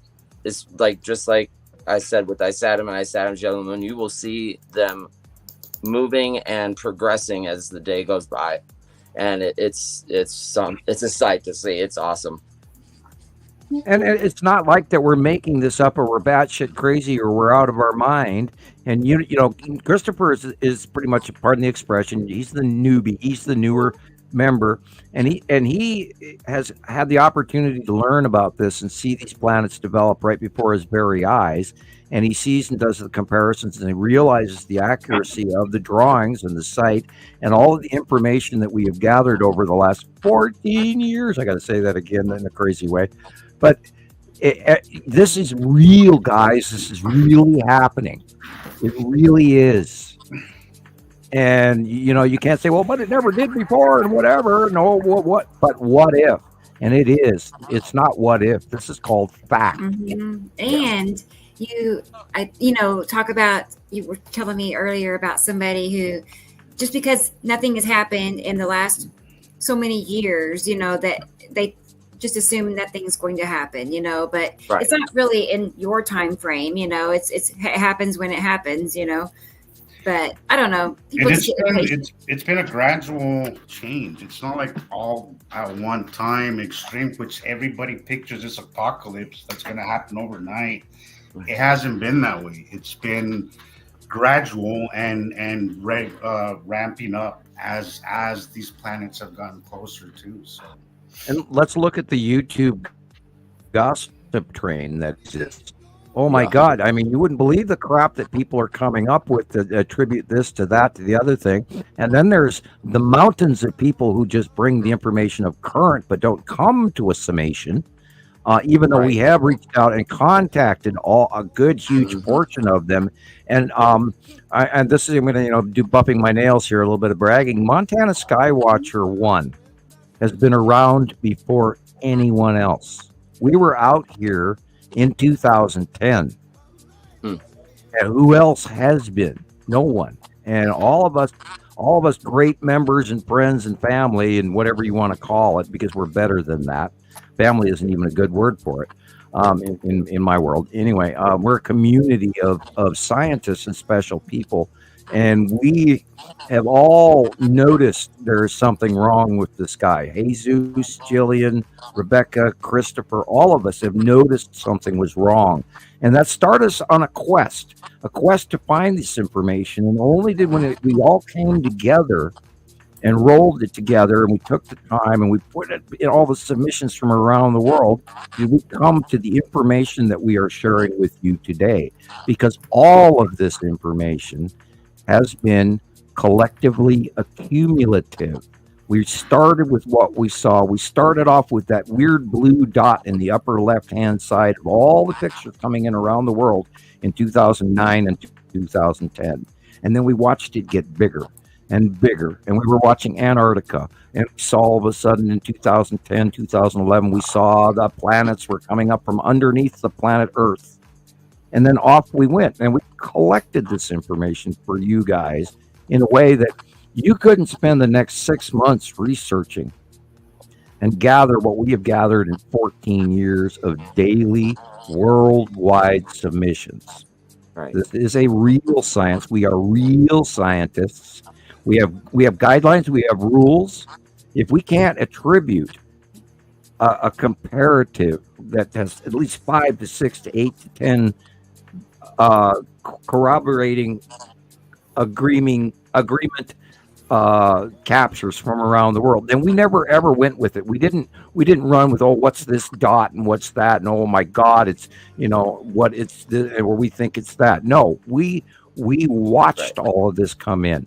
We compared the information. We did background research. We went through the Aztecs. We went through the Egyptians. We went through the Sumerians. There have been thousands of people coming in, sending all of this information to a centralized, cumulative, collective library. And that's what we're doing here today. That's why it works, man. Yes. Because it's not one person's opinion. Yep. It's a collective effort of people seeing it all over the world. It's not like one crazy sighting, and then we stick to that. There's so much comparison, which is what science is comparison of observation. So you just reminded me of something. The way it works is because it is the people. It is. I have to get my people buying robe in the dryer. Go ahead. Okay. I got my science coat and I need to put it in the dryer. He just reminded me I washed it and it's sitting in the washer and I have to get it into the dryer. Science coat. Yeah, you don't want any wrinkles. Yeah, that's exactly why I washed it. Yeah. All right. I can't wait to see at least a picture of it, So a science coat has arrived. Dr. Nibiru. Let's see. I'm trying to get Jerry's videos and Jesus's video. I went ahead and just restarted my phone because it's not responding like I want it to. So right, I didn't mean to throw a sidebar mix in, but yeah. Well, when and I interrupted you, and I apologize. I did it twice. I got people talking to me behind me. I remember the first time Jesus contacted me. Well, not the first time, but the first time he actually, we actually compared our photos together. And that's when, a lot of it started to kick in for me too. It's like, these, I'm new. I don't know. I didn't know you guys that well yet. And nobody was forcing any of this information on me. Nobody was, doing anything like that. And we did this together. And that's the most important part. Without all of this stuff from all over the world, we wouldn't have all of this. Everybody's perspective is what we're seeing. We're seeing it from Jesus's perspective, which is completely different from what anybody else is doing, and just to see it like that, I think it's important.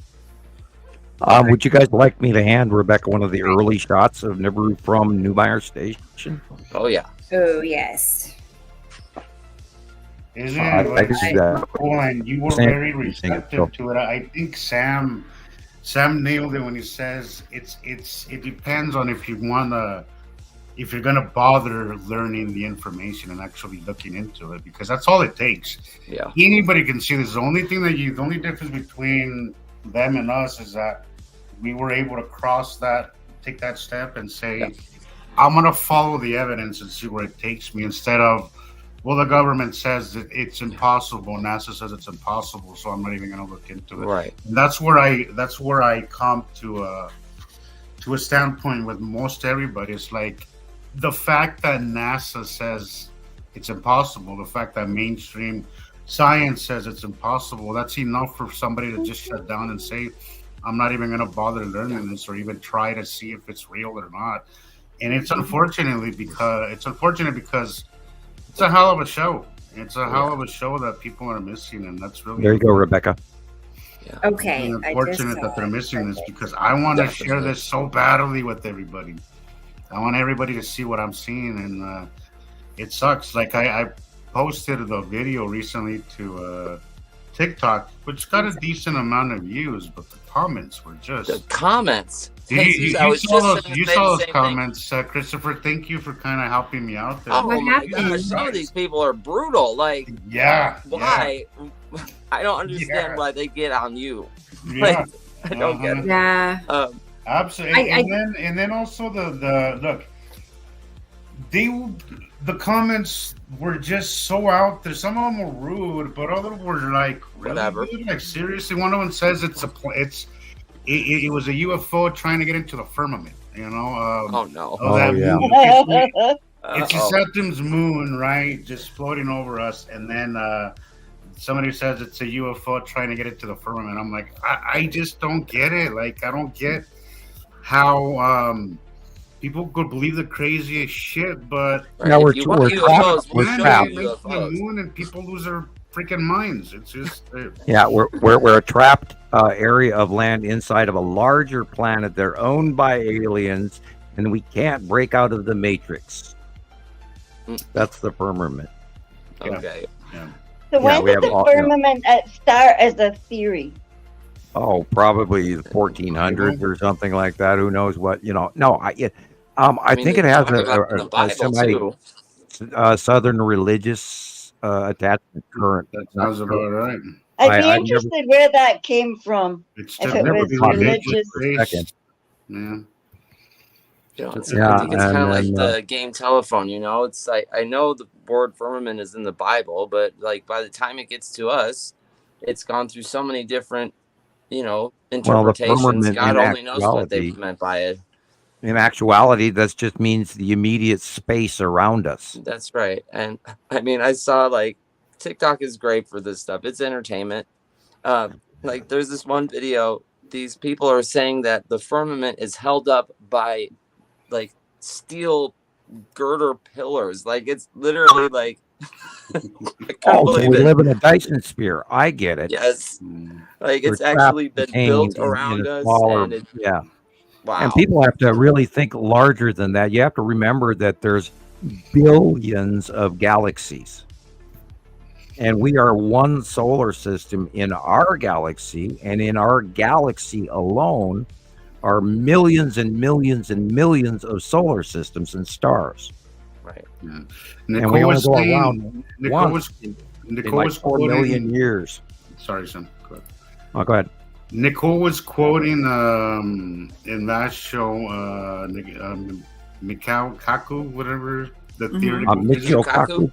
We would have to be supremely arrogant. There's billions of stars, billions of galaxies in the known, just in the known universe, what we can see. I guess for a comparison, we would have to be supremely arrogant to think we're the only game in town. Right. And to think that,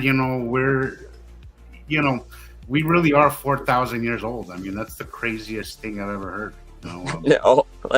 Yeah, I remember the guys that came to the door and told my dad that the Earth was 6,000 years old. Yeah, maybe from the last two passings, maybe, Yeah, point of view, society. No, we also have your Right. point of view is huge. Your educational level, your imagination, your point of view.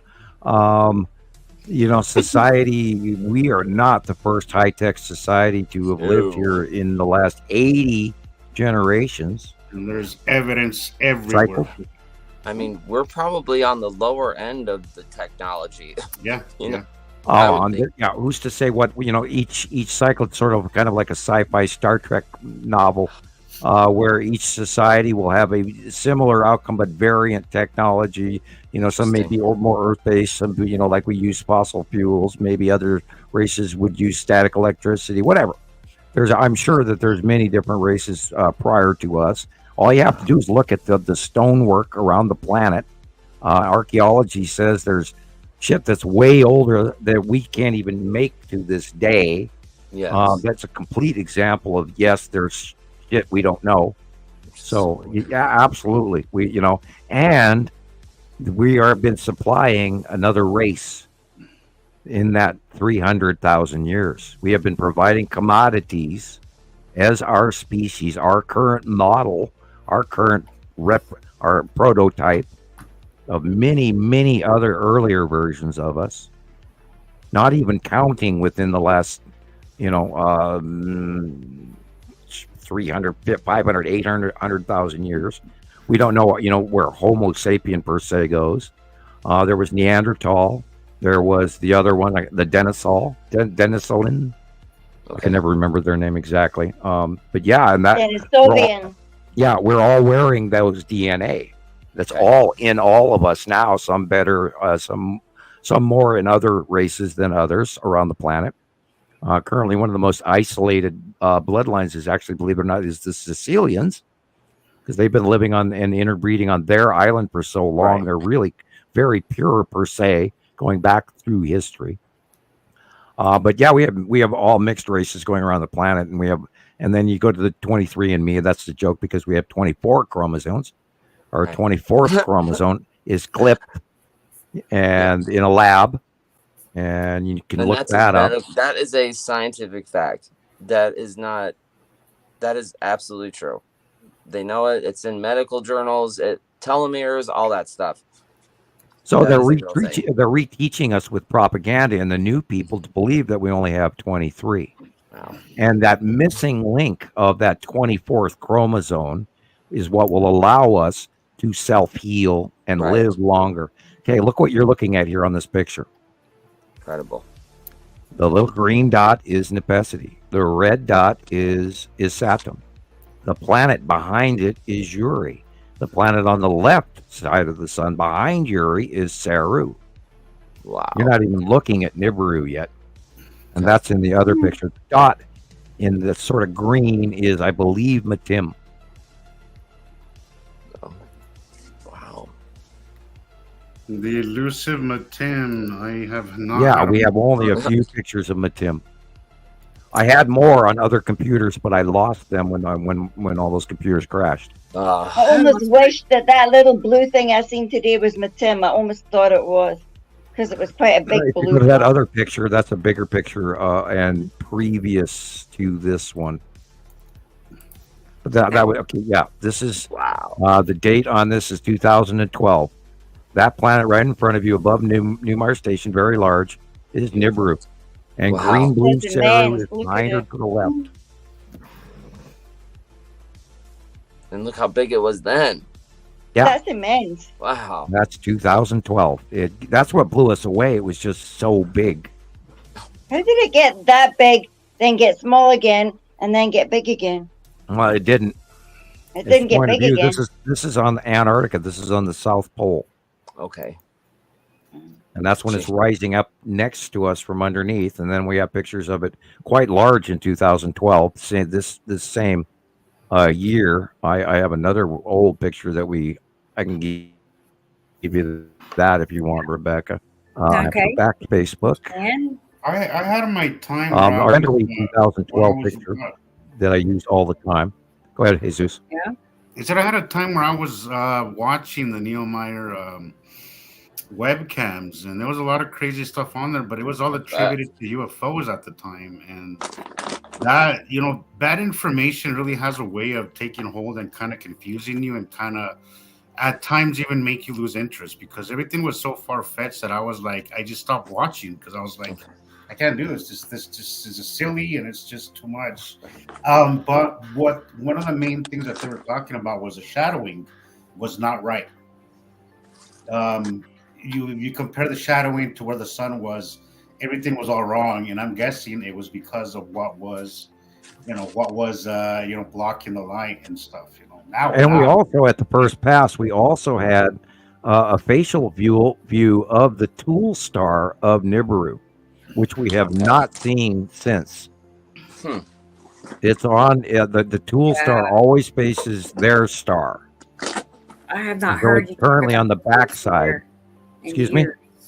Sorry, I was gonna say I haven't heard you talk about the tool star in years. Well, I don't want to muddy the water with technology and information that are going to throw new folks off. Right. And I'm also saving that information for if we ever do Comic-Con, or where I'm not talking on the internet. Okay. Watch. If I started talking about that, I'd warble out. The picture, you should have the new one of the. I do. Okay. Yeah, I'm getting it. Okay. I got it transferred. It's processing right this second. Yeah. Wish there was a faster way. I hate to throw pictures at you in the middle of the show, but every once in a while we have to. Right. And this is 2012. Look at the water. Look at the reflection of the water. That way Yuri is there, and Nibiru is there, and Saru is. This is what we started seeing. I'm trying to remember where this picture came from. I believe it came from Europe. I love this picture. Yeah. And if you notice the black dots there again too. This is one of the pictures that got me to be a believer. There's no way this is because you're seeing the reflection of Yuri. Yeah. You're seeing the cutoff of Nibiru. You're seeing the cutoff of Saru on the water. And I was like, "There's no way this is Photoshop. There's no way it's lens flares. There's no way it's none of that." So, this is one of the early pictures for me where I was like, "Wow, that's amazing. That's awesome." And then that was when Yuri was small, right? And a year later, Yuri got bigger. And we have a capture of that. I'm reaching for that one right now. Got to go back to Facebook. There we go. I'm keeping it closed all the time so I don't stall out from running too many screens at the same time. Okay, I don't know why. I love seeing when they're on the opposite sides of where they're at right now. Yeah, years ago they were one place and they went right, left, right, left, right. Yeah. So here's literally one of our oldest close-ups of Yuri, which is the base picture that has defined a copying exact match of all the Yuri captures year after year after year. It's the face is always matched. It's never been anything different. And this is why this is just a phenomenal Yuri photograph. Yeah. It's a classic too. Yeah, and it's it's literally, you'll all be like, "Oh yeah, that one." Even years later, it matches and matches and matches. It's the same. It's the same. It's the same, which proves that these are not just random planets, or even that we're not wrong about them or their names, or their descriptions or their sizes. But we've documented all of this over the years, watching them get bigger and bigger and pass each other and be in front of each other and be behind each other and then moving around. And I have over time somehow managed to place the rotation in my head, I guess. I don't know how I do it, but it's in there.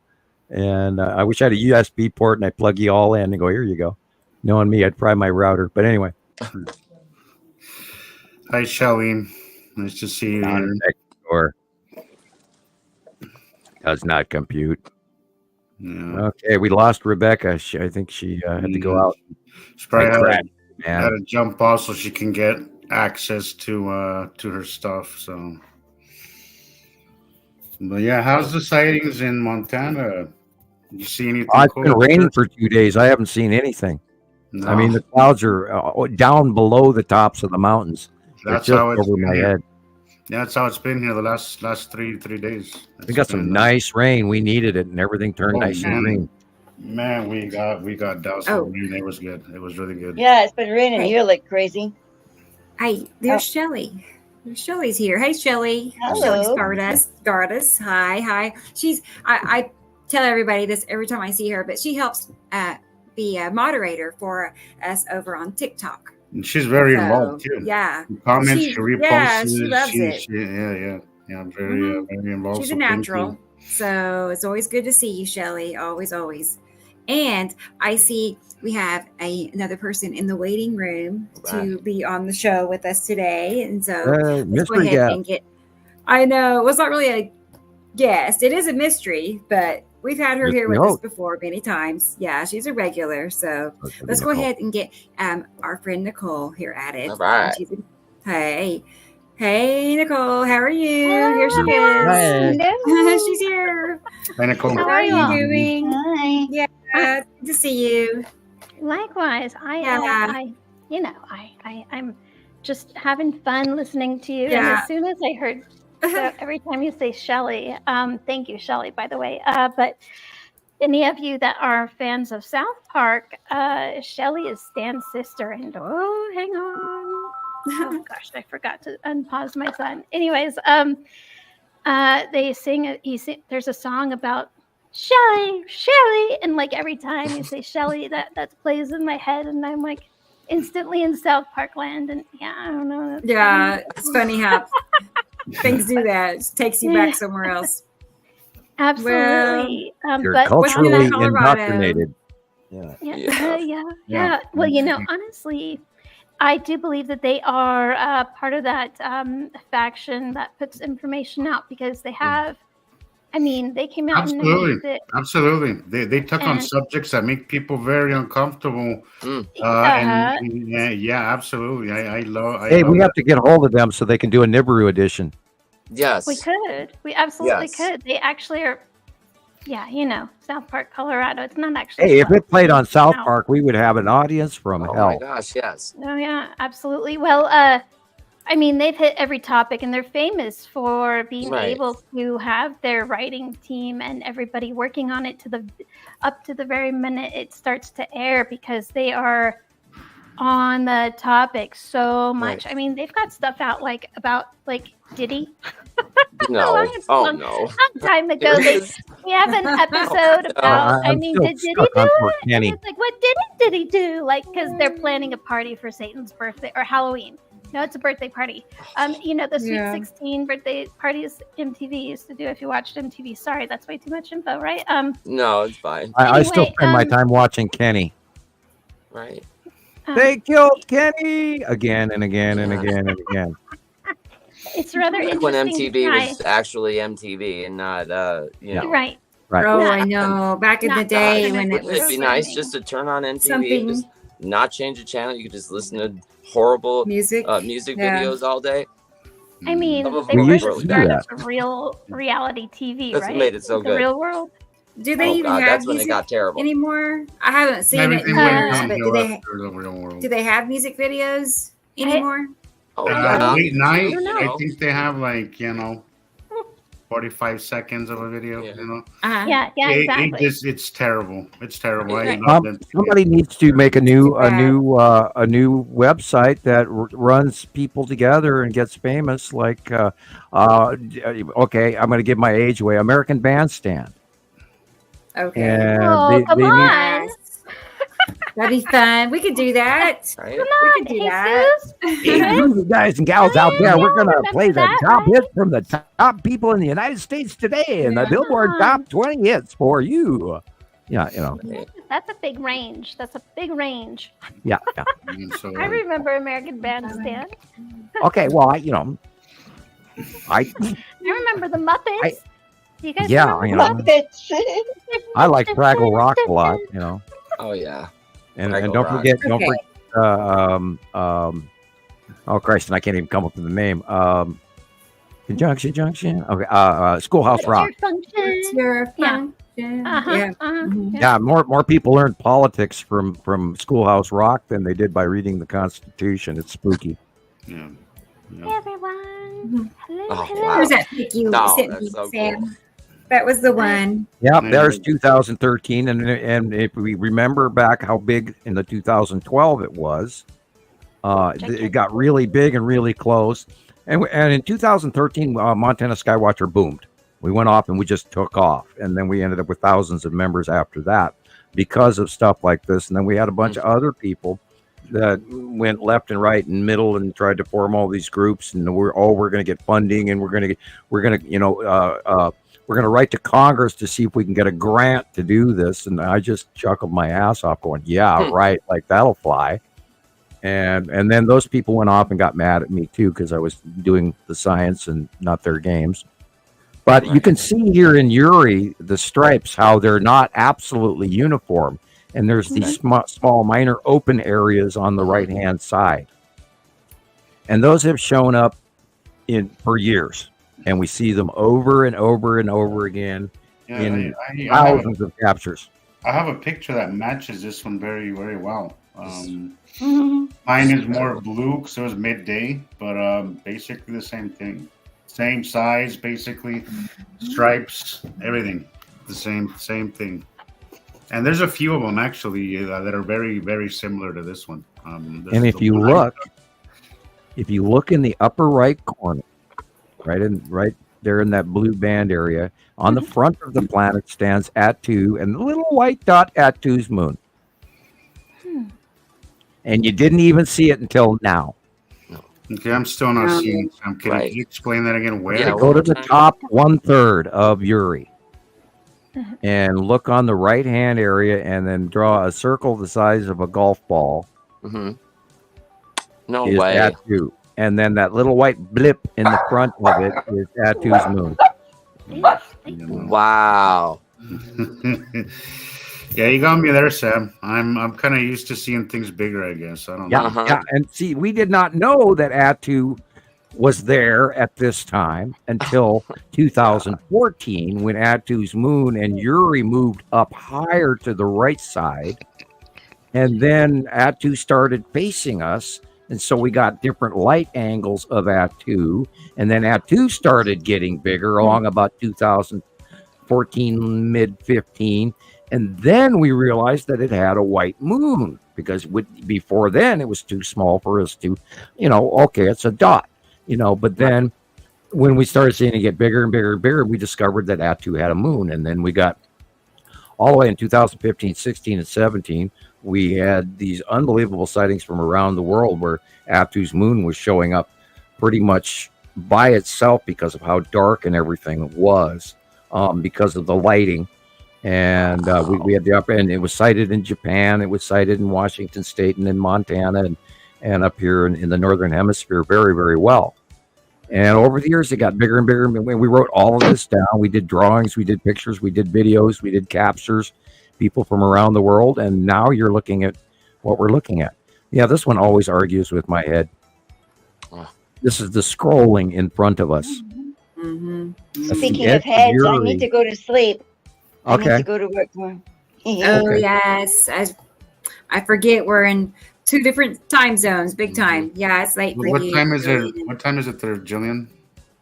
I don't know if I should even say. Somebody might be watching and tell on me. Yeah, it's around midnight. Well, all right, then go to bed, Gillian. Yeah, you better get some I sleep. get rested up. Night.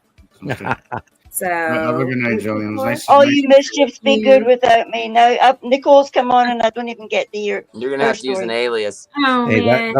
okay, at 4 hours, 18 minutes, go tomorrow and watch the rest of this on YouTube. Yes, Sam. There you go. Before you do. Homework is Yeah, tell all the secrets when I'm away. Then I'll Yeah, and we'll talk behind your back. That's special. I'm kidding, of course. Oh, so I gotta say something. So we're not talking behind your back, Miss Gillian, if it's okay with you.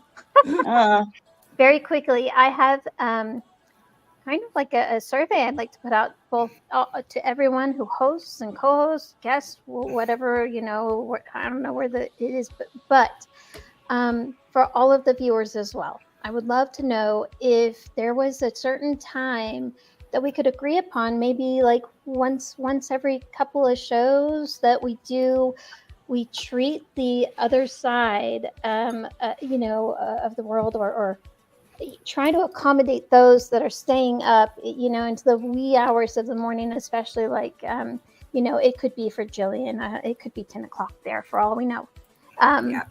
But let's, I'd love to know if I think that would be great, because, I think it would really be special, because maybe they mostly watch later, and as a replay, maybe they would have commentary that they would love to put in there, as long as they could just attend when we were live. And I'm thinking it's pretty hard, but it shows a lot of dedication for all that do show up no matter what time it is for you. There may be some adjustments to the coming shows anyway, so we'll see. We'll see what happens. Yeah. Just a suggestion. Yeah, we could do a special occasion show, middle of the night for us and daytime for them. It's possible. Yeah. I'm open as long as it's not too early in the morning. I was going to say, most of Europe is like 5 to 7 hours ahead of Central Time. So that's right, America. Yeah, midday for them would be morning for us. It depends. Like noon their time. Yeah, we should do it for every time zone. I think I don't know about every time zone. There's a bunch. If I have enough notice, I could work my schedule around. Right. Sure. Together, but I would need enough notice, and kind of get something scheduled.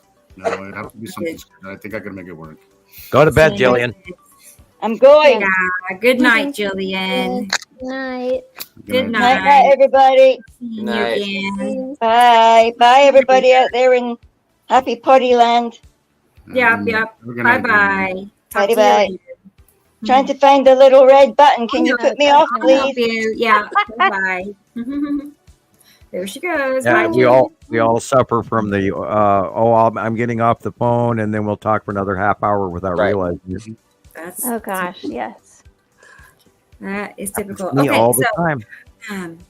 Now I'm getting Jesus's videos. I had it slowed down for a minute, so I couldn't make things move. But I wanted to share this little clip from our friend Jerry. Now Jerry's in the UK, and he sent me these, and here's what he saw. I don't see many of his videos, so it was a treat. I saw that earlier today. Oh, look at that. Right. Look at that. What do we know that does that? It's the background clouds I'm interested, not the white main front one. Right. Wow. Holy crap. Looks like there's some dice. spiraling in front there. There's some asteroid activity. Side face of a planet right there. Yellow. Big, very, very big side face right there. He's filming the edge of it right there. Yellow. I saw him. I'm going to say that is probably cube activity and all of those asteroids underneath the side of Uri. And Atu would be directly above overhead. That's a wall. Stop. Rarely seen in the wild. This reminded me of my mom when she sent me her first picture. That looks like a Texas cube right there. So that face-looking thing. The square in the middle, right? Another finger. That's catching on. It's catching on. That's asteroid underneath Atu. Yeah, and that square in the middle that he doesn't point to. Yeah, that's asteroids right there. And and they're coming and they're orbiting around the front of Atu's moon. But the Texas cube is right there, dead center above that. See the little square? And that right there is the Texas cube. Okay. And isn't the little side orb right there too? Yep. And those are the asteroids, red and lead and all of that. And that's where the spiral is. Always coming in at that angle from the left. Yep. Underneath Atu's moon on the left-hand side of the sun. Yeah. Sometimes, like the video I recently shared, I think you commented on it, Christopher, the asteroid, from what I was seeing, comes Because sometimes they come from the left, and then sometimes they come from the top down, and then rarely they come from the right. It depends on your angle and your view at the time. But I always get confused with that. Still to this day, Attu's moon confuses me sometimes because the view sometimes will look like it's dragging something down the middle of it. Kind of like that video. I think you said is that Attu when it's asteroids. It is, but they're not coming in from the side. They're coming down from. They're vertically going down and away from us. Yeah, as they orbit, and that has to do with that has to do with as the planet spirals and rotates. Where the view of it, we're looking at it usually coming in at the 30-degree angle from the left, and then we can see it in orbit in front of Attu and Attu's moon and below it always. And then as that planet turns, that turns from the left-hand side, and we end up seeing behind it as it goes vertically away from us, and then it will turn all the way, and that's that orbit model drawing that I have. Right. And we rarely see it at the right-hand side because usually by that time they've moved and changed placements to over the top of us, and then we'll see them pretty much right on the left side, and then the middle more over than the right. That is interesting. That is probably, with that open core look. Yeah, this is from Tara. These pictures here. It's mighty light blue. I would say that is probably Attu in front of Nepesity. Okay. And we're looking at the open base core of Nepesity. Behind, if you look, the blue area there's a line from the middle upper right all the way to the middle, just past middle left. There's a blue-white line, and that's the edge of Attu in front of Nepesity. Wow. Oh, wow. Okay. You can see that segmented line right in the middle of the picture. But then again, you can see it. It's so like... Yeah, because I know it's there. Right. That helps. Once you know something is there, it helps you see it better. Look at that. Look at that curve. Wow. And so that's Attu's moon right there. That's a good one. Look at that. Only because we know the shape so well. Right. Oh, gosh. And that is most likely the side of Uri and Saru. Notice the darker blue and the light blue. And up in the dead center middle would be the Salamander asteroid group overhead coming in at an angle. Almost vertical.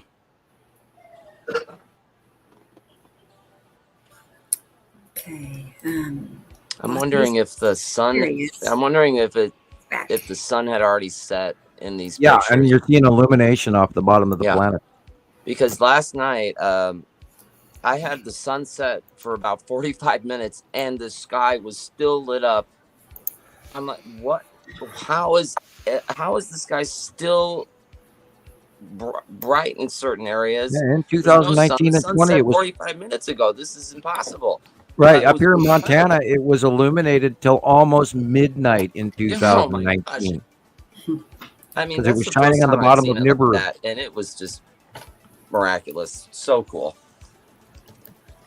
The other day I got up before dawn, and that you had pictures that same day, and I think it was literally the day before our last show, and I saw the most unbelievable, huge, massive planets in their round or light separations colors in the north by northeast sky. I mean, it went from the north to the northeast sky, and it was literally Uri and Attu, and I could so plainly see them in their absolute full circle identification.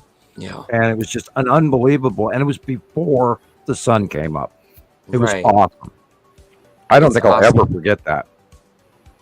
Yeah, it's like when you got the sunset and you got the sun is already set, or before dawn, you've got this different angle of light coming from the sun or the stars, and you're seeing things in a completely different way. It is really awesome. So if you're awake during those times, go outside and see what you can see. Take advantage of it. My girls in the back bedroom are playing "Bad Romance" by what's her name? Lady Gaga. That's Bad it. Romance, by Lady Gaga. It's like, oh, that's interesting background music. Thank you. Sorry, I had to throw that in there. It grabbed me Right. so heavily. It was like, oh, you're playing Lady Gaga in the back room there. Oh, here she is. Here's Tara. She says, yeah, Chris, I don't think that was the sun. And she said, we didn't have a direct view of the suns where she is in Arkansas. Mm-hmm. So you don't have a, Cool. I'm not sure which, maybe she means that particular direction. I'm not sure. Yeah, it was past sunset. Yes. Okay. And it was illumination on the bottom I'm of slow. planets. Now catching on. This is older, that I can tell that that's where it changes. Okay. Thank you, Tara, for And this sharing. again, if Well, look you at it- guys, I'm over at my in-laws' house, and I guess we're about to eat dinner. So I'm gonna, Okay, Chris. I'm gonna say goodbye. Okay. You guys have a Yeah. great the show, and it's always great being on it. I'm just so glad to be here. Thank We you so love much, it, everybody. Enjoy. Bon appetit. And I'm gonna post another video in a couple hours. It's almost done. Awesome. Can't wait. Okay. See you guys Okay. next time. Thanks. See you later. Bye. Bye-bye. Bye. Perfect. All How right. happy is he? And Somebody is cooking him dinner. You lucky devil, you. oh my gosh. Where do you live? No. It's Tell me Yeah, where you live. yeah. Nobody cooks me dinner, man. I'm jealous. Man, I know. We're the It's one. exciting, I like, can't oh, say somebody that. else's I food. do get Yay. treated. I do get treated. Taylor is a good cook. He really is pretty good. Oh, So yeah. I trained him well. So There you go. There you go. yeah. So he does treat me from time to time, making I'm gonna have to get my daughters in to start doing some of these meals. right. Oh, you got Okay. it. You got it. This is from last year at this time of the year, guys. It took me a minute. I had this time lapse, but I isolated the. God, look at the long box. I isolated the moon because Nibiru and his Saturn were in front of this guy, just dwarfing it, right? But I wanted to catch the moon because it was complete in the picture, you know. Yeah, that's a Saturn But yellow moon. The long box cube was plainly visible in that. Go back if you can. Sure. Yeah, it is. It is clearly visible. You can see You're looking the at outline. the square Absolutely. end, and the rest of Yeah, it's going right off there. into the darkness. Yeah. Yes, exactly. And I wanted to ask Sam, right there to the, I would say about 9 o'clock, 10 o'clock, there's always what looks like asteroid or something that's really messy there. That's the faceplate. That's That's that. the faceplate? That's that. What Oh. looks like a crab shell push cloud. See the little Yeah, layers that's right. and the straight lines. That's right. That's right. I don't know why And it I never. always makes that. And there might be micro asteroids in there as well. We don't know what's behind the green. I would think. I don't know why. I always thought, from my observations with the Saturn's yellow moon, I do think it has some asteroids. I had no way to dot, but I agree with you.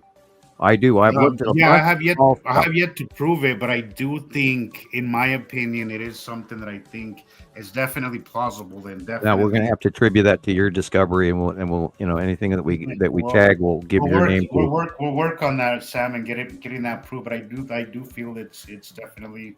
Yeah, we'll have to. definitely- Well, let's keep our eyes open, and I agree with you. I've been seeing stuff there myself. I just never said anything about it because it is small, and we usually try to focus on the big stuff.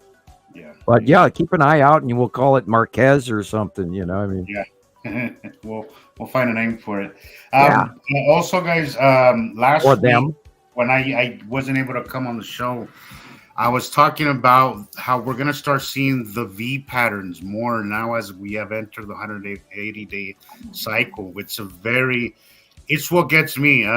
Gillian asked me the other day, what is it in the sky that gets you excited? It's the V's. Every time I see a V, I know something is happening because you'll see the streaks, and then you'll see the V, and then you'll see. Yeah, you have the red asteroid vertical. You have the spiral asteroid vertical. It is in front of Yes, Atu everything- moon and in everything's front of happening Atu. in this shot. Yes, but I was trying to tell people that we're gonna start seeing this more as the 180-day cycle comes. Right. And when you do see it, pay attention, start recording, because something is happening. Something is happening right outside of our atmosphere, guys. So pay attention to those V's.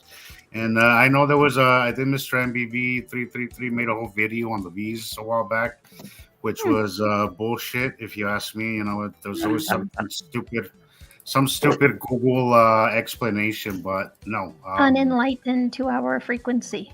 Exactly, exactly. So pay attention to those bees, guys. It's a really and those streaks in the sky.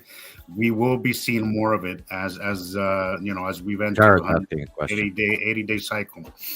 Tara, 180-day cycle is when we are closest to them. So we have weather anomalies, we have extreme weather, we have closer sightings, closer passings.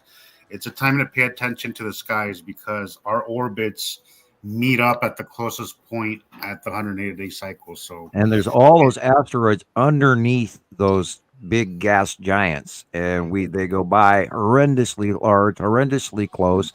They electrically discharge. They throw off unbelievable storms that are just out of the blue and cause havoc, like we're sort of kind of seeing right now going on in the Midwest. And I'm kind of attributing that to the 180-day cycle as well. Okay, here's a great example. This is Attu and Attu's moon. And the white one on the left is the asteroids orbiting visibly underneath. And they're going vertical because prior they were coming in from the left, but then the planet rotates, and then our view of them going away from us just like that.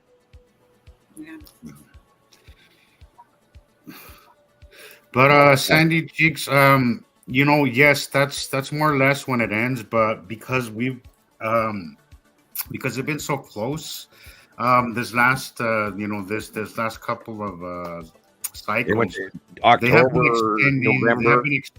They have been extending a lot longer than 6 months.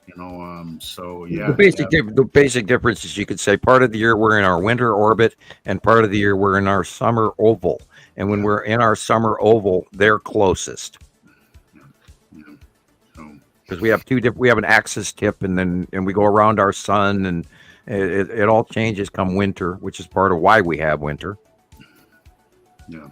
So it is a time to pay attention because this extreme weather could come out of nowhere. And as you were saying, in one of your posts earlier, Nicole, you can't just listen to the weatherman because you have to kind of just pay attention and see what's happening for yourself and take it day by day and just trust you. Absolutely. Because again, we all know the media really isn't looking out for us. They're really mostly looking out to keep the peace and keep people from panicking and keep them paying their taxes and going to work and all that stuff. So pay attention. Thank you, Experimental. That's correct. Yeah, so but I do try to keep it simple. Having trouble getting my pictures to load. I'm probably going to have to back out again. Okay, I am going to run to the little scientist room. I'll be right back. Okay, Sam. Yeah. It's like I'm trying to... Huh? So, Nicole, I heard you say the other day that you couldn't mess with iPhones, right? No. So I recently switched phones. I've had an iPhone for... last 7 years, right? I'm like one of those diehard. I'm never gonna go to Samsung. And then I got me a Z Fold, which isn't even brand new. Nice. I've had it a week. I will never go back to iPhone. I feel so cheated. I know. I'm like, what the hell? What the hell? This thing does so much. I love it. I absolutely love it. It's a great phone. It's not even brand new, but it's it's new to me. But it's a really cool phone. I love it. It's the awesome. Screen, the picture quality, the features on it. No, hands down. The placement of everything. Absolutely. I mean, the ease of especially using for the what we operating system. The camera, wow. Yes. I mean, the camera. I mean, honestly, I've always been on the droids, right? Which is, so it could be a Motorola, it could be a Samsung, anything but Apple, right? And because you can actually take this and you can, let's see if I can get the shine off of it. Other way, dear, I should mirror my camera. Anyway, there's a little keyboard down here, and all you have to do is swipe it around while you're instead of typing or you can just swipe. And I've never been able to master that. I have that feature, or I've had it on phones, and I love it. Sometimes it's so much. Sometimes it doesn't work. Sometimes my fingers kind of cross the wrong path. But overall, if I have to just do it real quick, I'll do a real quick text and bam. Right. So did you get a phone, Jesus? Or I didn't catch all that. I did. My last phone, my iPhone is just been converted and cracked. Yeah. So it was giving me so much problems, and I was like, I need a new phone. And my brother said, "Well, I'll have my Z Fold that I don't use anymore." He said, "I had like 6 months." He said, "I'll sell it to you. Just give me something, and then I'll give you. I'll let you pay me monthly or every other week." So and it's really a really nice phone. I love it. I love it. Good phone. I've never had that kind before, but is it the kind that folds? Obviously. Yeah. So it has like three. It has a front screen. Okay. But it also. So cool. Oh wow. That's cool. That's so different. That's pretty. It's a bigger screen. And it has a fingerprint, facial recognition, all that. I love it. It's a great little phone. Well, good. Did you guys? But especially, it's the camera that really got me, because it does wide angle. It does wide angle, and everybody that knows me knows I love wide angle shots. So it does wide angle. It does the picture quality is just absolutely amazing. Better. Much better. Again, more congratulations. More everything. Yeah. Absolutely love it. I can't wait to see what you capture with it next. Yeah. Already I've captured way cooler stuff than I did with this other phone, which I paid almost twice as much for. Sure. The sightings that have been coming in for the last 6 months have been absolutely unbelievable. And everybody out there who is contributing, thank you. Oh my God. We couldn't even fathom we'd be where we are. And I mean, it's just this amazing show that just never ends. And it's awesome. And this is why we do 2 shows a week. Woohoo! Right. Getting nutty here. We fill up, 3, almost at least 4 hours of just current information, and then after that, I start looking for things to talk about. But still, that's twice a week. We barely run out of things to talk about, though. Yeah. No. I mean, speaking of, sorry, I just finished your guys' 10-hour marathon from the other day. It took me like 2 weeks to finish. Still recovering. That was a hoot. Yes, 10 hours. I've had a lot. I went on that same night after it was done. No, I went on like 4 hours to see if it had finished, and I was like, "Holy crap, they're still on!" I've had a lot of people actually say they really liked that show. They said, "Oh, I love that one that you guys are on for 10 hours. I love that show." I was like, "Wow." I love the show. I even I finished it, and then I went back to halfway, and then I listened to it again because I was kind of busy. It was just kind of playing in the background, so I was missing a lot. But it was a good show, and it had pretty good views. I think it did a little bit better than most of the other videos. What's funny is that is the one I was absolutely the next day. I went, "Oh my God!" I said way too much, and I was really embarrassed. And I was talking about secret knowledge and the metaphysical and all of that. I went way too overboard, and yet everybody seemed to very much like it. Yeah. People really. Well, I mean, it's let's face it, all this is very metaphysical, everything that we do here. We have to be connected more than just visually, to this. So I'll recommend again that video. It just comes hand in hand, go to Rebecca's YouTube page, and she posted a video just for me, and it's called The Pleiadian Message. And I encourage you to watch it at least 3 times. Not in one day, unless you want to. But I do ask that you go to the YouTube, Nibiru Followers Anonymous on YouTube, and you'll just scroll down 1 or 2 lines, and you will find The Pleiadian Message. And that is a very large, it's mostly accurate. There's a small percentage of inaccuracies due to political affiliation from the narrator or producer of the video. It's got a human. But the overall whoever reposted it could have very well. Well, no, it's the makers, the voice. It's the opinion and the actual writing. The author has a slightly inaccurate point of view, but then it's normal for a human. Okay, it adds. We generically have a belief amongst ourselves, unfortunately, from the Roman Catholic Church, of a variation between good and evil. There's right or wrong, period. Black or white, period. And when it comes to factions, and here I'm reaching into stories about the aliens and the actualities from what I was told, directly from an off-world source. I'm not talking about on Earth. I was here, but I mean, I had a off-world source. Well, you can't go good and evil. You have to attribute factional agenda. And now there are varying degrees of those factional agendas. If you look at it through the Star Wars theory, okay, you got so and so. He's a spice freighter, or the guy hauls parts, or the guy buys commodities. It ships them to another planet, etc.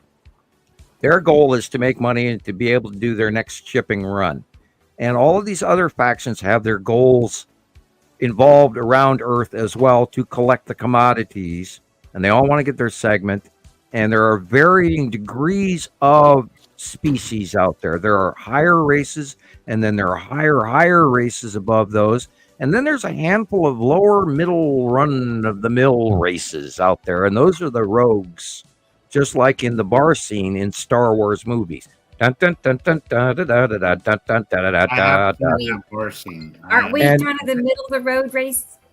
Well, yeah, we are. We are not ready for this.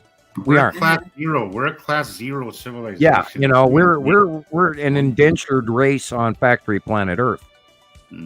However, some of the higher races have above those in charge right now here over us, and there are a number of factions that would qualify in that phylum. But the races above those guys have decreed that we humans are awful cool, and they really like us, and we have unbelievable potential, including the fact that we haven't even learned yet our power. And I have started learning some of that through whom and what I am, and which is how I'm able to share this information with you. I'm not trying to brag, I'm just trying to inform. And they have decreed long time ago that some humans should be allowed to evolve into the sixth age, etc. And that has to do with Mayan calendar as well. And this is all part of lore and prophecy that's been written before any of us. Since the dawn of time, all of this has been going on. And we are now at a culmination where that separation will be where some of us will actually evolve. And it may not be this generation, my lifetime, or this generation, or it may not even be till 2 or 3 generations. I don't know the whole story, but we are moving forward. We're getting the ball rolling. Part of what this stage is about. And Nostradamus even predicted that in the year 2024, man would evolve in a new level of psychic ability to be able to read the notions and the feelings of all humans around Earth. We would all become a sort of a sentient collective through this oncoming development. It's an awakening where we start to feel each other's inner feelings better than we ever did before. Instead of greed and anger, maybe we would understand loss or love or compassion, so there's a change that is right before us right now, and that was dictated, and it started a long time ago. I think we're seeing this, Sam, because given what I do for a living, a lot of the people that I talk to, the younger generations, used to be more connected with the metaphysical and their those kind of things. Yeah, like it's easier to them. Yeah, so I definitely see that for sure. Absolutely. My daughters are that way. They're completely open to all of this stuff, and that I talked about with it. But I never raised them at grade school level. I always raised them at college level information. And they go, "Well, God, Dad, duh." And I taught Nova how to use her magnetosphere and feel her cat. I was starting on her Padawan teachings to use the force or the source, and her electrical body. And we got to remember that when your body hair stands up, that is not just you having cold goosebumps or somebody blew across the top of your knuckles. No, when your body hair stands up, that is your body electricity increasing. Your magnetosphere, your power, your spirituality is turning on. And we have one, Earth has one, our solar system has one, our galaxy has one. We all have magnetospheres. And that electrical us has so many connections to our brains that we don't even realize our capabilities yet. And this is part of the connecting of the brain and understanding those around us and being able to read each other and look into each other's eyes and know things about each other in ways that we never did before. And you'll find that when you go to supermarkets or a gas station and you look at the store clerk, and all of a sudden you have more information than you realized because you looked at them and you caught them in the eye. And then you'll start to have some people are already noticing that they're judging nationality so much better than they ever used to. God, I recognize that you're Greek, or hey, you're, and it's not for a bad way. It's not being separatist or ethnically rude or prejudice, but you recognize and you see their traits. You recognize their heritage. You see inner things and traits and personality. It's sort of like a Sherlock Holmes thing where the man, he buffs his fingernails, he's wearing brand new shoes, he's wearing a clean cut shirt or an old shirt, or he's wearing a kilt or whatever.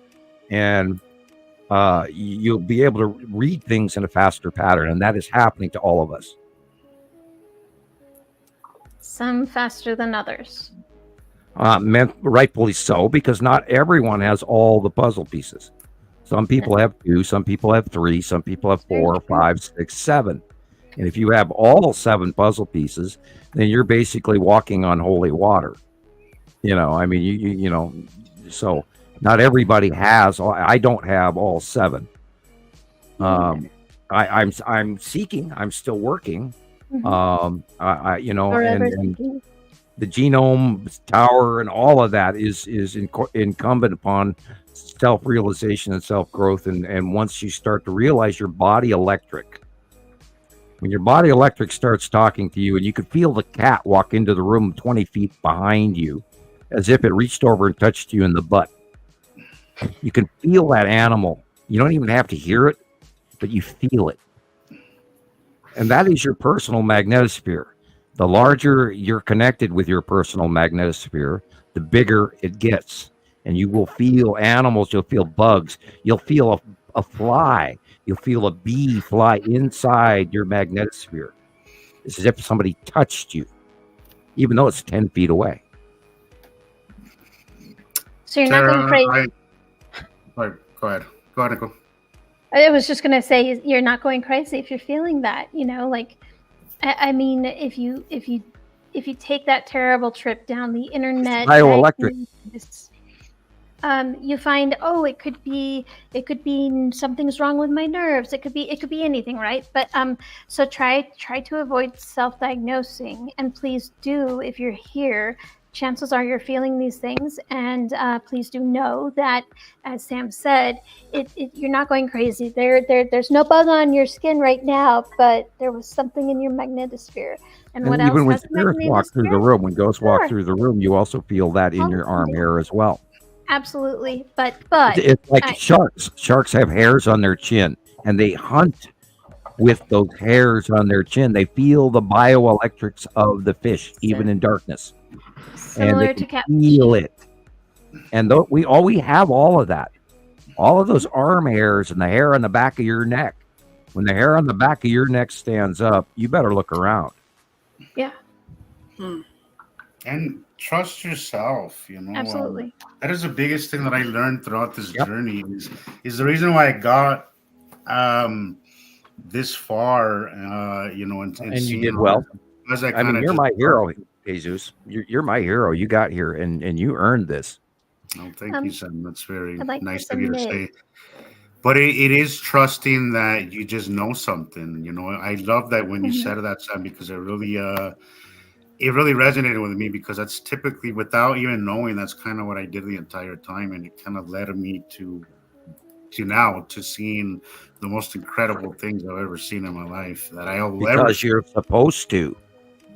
That's right. And trust yourself, trust that instinct, and don't let anybody say you're ADHD or even if whatever you are, it's not a bad thing. Hey, that's a gift. It's a gift. It's not a curse. It's not a curse. You're thinking. I believe, I've never been diagnosed, but I do believe I'm ADHD because I hyper focus on that one thing. The thing that I hyper focus on was this stuff. It's like I always I have my attention is everywhere all the time, but this is the one thing in my life that has kept and held my attention, and I just hyper focused on it, and I just enjoy it, and it's just like the one thing. It's like the one constant in my life that doesn't have to be changing, and it's why I love it because it's just and not only that, it's brand new territory. It's brand new territory. No one else is doing this. We are on the cutting edge of this. Yeah, and I have to remind myself that. I remind myself often. The other day that I posted that video with the moon, with Saturn's yellow moon, the views were just so pathetic. The views within, I think it reached like 500 views now within a week, and I'm like, I would eat this up if I came across this on the internet. And I'm not tooting my own horn here or anything, but if I would come across something this cool of seeing somebody filming a freaking moon moving right over us, where you can literally see the craters in this freaking moon, I would eat that shit up. Like, I would eat it up. I would be obsessing over it. 500 views. It's just, look, as I never did this for views. I never did this for clout, as the new generation would say. But it's disappointing to see that something so exciting and so significant, 500 views. It's just, I can't wrap my mind around that. I just cannot wrap my mind around the lack of interest. And also I'm like, is it lack of interest or is it lack of exposure? Or are they just too big to see? Go ahead, Nicole. I think it ties into what you were going to say, Sam. Don't feel bad is what I was going to say, because I was thinking about a wonderful idea. I don't know if I could do it, but if we were to go through and compile, just maybe a 10-second blip from maybe the last 100 most popular shows, guaranteed we'd find a bunch of them would have something kind of molding our view as a society, as a captivated audience. Like for instance, Frasier. It was a spin-off of Cheers, and Frasier's brother Miles brings up a topic, a situation. He's asking Frasier. He's asking Frasier about. It says something about aliens, and Frasier just laughs it off like, "Oh, Niles, you're so crazy." But it's because there are so many of those. So many of all that we have been consuming has not been favorable for that. We've very much been, that's not real. That's not real. Anything and everything you find from DeGrasse Tyson, he's that's not real. Oh, that's silly. But look at this. This is real. And it's just stand Neil deGrasse Tyson. Gosh, I know. I can see right through him. I don't like him. He is annoying. He's annoying. And he's not that smart. You know what I especially hate about him is that he goes on. He does a lot with and I hate to bring up I don't want to offend anybody, but what he says, it doesn't matter what you believe. Science is this and what that's kind of right. A horrible thing to tell people. Don't stop learning because everything is already set in stone. Which it's not. That's a good message to send to people, Well, he actually thinks he's smarter than everyone else. Yeah, shows that's why I can't stand him, is because and that's the worst part. He walks around belittling everybody like he's so smart and everybody else is so dumb, and I just can't. I just figure everybody else already knows all of this crap. The other thing is that That's I make a mistake with assumptions. well, yeah, sure. I mean, when we assume things, we make an ass out of you and me, and I mean that's something that that's something I was taught as a kid. That when you assume, if you break it down literally, it does spell out. I mean, I'm on one side, you in the middle, and I mean, me. So yeah, you can't right in assume your things face. like that. Jesus, before we go further, because this is at a higher evolutionary kind of this is an activating kind of thing, as they would say today. This is esoteric knowledge. This is not exoteric. This is hidden information. This is humanity's birthright to receive this information and proceed with the change that's been coming for the past 2,000 years or longer. Jesus, you were able to take a health situation that so many Americans, I don't know how many outside of the United States, but very high population percentage has that same disease, and you were able to take it and flip it and reverse it, and so many will buy into, oh, that can't be done, or they proceed into it like, well, both of my parents were this. They were diagnosed this, they became this, and I can't avoid it. So it's chronic and inevitable. Yeah. I was You told limit that. yourself. I was told that literally by my doctor. Yeah. I switched doctors because I didn't like that kind of Good attitude. for you. And I love my new doctor. He's great. Which I was saying before you came on the show, all my labs came back great again. I had my doctor's appointment yesterday. And my blood sugars, thank you. My blood sugars came back for the third, my third labs in a row, which is every 4 months. And again, well below diabetic. So my doctor again, like, I think we are in the clear. Just keep doing what you're doing. So it is possible, and I think the fact that Sam says this all the time, you have to believe something for it to actually happen. I think that's very, very important, because if you do keep that negativity and say, oh, this isn't going to happen, it's going to be impossible, I think your body doesn't know the difference. Your mind doesn't know the difference between you just talking negative and you being serious. Like you have to be very careful what you Very let powerful into. thing. Yeah. Right. Very powerful thing. But it's also a sign of the evolution, because I mean, you wouldn't be ready. You'd be in that same group with believing what my doctor told me about my one of the cholesterol numbers. I want to say it was the bad one, was slightly elevated. Do you want to know what the advice was? I asked if, hey, I took two fish oil caplets, and I always do, like 2 at night, 2 in the morning, and 2 at night. Could that have impacted it? And then she said, no, but, all you need to do is, what you really want to do is limit your intake of red meat and cheeses. Really? I was just saying this before you came on, Nicole. That's how I fix that's how I fix my diabetes. Actually, I do the carnivore diet. That's what I do. I only eat animal products, anything that's zero carb.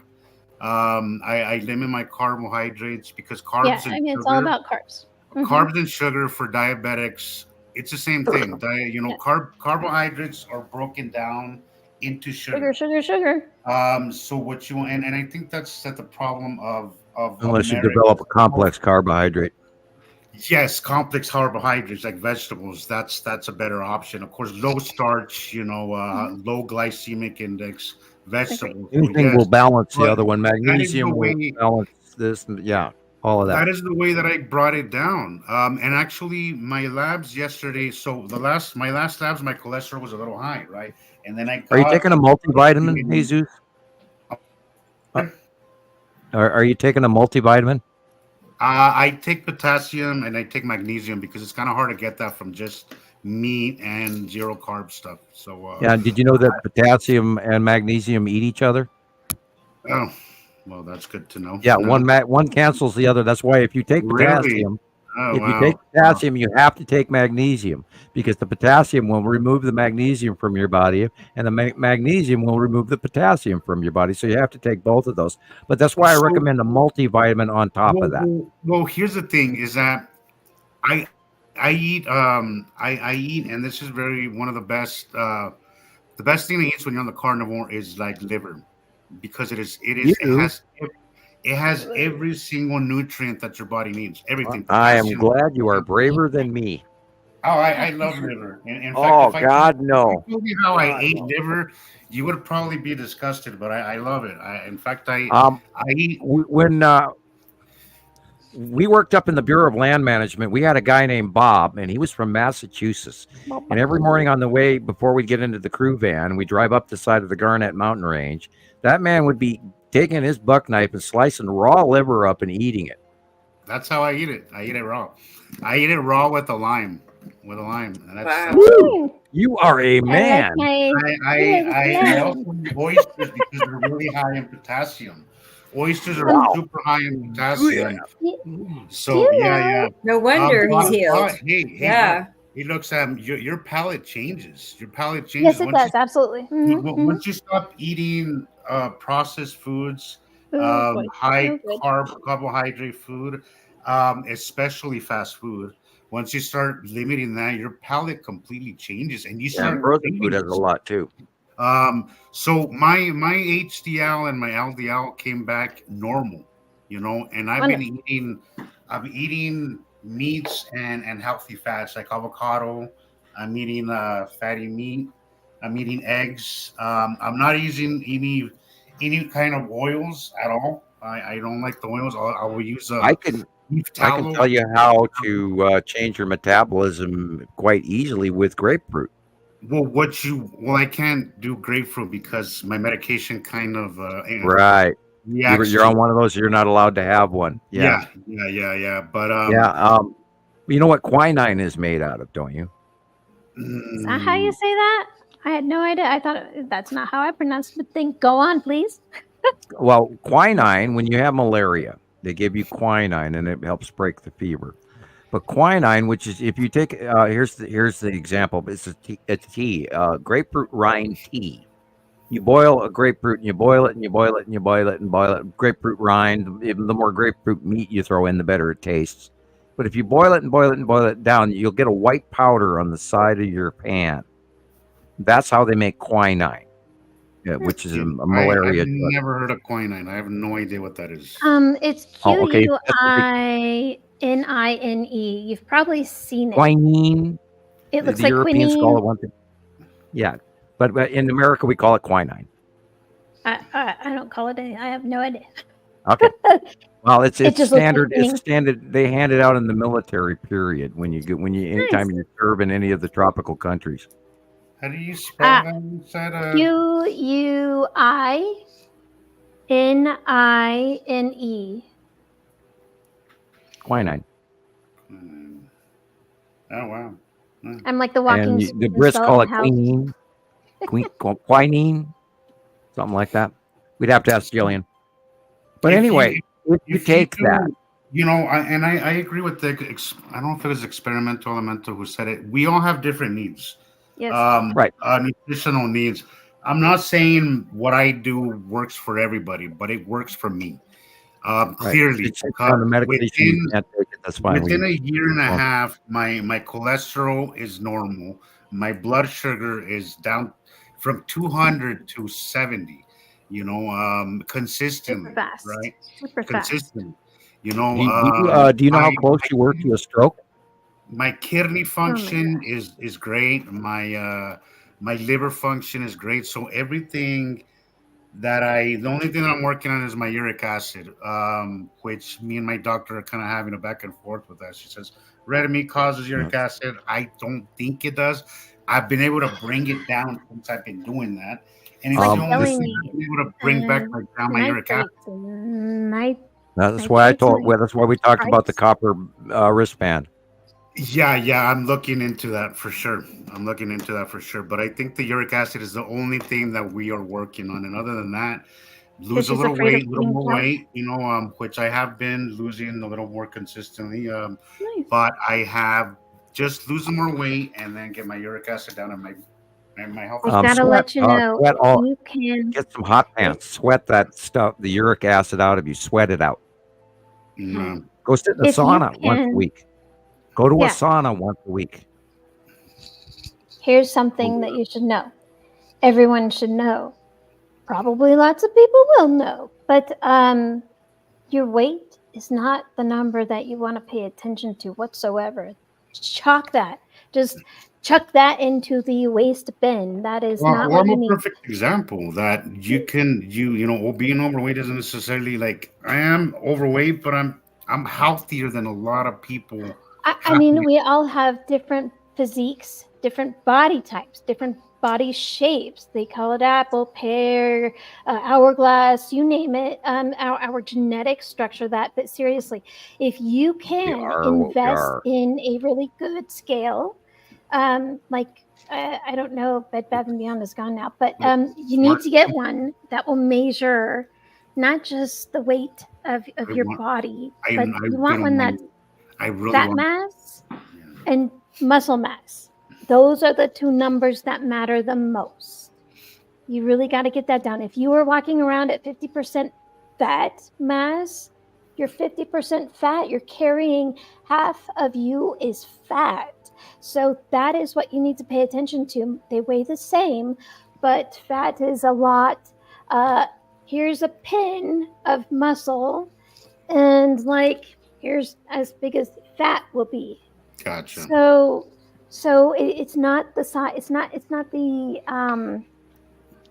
amount that you weigh. It's what is the makeup between your muscle mass, your water weight, and your fat mass. So and it's not the BMI. It's not your body mass index. It's refreshing to hear because everybody's on the whole size thing. Which don't get me wrong, I get it. There's a lot of things that I can do more comfortably if I was just a little smaller, but I don't feel, at least not anymore. I don't feel that it's. I walk 2 to 5 miles 4 days a week. I love Salt Lake in that aspect. Has a lot of nature. Absolutely. I have to be outside. It's my thing. I'll go take a walk, take my pictures while I'm on my walk. So I'm active, a lot more active. For somebody, somebody my particular size. So I used to kind of, be bothered by that, but I realize now that I've gotten my health back into control is that it is possible to be healthy and still be whatever size you are. Because you're busy doing the parking lot 360 after all. So yeah, absolutely. Right. And if you're able to get to a grassy knoll or any place that looks comfortable, just pop your shoes off for a minute. I've been doing that. Earth, and it will really. Maybe you won't need to do anything about your uric acid. Even touching, that's funny because that's how I reasoned it in my mind. I was like, I wonder if you better. What kind of grounding and Om chant? Kind of balance that out. Grounding and Om chant. Once you start learning Om chant in your throat and you feel the vibration in your body and your brain, it can do really cool reset things, especially when you got your feet on the ground. And then you start to learn the circle and the hand gestures. And then all of a sudden you find a new you that has these tingly electrical fingertips and toes that you never knew about. And the birds sound really cool. And that house looks really cool. And holy cow, there's new things I didn't notice. And that grounding, we don't take the time anymore to actually stop, take our shoes off and touch the ground.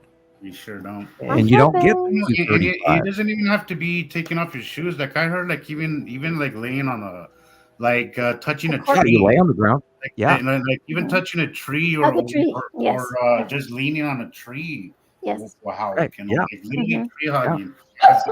Yeah, there is really something to you. You go find a really old a tamarack or a spruce pine or whatever. You find a really old, very large tree, and if you just touch it and let your fingers tell you what the electric inside that is coming off that tree, if you just believe that it's real, you will feel things, and that tree will actually probably almost wiggle in front of you, where you'll go, "Holy shit, there's more to you."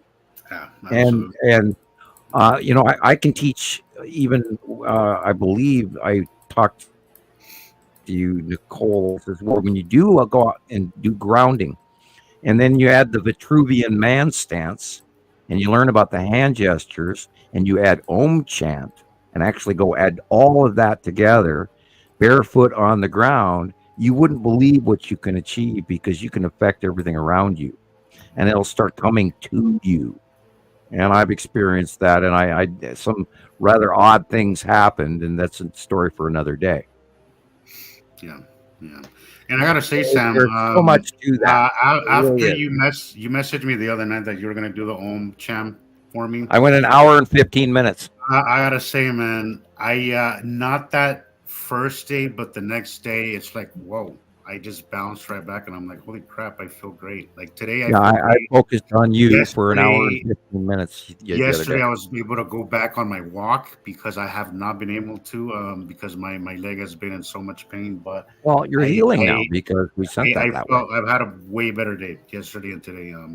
I am very glad. Very glad. What I do. So yeah, thank you very much. And I'm concerned for you, and I wanted you to. I was going to try something new, and normally I don't do a lot of that. I do feel that something came of it for sure.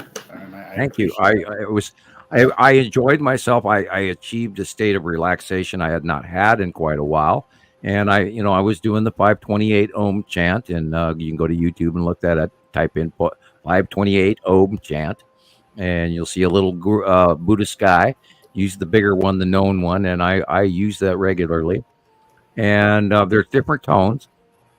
And each one of these tones has to do with a chakra base as well within your body, and at each of your level. And the trick is to find the tone in your throat that is comfortable. And then when you find, and you can double that and look that up, Buddhist Om chant voice doubling, and you can learn a lot from that. And then you'll find your own way. And if you know any Latin or any of the priestly masses or any of that, all of those vocal intonations have power. And once you connect to earth magic and the 235 volts in your magnetosphere and start to learn about all of these things, before you know it, you just think about it, then all of a sudden your legs are like vibrating as if you're standing on an electrical field, like those static machines that we played with in high school, where your hair stands all up. And that is your personal magnetosphere. You can turn on your body and brain electricity touching earth. Well, see, that's what I think is wrong with me. Like my doctor, she has to put a face to it and a name to it, right? But honestly, I think it's an electrical thing. Because the kind of pain that I get is, it's not like your typical gout attack, which is that's why I suggested the copper. It's more like a pain that goes from my hip down to my leg, and it just feels like something is running down it. And that's not what your typical uric acid gout attack is. Your gout attack is more like, might have even a minor lower lumbar adjustment needed at a chiropractor. Yeah. Well, I don't recommend them. I do exercises for my what am I calling it? My there is a floor movement that if you lay down on the floor flat and you lift your one knee, your sciatic nerve. It's not my sciatic nerve, because I know exactly how that feels like, because I deal with sciatic nerve because I drive a lot, right? If you lay down on the floor and you pull up one knee, every so often I have these pains that come, they just feel electrical to me. That's the best way I can describe it. It just feels the planet zapping you, or are you reading it, discharging and being uncomfortable and being shot in the ass over it? I'm feeling that all the time. I feel that all the time. It's just this year particularly has been. Yeah, well, the other day I was so unbelievable. The head burning and the feet burning and the fingertips burning and all that, and I knew it wasn't me. And I went outside and look up and look what's there. And but unfortunately, it's the pain is still very me. yeah, right. Well, this is why I suggest you lay on the floor and do those things. Aware that a lot of this is planetary, and I can't tell that to my doctor without ending up in a straitjacket. Right. I agree. But I do know that she's trying, and she's a good doctor. I love her. So I have to also reason things my way, too. So there's a lot of things that I do my way. Just don't let them cut you open or hand you a bunch of medicine. That's all I'm saying. No. I'm keeping the medicine to whatever I have to take. I don't like taking medicine. I never have. I take whatever I have to take. If it's something that I have to absolutely take, I'll that's all I do. But real quick for NK, you mentioned in a comment a second ago about how they tell us that we need carbs for our brain. And let me just remind that this is how I reason life. We didn't have carbs thousands of years ago when we were emerging. Unless you're working bread. Why would we need them now? We've never had them. We've never had access to all these sugary carbohydrates. We've never had it. We ate vegetables as a survival when we couldn't find meat. Right. Yeah. So the only generic carb is wheat and bread products, but that has been, of course, changed into byproducts of bread. When Western society has introduced these kind of ways of eating to other countries, you start seeing the weight gain. You start seeing the cardiovascular issues. You start seeing diabetes. It's just that has to do with mostly the preservatives for shelf life on food. Is so wrong, and the Diabetes Association is bullshit. I will never listen to them again because I saw my mother do exactly what they told her to do and only get sicker. They recommended whole grains, they recommended carbs, they recommended everything but what she really needed, which was a high fat, natural fats and meat. And anything that was low in carbohydrates. Our body does not need carbohydrates. We don't need it. I haven't had a carb in months. Sometimes I go 4 or 5 months without having a single carb, and I'm fine. I've never been this healthy. I've never felt this well. Of course, I have my issues with my uric acid or electrical, whatever you want to call it thing, but I'll figure it out and no worries. It's just figuring it out. What is the issue? Go ahead, Nicole. I disagree. I don't think I agree with you, NK. I don't think carbs are essential to the human diet. I don't. So I was going to share with you all my experience with that because part of this is you to learn and to help others. You share your experience, right? Absolutely. And so what I learned, to have children with some metabolic, I have a lot of mutations, and to deal with the metabolics and everything with what I deal with, hampered significantly. To have a child, 2 of them was one of the hardest things I've put my body through, so much so that I had a miscarriage between the 2 of them. However, moving forward, when I wanted to lose that baby weight and dieting and all of the normal fats wasn't working, I went to a place in Denver, and I think they still exist. Actually, either way, it was called Clinical Nutrition Centers. And what they do is they tell you that, all right, they weigh you, they measure everything, and then they tell you, okay, here is our storeroom of food to shop from. And it's all very high in protein, very low carb. There's 0 fat. And you can also get protein hot chocolate, right? So it's super expensive. And I've been to some of those places, and they could be pricey, but they are very good for you if you know what you're doing. They're not. Okay, so here's what happened. I started paying, and they told me if I wanted to have something, so I was supposed to load up on protein before I went to, like, if I was going to go to a party or something, I could stick to the 2-bite rule. So if I was loaded full of proteins and I went to the party and I saw something I wanted to eat, I could have anything I wanted and whatever I wanted, so long as I only had 2 bites, which was crazy. You're making me hungry. That alone is messing with me. Yeah. How big are the bites? Big. No. Right. Big bite kit. So like.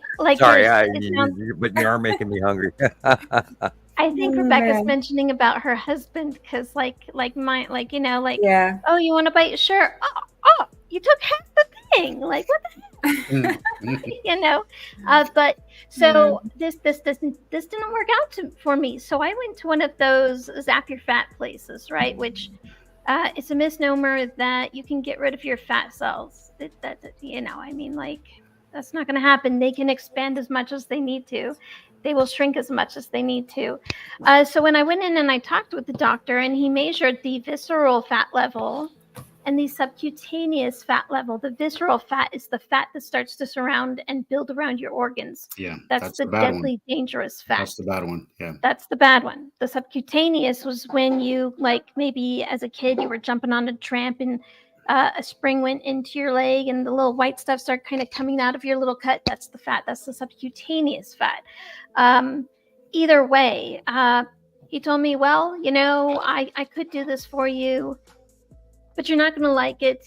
You're not going to like the result, because all I can do is take care of the subcutaneous fat, and the fat around your organs and everything, well, that's still going to be there. So my recommendation for you would be to come back after you've lost 25 pounds. So I was crushed because I just learned that there absolutely is no such thing as a fast cure. I can't even have this lasered off. Are you kidding me? So I ended up back at a gym, and this time I chose Lifetime, and I joined the nutrition thing, and I learned why it didn't work. I said, they had me doing all this stuff, no fat, all this. I couldn't think.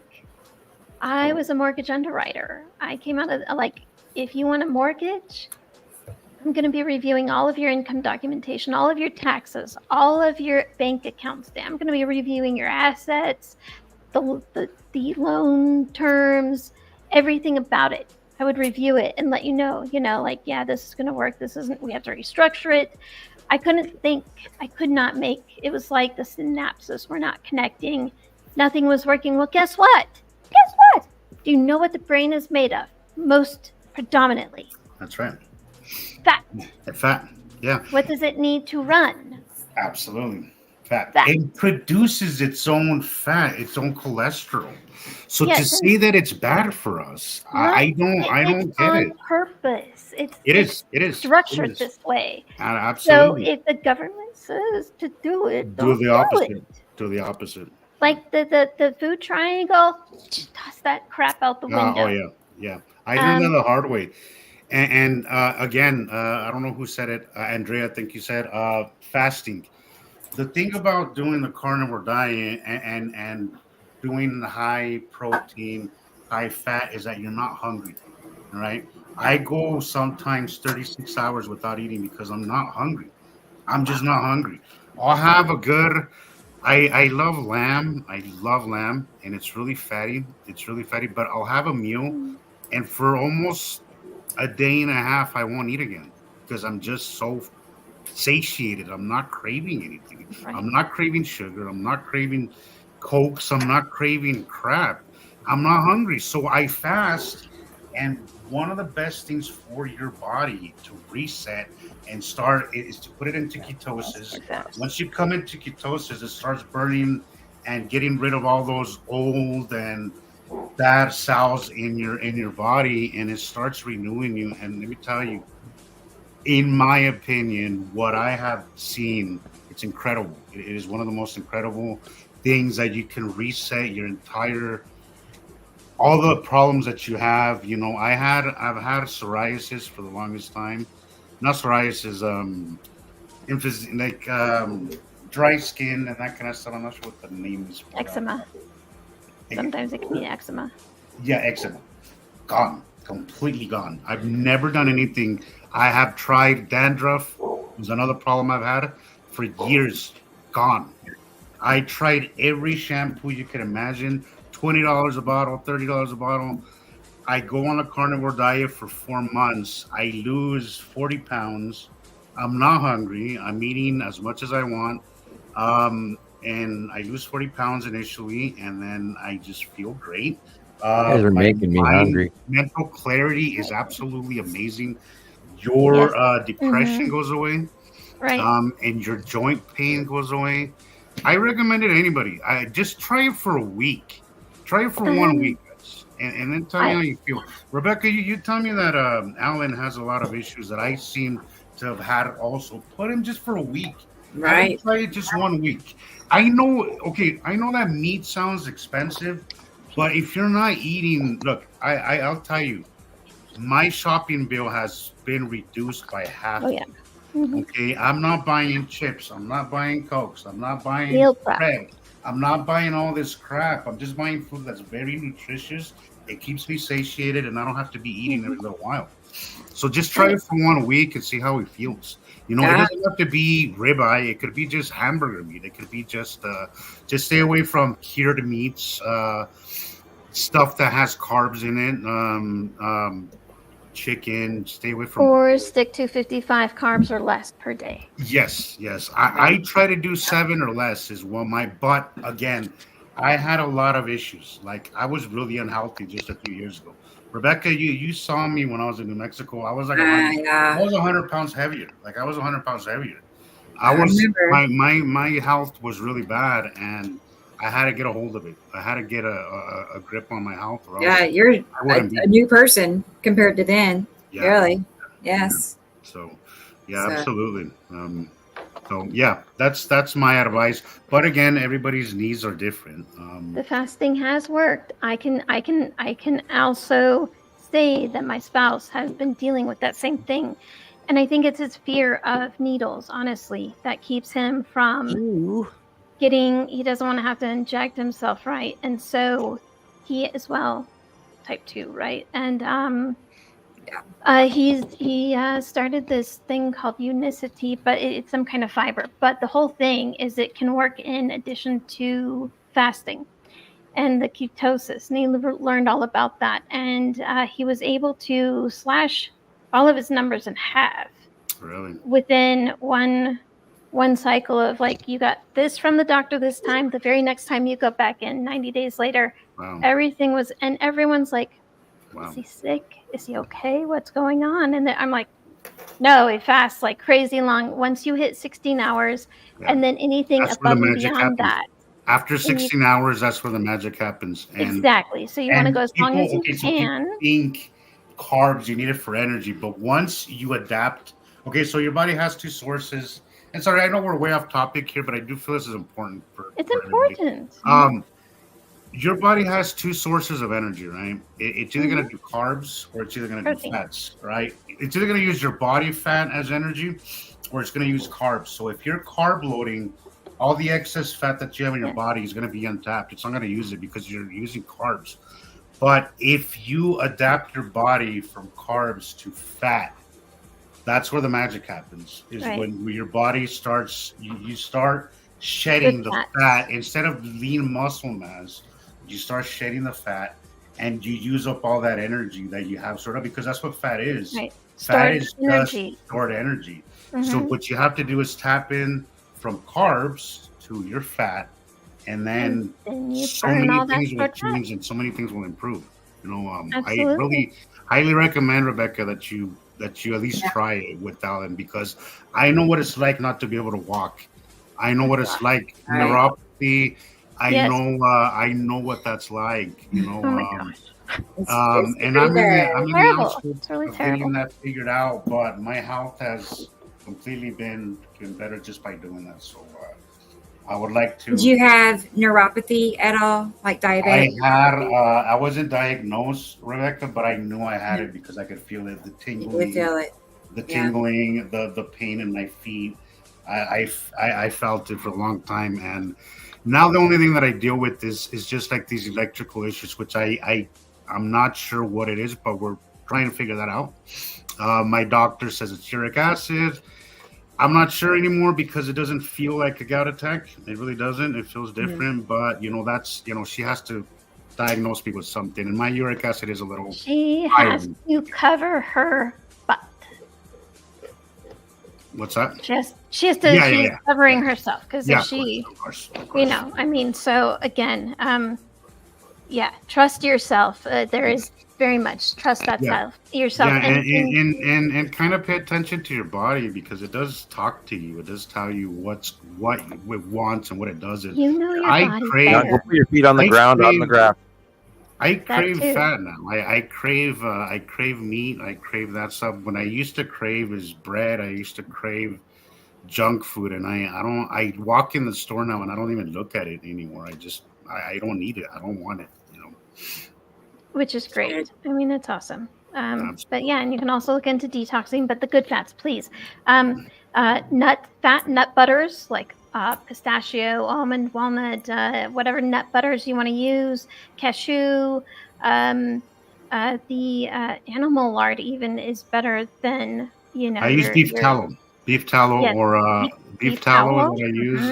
Or even if I make bacon, I'll save the grease that comes off it and I'll put my eggs in it. Absolutely. I'm not that huge on butter. It's recommended, but I just don't really care. You can use ghee, which is clarified, and it goes for non-dairy, but it is made out of butter. But avocados, all the good fats. Yes, those are all vegetable oils.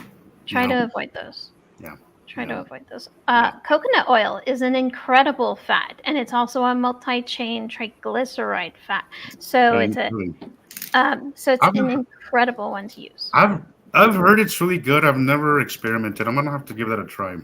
You can use it on your body and in your body. It's fantastic. Just trying to make sure it's not coming from a place that is stripping the orangutans of their environment. Of course.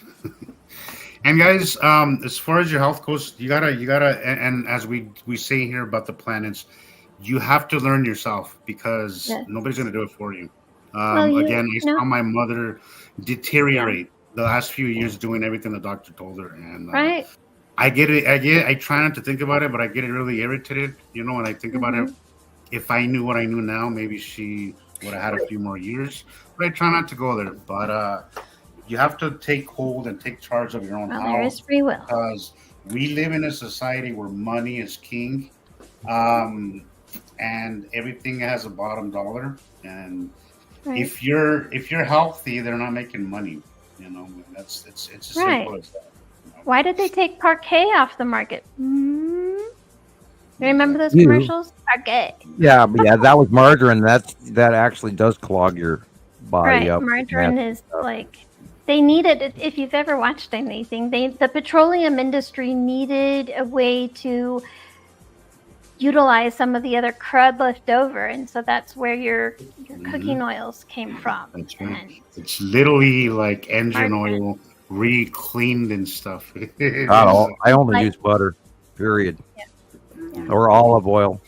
I use lard. I don't really like to use any kind of oil. Nothing makes a better tortilla. I don't like to use any kind of butter. I don't like to use any kind of fat, but if I do, I'm going to use animal fat. That's what I'm going to use, whether it's beef tallow, bacon grease, anything, but I won't use any kind of oil. I just don't like oil. And butter is not something I really care for. I just don't have a taste for it. So. Right. Plus the different they all go rancid at different temperatures. Exactly. So some are not better than others to use to cook with. But boy, we went way off topic. But it's really important because not a lot of places will tell you this, and it's not structured for your benefit. And also because it's made such an impact in my life, I hope that maybe somebody out there that's listening to this be done. Maybe realizes that your health is at arm's reach. You just have to make a few changes and believe. Stay away from the Heart Association and the Diabetes Association because they are funded by the same people that are making you sick. You know your body better than any doctor does. Trust Trust your Meanwhile, gut, trust your body. in the background, I'm sending Rebecca a whole bunch of pictures. And I sent her 2 folders as well. So I've she got can load up. I'm gonna These have are to these go are early see Atu Rebecca. pictures Same here. and early Uri bottom asteroid group. We need to talk about this. They're really standard old pictures that we've gone through many times for many years. But I'm sending them now because if members and new folks get a look at these, you're going to see a smaller view of something we've been watching for many years, which will explain what we're watching now. So there are, oh gosh, I've sent you, let's see, 1, 2, 3, 4 major ones, and we can go through each of those if you'd like. We can, yep. I'm sorry, I didn't mean to break up the topic, but I was just mentioning that, Right. I've been sending pictures in the background while you guys were talking. Over here, so I'm We're listening, working, yep. Right. Yep. But it's good information. I mean, it really is, because I'm always dieting, so hey. It made a huge difference for me, and it's like one of those things. Like I want to share my experience because Even I know implementing what it's like. any I know changes. what it's like to be sick every day, and it sucks. Having the ability to reach out and change how you do things is a huge step. And you got fails and challenges and positive days as well. But just even taking into account that you are changing on purpose is a really big step, because a lot of people don't believe that they could be anything other than what they were when they were a child or a young adult or what they do for a living. And that's not what the reality is. I'm in my 60s now, and I have lived 5, 6 different lives, and yet they're all one life. They're very close, but there were completely different stages all the time that I grew and became better at many things. And you don't always get it right. You're not always perfect, but you can change. You can change. And you need to be the change that you seek. You have to be it. I think most of us are perfect examples here of how our lives could be completely what you didn't think. I mean, just 5 years ago, I was in a not so great marriage and a not so great health and a not so great mental state, doing things that were horrible for my health and my mental stability. And I changed all that. I walked away from it. And it boils down to exactly that. It was not easy. You I was walk away married from it. I was married 18 years. I married very young. I married when I was 20 years old. And walking away from that was one of the hardest things I ever had to do. But I'll tell you, I wouldn't change a thing. It was one of the best decisions I ever made. It's difficult. We don't like change, people. We really don't like it. But sometimes it is the best thing for us. It's just a little change. Sometimes you have to. It's a part of life. And it's not as scary once you do it. It's just taking that step is the scariest part. And then once you do it, it just it's almost like the boat drives itself, and you just gotta trust that everything turns out, and it usually does. So Buddha speaks about from Buddhism. Buddha Siddhartha speaks about suffering, and suffering has a great deal to do with personal point of view. You create your own suffering by your level of expectation. And if you create expectation in your life that sets you up to an uncomfortable corner that you can't get back out of, you've got to drop back some of those expectations so you alleviate suffering. And then when you balance in the middle of that and you get away from those expectations and you live the now, then you achieve a goal to change. That's right. Absolutely. So because you've stepped away from some of those cornering preconceptions that we've created in our own lives. Well, I have to live like this, and I need this kind of a car, and my God, if I don't wear a suit to work, then I'm in trouble. Well, sometimes you have to change jobs, or you have to change lives or wives or lifestyles or diets or many numbers of habits or the people you hang out with. The bad influences go for the good, you know, and even basic realization where you try to draw yourself away from negative. You say to yourself, well, I'm not going to live negative. I was going to say that. You know, before I walked away from all that, I was a heavy drinker, a pack-a-day smoker, and I used to do other things that I'm not going to mention. But here's the thing. When I walked away from it, I didn't need it anymore. I didn't go to rehab. I didn't go to anything. I didn't go to AA. I'm not saying for people who do. Yeah. But for me, it was environmental. Like Right. sometimes it's environmental. Sometimes if you're around in a bad environment, you feel this need because you're unhappy, because you're not in a good state of mind. When I removed those stresses out of my life, I didn't feel the need to be loaded all the time. You know, I enjoy my sobriety. I love it. I love being out in nature. I don't feel like I need to be drunk. I don't feel like I need a cigarette. I don't feel none of that. You know, even my therapist, I did therapy for a little bit after my divorce. I still do it about once a month. And, you know, she tells me, you know, you're one of the few people that I see long-lasting change. She sees, and I feel like all of your habits were all environmental. They were just because you were in a bad environment where you were unhappy and you removed yourself from that. And then now we have a sober, happy person, you know, so. Right. Yes. So did you get those pictures, Rebecca? I was able. Were you able to get the pictures that Sam had sent? I have. Yep. I got these ready to roll, Cool. and then I'll have to back out and come back in to get the folder to pull up. So I don't know. Okay, this picture. Yeah. This was the picture that I first. Okay, in 2013, I thought for sure that, you know, we were going to get pasted by the close passing. And I'm not. This is a joke when I say red planet Nibiru. I knew that Nibiru wasn't red, but when I first knew that Nibiru was coming, and, you know, and I took into account a lot of the internet crap that I myself had been smeared upon with a thick roller of paint. I had preconceptions and gravity stuck in my brain like Einstein and the dinner plate. Like, Well, Until I thought we were in deep shit. If you still dealt with that, then I feel better because I still struggle with this. Like, I got to remind yeah, you. I mean, everybody's been, you know, Einstein gravity well trained from birth to believe that we, you know, go around the sun every year in the same place, and then, you know, this planet of passing scenario. And I didn't Invisible pocket of whatever you call that, gravity or whatever. Well, when I first saw how damn close these planets were in 2011, 2012, and then we started watching the asteroids underneath them, I thought, oh my God, we're in deep shit. And then we had Chelyabinsk, you know, that big event where that asteroid came in and blew, you know, thousands of windows out in Russia. And I thought, oh crap, we're in deep crap. And then in comes Attu and Attu's moon for this first original close pass, and that was like 2015, 2016, and we saw this.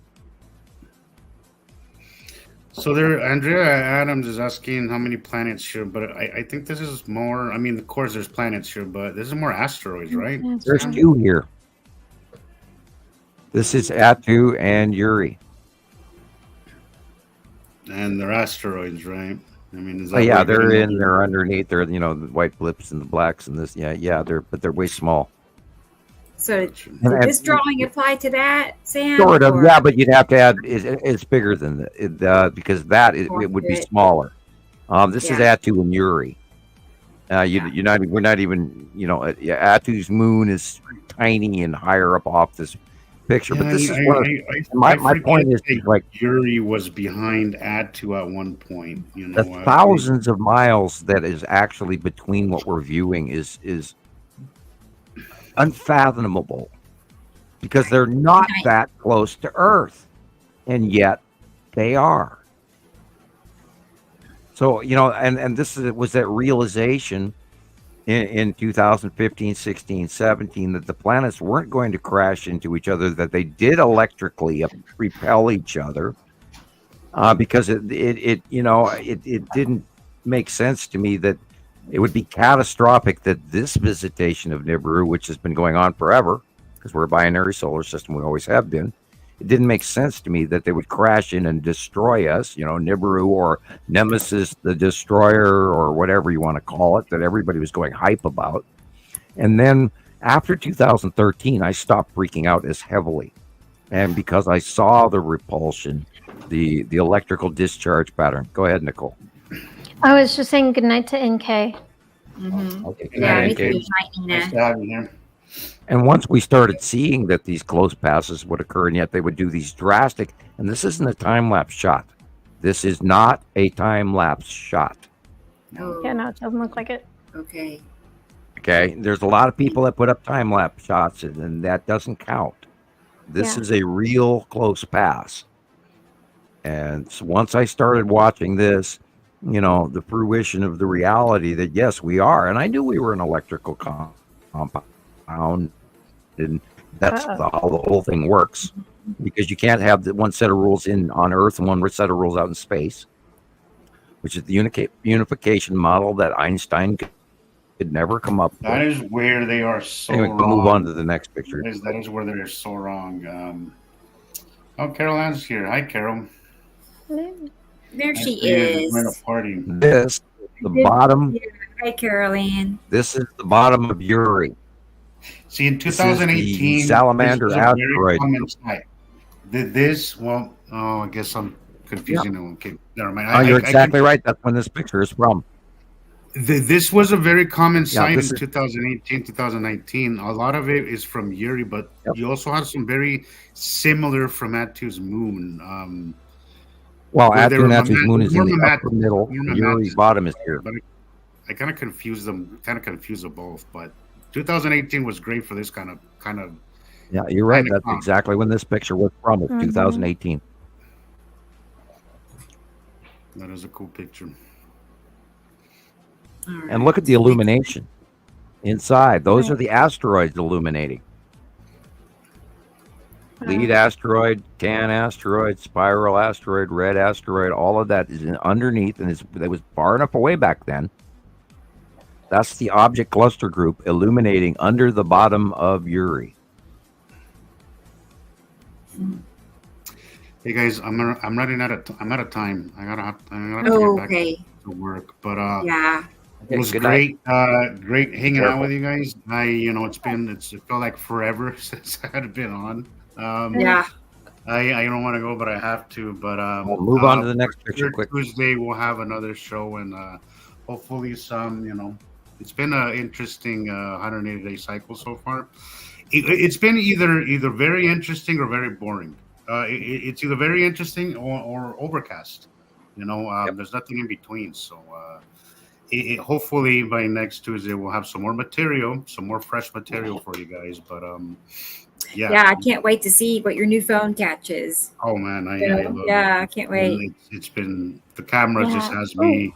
I'm ecstatic about my camera. That's really what has me hooked on this phone is the camera. Awesome. Aside and other things, but really the camera is what got me going. But all right, guys, and Nicole, something tells me I want a reading from you because I've never had one from anybody, and something tells me you're the one.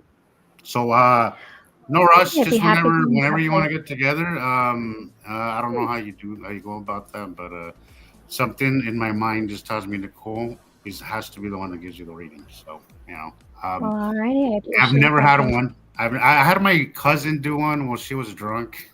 That doesn't count. That doesn't count. So hey, never discount the words of wisdom from an intoxicated person. Yeah, from a bottle. And in all fairness, I was drunk too. So There you go. There you go. Well, I would like something, now that I'm in a different state of mind, in a different place. Yeah. By somebody who actually is into that stuff and knows what she's doing, and I think you're great for that. So I'd be happy to. Let me know when you have time. Again, no rush, just whenever. Well, all right, we'll get that set up. Absolutely. Right. Careful what you ask for. But good night to everybody, Carol, Andrea, everybody. It was really nice to see you guys. We'll see you Tuesday again for sure. But good night, guys. It was really nice to see you guys. Okay, bye, Jesus. Bye. See you later. Good Bye. seeing you again. Glad you're feeling better, too. Oh yeah, that's great. Yes. So And he's been I know converted. in a week, it feels like longer than a week. It feels like it's been longer since we've seen him, but it hasn't. Yeah. Maybe it has been a week and a half because he didn't. Anyway, it's been a while. So, what is this, Sam? Oh, Atu. It says it right there. 2014. This is one of the early when Atu first started coming in, and we first started finding out that she had a moon. If you look right underneath the word where it says Atu, and just a little bit to the left, you see a big circle, and that is Atu's moon, right there behind those wispies. But the overall larger dark purple area is Atu, and this was when Atu was back on the left-hand side. Now, it is a very good circle illumination of the overall planet if you look at it right, and it's one of my favorites going back. And that's why, of course, I know where it is. I use it occasionally. But this is when we first discovered that Atu actually had a little moon standing there up in the upper right corner of Atu. Wow. Yeah. I mean, would you say that the moon? I'm trying to identify the moon part. Okay, just under where the ATU says Atu. You drop down like a quarter of an inch, and that's the top circle, and you go around about 2 inches to your left, and then down and around into those white clouds all the way around in the circle, about the size of a tennis ball. Yeah. That is Atu's moon. That's crazy. Now, if you put a basketball in front of that in the purple area going all the way to the left and the bottom and the right, that's Atu. Okay, that helps. Is Tennis the lead ball in object front of there anywhere? a basketball. Yeah. Is the lead object there anywhere, or am I just? Oh, it's in there someplace. Okay. Well, they're always connected. Yeah. Now remember that Uri is in the behind it because these guys are right now on the right-hand side of the sun back then, and Atu came in from the right to the left in a close pattern, literally under the sun in the outview day, and then went back and rotated. It was weird way back then. And this is another example of it's on the right. If you look in the right-hand side, you see Uri behind it. And there's Atu's moon, is that big white patch right there. You can see a sort of illumination with the asteroids are also rainbow illuminated beside Atu's moon, slightly to the left. Good night, Audrey. And this is 2015, late 14, 15. That's why I put approx, because it was somewhere in between late 2014, early 2015 that this picture was captured. And you can see it cutting into the sun on the left. You can see the definite backside of Atu, and you can see Uri behind it, all puppy and little micro cloudy. And this is where we saw Atu's stripes at that time were literally horizontal. But when she's on either the right hand or the left hand side of the sun in placement, they're axis tips in our out view. So generically, because of the size of Atu, we usually see Atu in a slightly angled stripe overall when she's far enough away. Currently, she's too close, so we're just going to see her purple. But anyway, Atu also has a ring. It's sort of visible here in the upper right underneath the word Uri. There's her ring. There's a little tiny blue line there. I would have never And that's where the guessed. ring is, and that goes all the way around Atu's moon. But this is when we first started really knowing about Atu. And once we found that purple planet, oh my God, it matches the Pleiadian information that I got in 2008 in that video with the names of the planets, which matched the names that I was given from off-world information, which is where we cross-referenced all of this, because people ask, where did the planet names come from? And that's where the names came from. And when it matched that information about 2.5 years, 3 years in, we went and ran with the names. Once we really saw that other gas giant was purple, because it was like, oh shit, this can't be wrong. So, and then the rest is history. And this is why we showed the older pictures.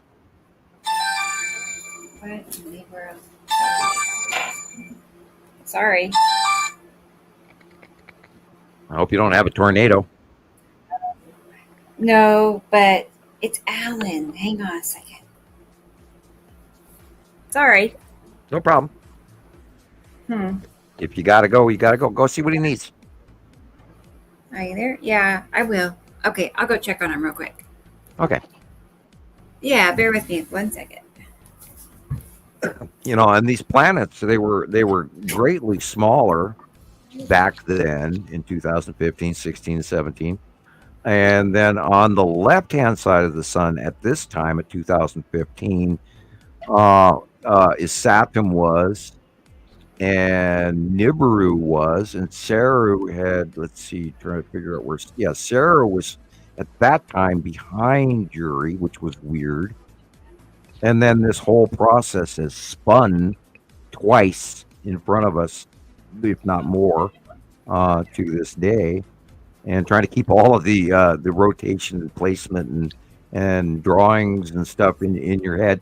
The one important part of the fact is it happened slowly over time, so I was able to watch it and view it and then draw it, and then I did my Understanding the Sky series, where I was doing a little cutout paperwork, and then I was able to do a Show More weekly show, or monthly, I don't remember exactly what it was. And then I would, talk to people regularly and go, okay, the planets are doing this and they're moving like this. And, at that time I could actually move the paper cutouts to show motion to people. And pretty much everybody liked that series, and that is on YouTube under Samuel Hofman. And you can find some of those, and there's some here and there. People used them and reposted them here and there, but unfortunately I lost a huge portion of that series because of a co-admin that I had that got pissy with me one day. He got a little mad and then dumped about 2.5 years worth of work in the toilet. And we go through that with people. It's not a good thing, but it happens. That is not, karma is not a good, you don't want to do that.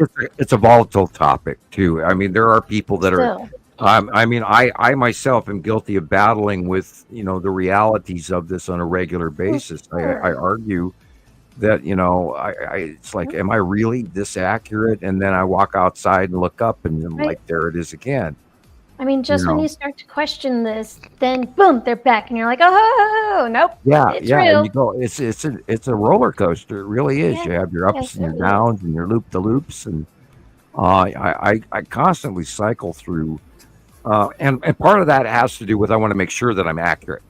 Right. I don't want to get calloused and think, oh, I know everything, but I also have a level of doubt that occasionally happens where I'm going, am I accurate? Am I doing the right thing?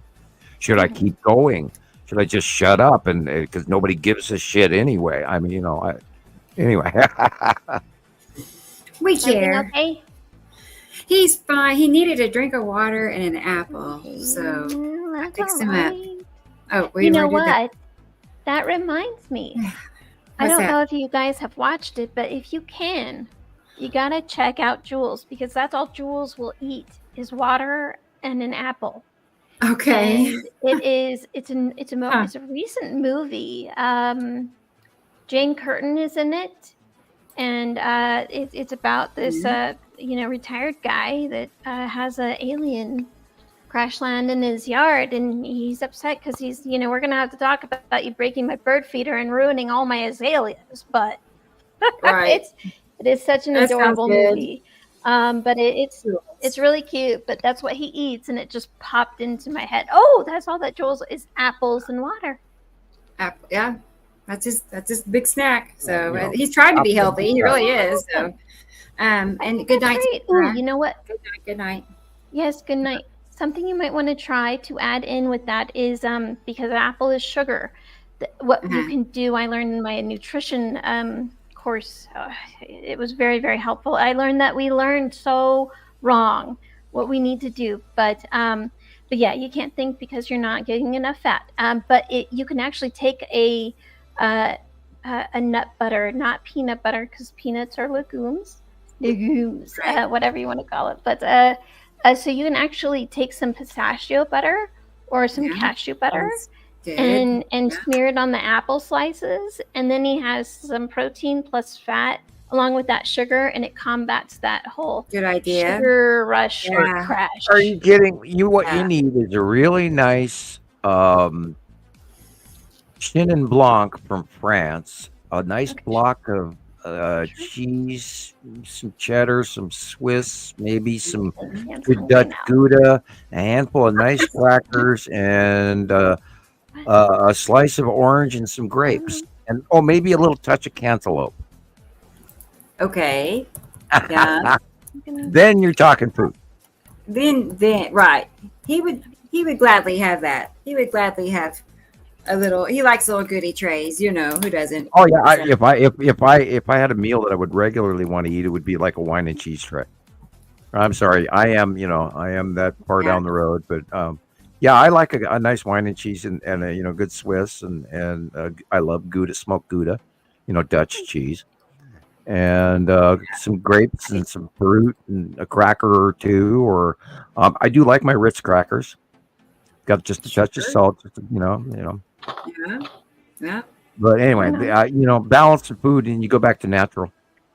Go back to the early stuff that man lived off of, and you'll be healthy. And broccoli once in a while, and some celery and some onions. Oh my God! I mean, I cook with onions. And lots and lots of garlic. Anyway, we do too. I very, like very healthy. Very healthy. And Mexican capsaicins, vitamin C, all of that, really good for you. Salsa.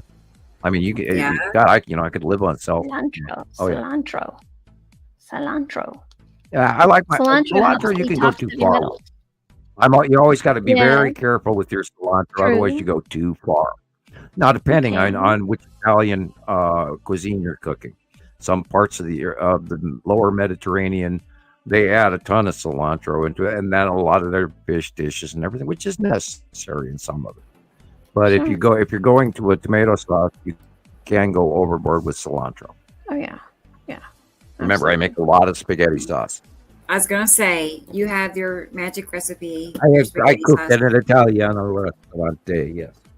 Maybe come out with a cookbook. Sounds good.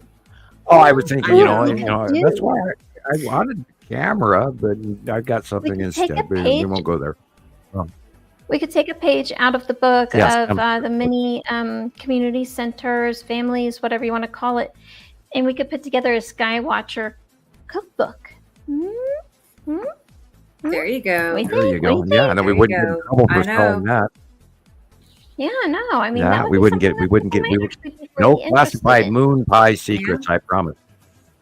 And no hamsters were harmed in the making of this book. I'm sure we would have a lot of, great recipes, right? I think that'd be and Sam's grilled cheese. Okay, I'll start collecting some recipes. Doggone it. Thank you. Thank you. I'll throw in some of my grandma's very best, and I know I have a really good oatmeal raisin cookie recipe. Okay. I also know how to make the most killer grilled cheese sandwich you ever ate in your life.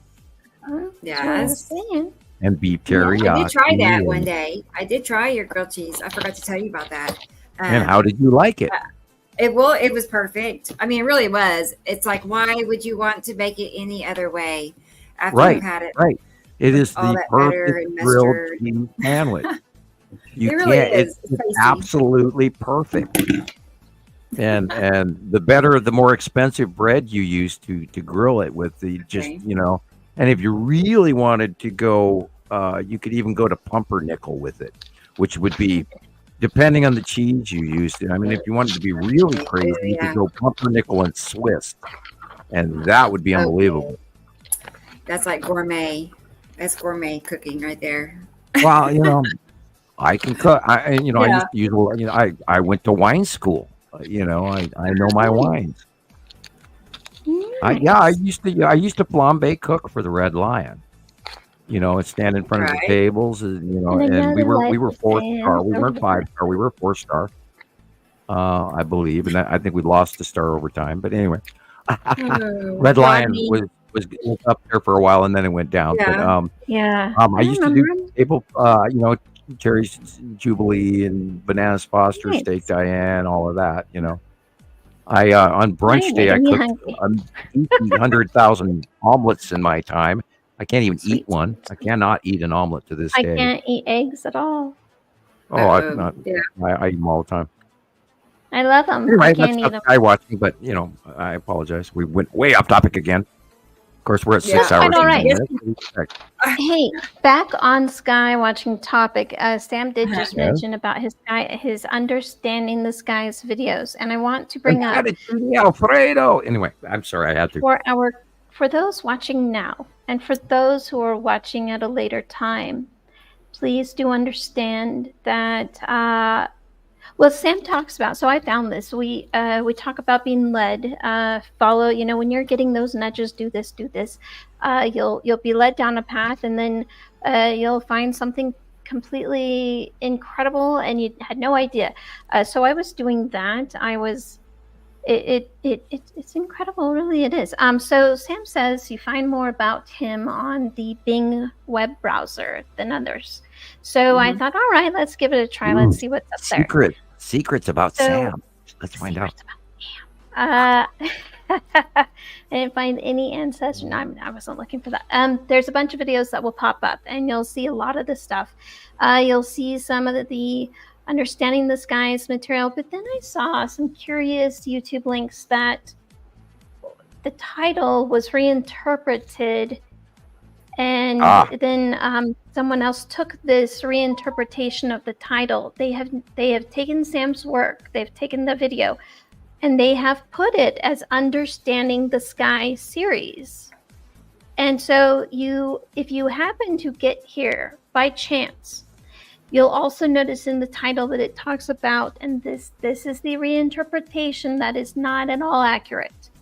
It is called the Nemesis system, and then it says Understanding the Skies with Samuel Hofman. So if you happen to arrive at this place and you don't notice that this Gene guy or girl, gal, that they are not associated with Sam, that this is not actually Sam's original video, you could very well have been lucky enough to find the Understanding the Sky series by typing in, oh gosh, there's something in the skies. What is this? There's got to be something.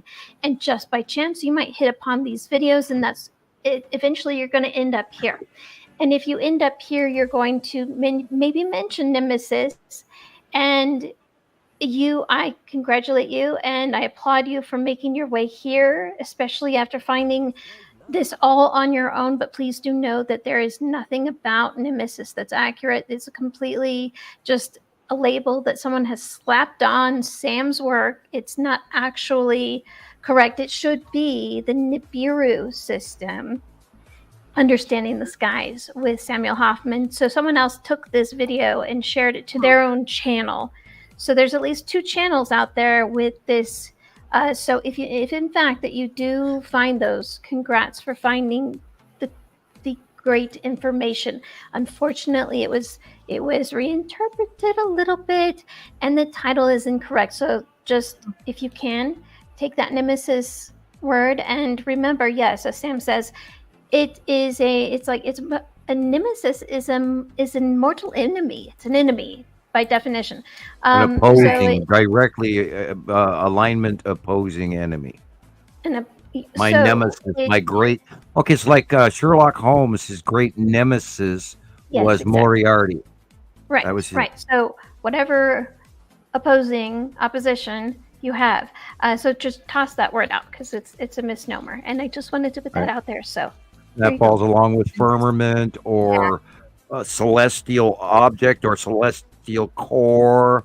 And there's been a lot of people out there that have been trying to create their own narrative of what they see. And some of them have gotten a lot of views. And it's rather spooky. And Rebecca knows this oh so well because her and I both fought, the Sun Simulator and all these other things for many years now. And we've directly just sort of gotten to the point where we finally just started ignoring people when they were throwing them out. But you have to get your term. Now, granted, some of this terminology is created by us, but it has been consecutive through the membership around the world that have, like we talked about LO, lead object here earlier. Right. their terminology has changed and manipulated, and a lot of the terminology has been laid out in the easiest way for people to understand it. Yes. And like farther up here in one of the comments way long time ago, still scrolling. Wow, you guys are really talking tonight. Thank you. I'm looking for it. Experimental was talking about the axis tip of the solar system, etc. And we just called it the 180-day cycle rather than perihelium and waxing and waning, and I'll go into all of that. So and a lot of our terminology has been created for simplicity, for everyone to get a handle on, an easier handle on, and we don't necessarily even talk about the entire structure of the binary solar system, because there's a lot more to it than just our planet groups. And that too has part of the atomic structure of what we are. So there's a lot more. And then, and then people go on about the firmament, and all that does is steal your brain away into being a finite small area where it's just us versus whatever is out there, and we're not connected. We're separate. And that's part of why I hate the firmament crap. I just don't understand how you grasp. How can you grasp the planets, and how can you see the planets, and all of that, and hear week in and week out that there is no such thing as the firmament. There is no such thing as flat Earth. It's explained away by stellar rounding. How do you hear this and still maybe carry hope for that? I'm not too sure. I do believe that carrying an open mind is a very good thing, and being open to things. You have to think further. Is great, further. But think bigger. You really gotta. Truth. We are a tiny blip in a very large blip inside of other large blips inside of millions and billions of other blips. As a red blood cell in a human body, and the human body is the universe. Well, even our solar system is a cell, is a round egg. It's a bubble. It's got a big ice circle around our solar system, not including the rocks in the Kuiper belt. No, there's actually an ice crystal circle around our solar system. We are a cell, and all of that is electrically connected to everything inside, which is why it's there. Otherwise, it wouldn't be there. It would float away willy-nilly alone. It's connected. We're a huge cell, a binary solar system cell. Right. And we're traveling through space sideways in a static spiral with all of the planets orbiting behind their star, and every 3,654 to 4,000 years, those stars cross paths. Behind there's so much more to it. Huge Imaru gas giant that is an electron cluster, which is a compounding, joining electrical two-atom holding two stars as atoms, and then the construct of our compound electrical astrochemistry. We're a cell. And then our universe is a cell. And all these universes are cells within a larger whole. And if you could see far enough out that you could see how big we are, we could be, which they refer to as shirt sleeve syndrome. We are a smaller thing in the shirt sleeve of a giant. That's the term behind it. And that is, in my opinion, a dimension. And there are smaller dimensions below us and larger ones above us. And according to my math, there's 144 dimensions. That makes sense. I mean, I don't know what so does another dimension cross over into ours, like overlaps? No, it's bigger or smaller. It's totally separate. Well, we are the smaller dimensions live within us. And that's point of view as well. And we're part of a larger dimension that we live in them. They're all connected. There's nothing separate. Right. As above, so below. As within, so without. Yep. It's all connected. Big circle. And that everything works that way. Our weather, our geologic, our passing planets. And everything. That's how Sam figured it out. Yeah, we're all connected to everything. Well, that's why we're connected to Earth. That's why we don't float away. Yep. Plus, we're electrically connected. We're electrically charged because we were born here. And that's why we stick here. Not Yeah, and we necessarily can't jump very gravity. high because of the air pressure above us and centrifugal force. We're standing on a ball that's spinning, and we're being brought into the center by centrifugal force, the air pressure of barometric pressure on our shoulders, and the fact that we're electrically connected because we're in the static dome. When two protons meet, they can, anyway. I could go on and on and on. I'm losing it. I'm getting lost in physics. Help me. Okay. Miss Rebecca, I did promise Maria I would get those to you, so they are there. And if you have time, wonderful. If not, quite all right. Okay. Let me see. Wait, you sent me pictures from Maria? Uh-huh. You did? Oh, okay. Let me look and see. And then I have have some strange crazy sounds ones. going on in the teenage room behind me. How interesting. I was wondering if what that made it going over on? the mic or not. What going on? Are they Oh, fighting? the girls are playing weird music I'd never heard Oh. before. I was like, what was that? There's a lot of that out there. Well, we're in a little bit of a chaos world today, and I really think there's some sort of a rather exaggerated energy level going on right now that's really weird to me. Agreed. It's almost uncomfortable. It's interesting, but almost uncomfortable. Mm-hmm. Let's see. Tara, I do not actually have a page like everyone else, I guess. Why? Because You're busy. I have I can hardly water my 30-some plants and vacuum the fish tank, and oh man, like every day's a laundry day. I'm just extremely busy. So I have offered to moderate and be an admin, and at this point in time, and I understand, luckily, I have not quite been tapped on that, and but so I'm okay with that. But I do laundry on Tuesdays, and I'm still doing it. There's like never going to be gone. It's like, to me, every day is laundry day, every day. Oh, you're not present Yeah. anymore. Yes, Well, if I do it just regularly, I keep up with yeah. it. But this time, I waited a little long, and now I'm doing more. I have not And seen. I agree, they've got it covered. I'm not seeing pictures for Maria. Maria in Alaska? Maria? Huh?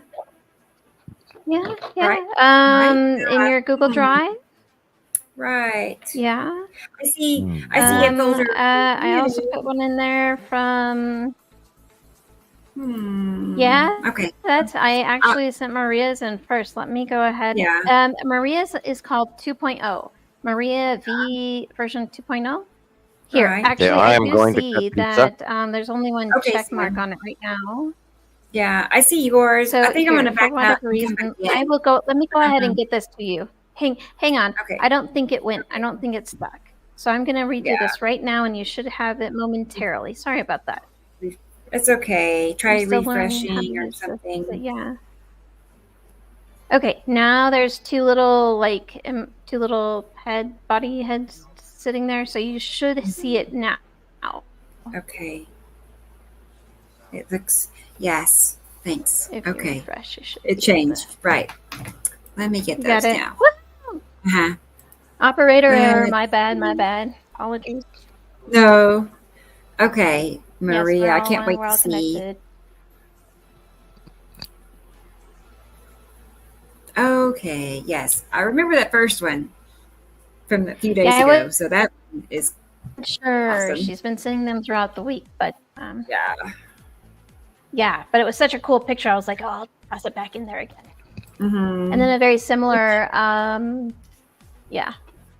We were looking It's at that pictures one that of the looks lead like it could object be earlier. something.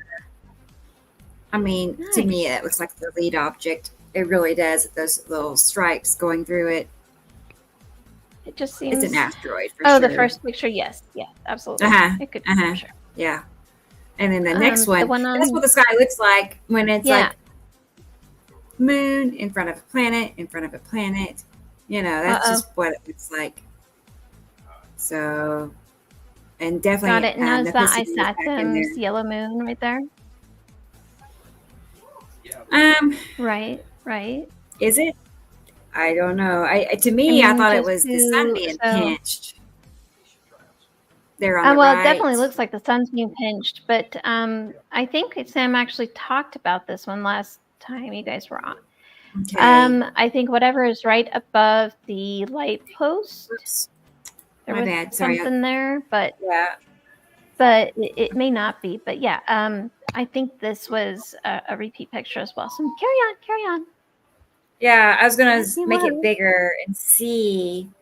I mean, I don't know if Maria is watching right now, but see, I mean, to me, I don't know. To me, it looks like the sunlight is being pinched between Yuri and Nibiru. Yeah, absolutely, absolutely. That for shade. sure. And I'm just looking at the bigger, like giant blue circle, and then there's a smaller blue circle, like a volleyball, and then there's like a tennis ball in front of it with a tail coming off of it, right off to the right side. So I was kind of thinking, oh, that kind of looks like it could be the ion drag off tail, but it's not necessarily in the right position. And yes, there is a lot of sun pinching there going on. And she was watching earlier. I don't know if she's still with us. Right. Do we have Sam back? Yeah. Yeah, I'm back. Hey, you heard me cough, eh? About, you can't sneak up on us. We were just debating and kind of using the process of elimination to identify the right picture and what's going on. Look at that light pinch. In it. Look at the light pinch. That's what. There's of course Sarah. If this is recent, Sarah is on the left hand side, right at the horizon. Okay. And in the middle, upper above the light pole, we have Atu's moon. Atu. Yuri is from the light pole left straight across to middle of the light pole down under Atu. And his Saturn's yellow moon is actually wow. Is that to the right of that light Yeah, post? it is to the right. It is to the right, but I was trying to weigh that between Atu and Atu's moon. And what I'm staring at here, that's like an argument in my eye. We have lead asteroid is on the right-hand side of Atu's moon, and then yellow moon is in front of a Saturn, sort of behind those two.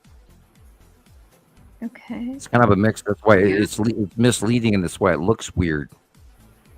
And then the picture on the left is probably red asteroid and little sister crossing the sun.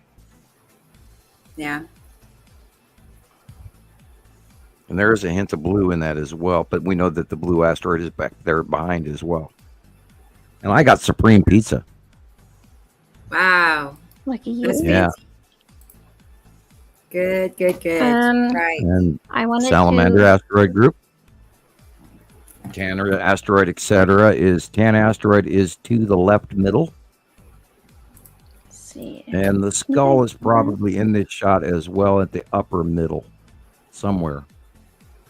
By what we've seen, if this is recent. Okay. Wow. Do you guys what is see? That? Yeah.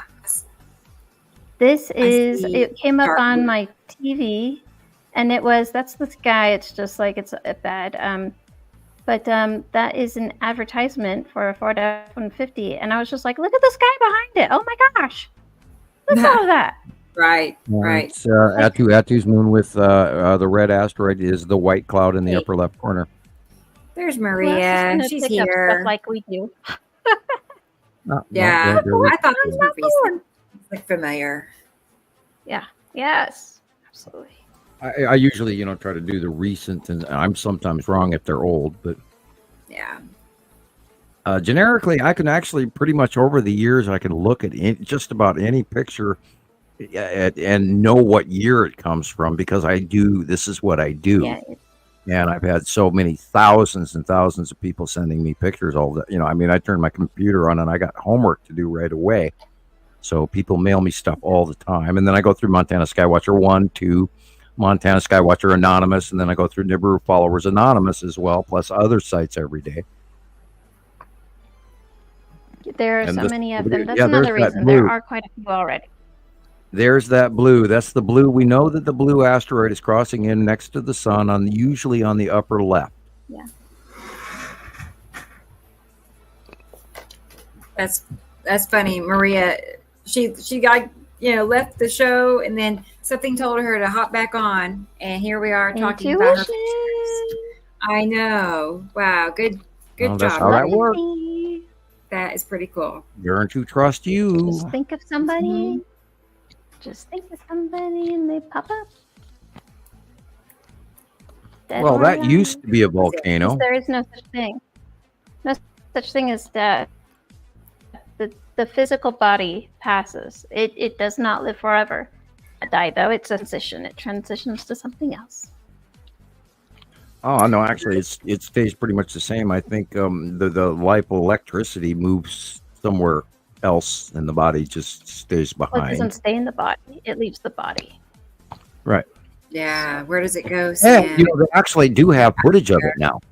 There are thousands of sightings where people actually watch the little white light float out of the person who's passing Yes. away. You can feel it too. Like I was holding a little puppy that was not. Little baby was struggling. It was right after he was born, but you can feel the soul leave the body too.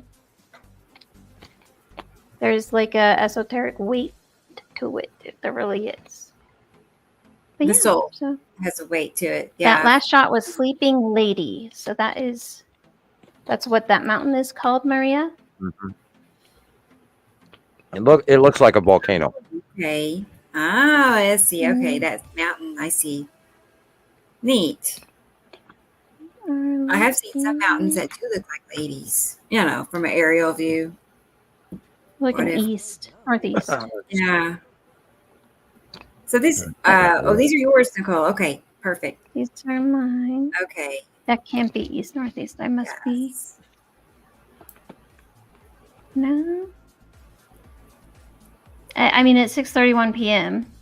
So it should be in the sun's over there behind the right side. So this has got to be west, looking southwest, perhaps.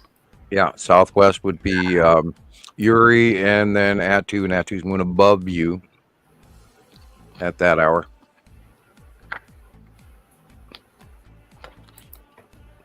They're out there. When you're seeing this kind of stuff, you're looking at planets. You're seeing these. Yeah, and you can just see don't that. realize that's what it is that you're looking at the horizon line is the normal clouds, and people have forgotten that we used to have at the horizon line normal clouds, unless they're over the top of us in cumulus nimbus. But generically, we would see the rest of the sky would be empty and blue. It was boring. It really was. Back in the 90s, the old days. This came through on the 20th. The 80s is the old days.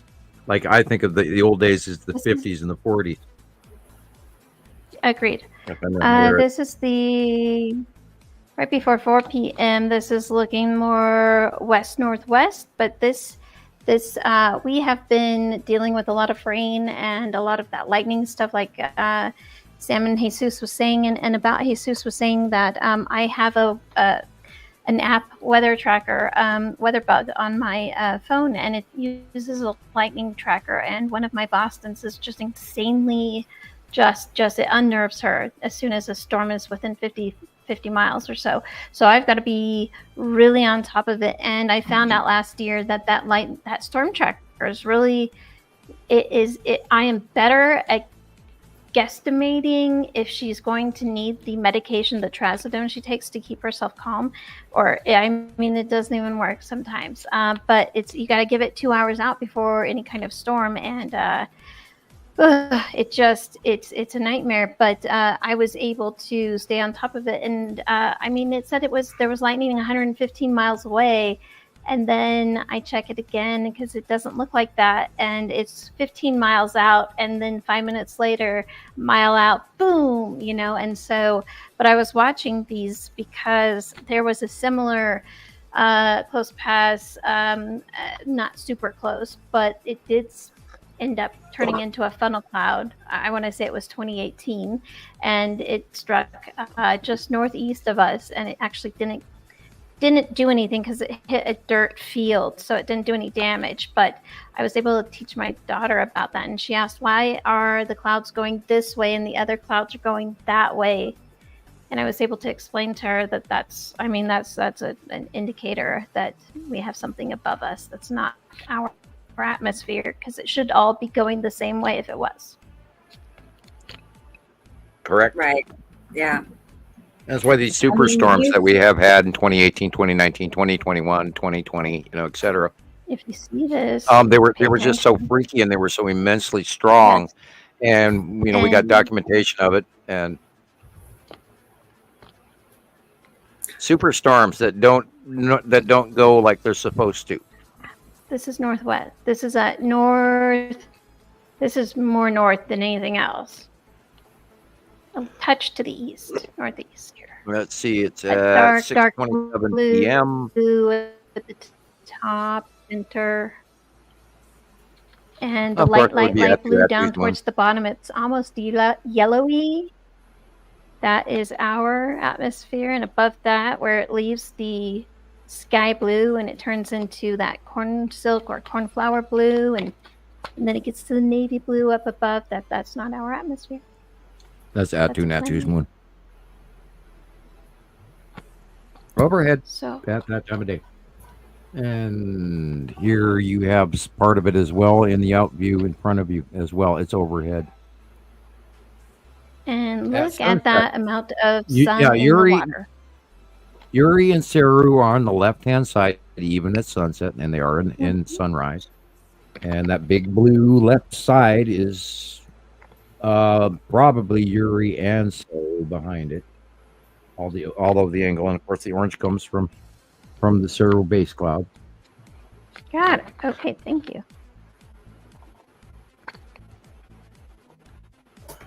That's the bottom of Nepacity, quite easy, because you can see the 1, 2, 3, big 3 coming in from the left.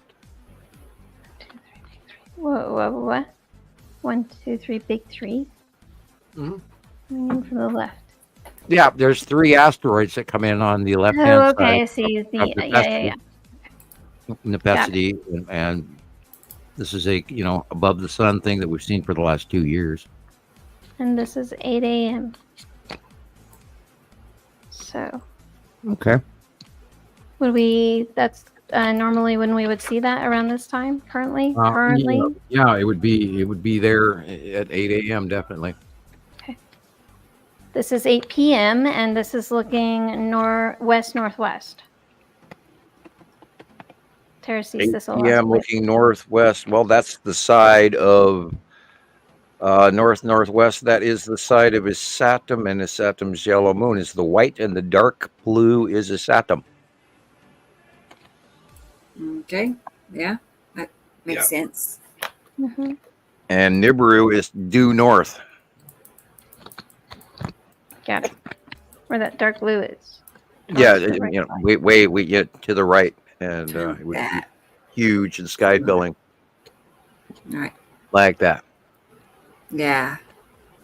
Except now at Saturn's yellow moon, see the big white area with the little wing going around in the middle of it? That's the Saturn's yellow moon. It is that big. And the blue area is Saturn, not Nibiru. Nibiru is farther over to the right. Thank you very much, Maria. Like that. And that is Atu's moon. Same viewpoint. Yuri. And this is 8 a.m. Same, looking at the same area. Yep, Atu's moon and Yuri. Looks like yesterday was a good day for pigs because it hasn't been that good here. Oh, it's all week.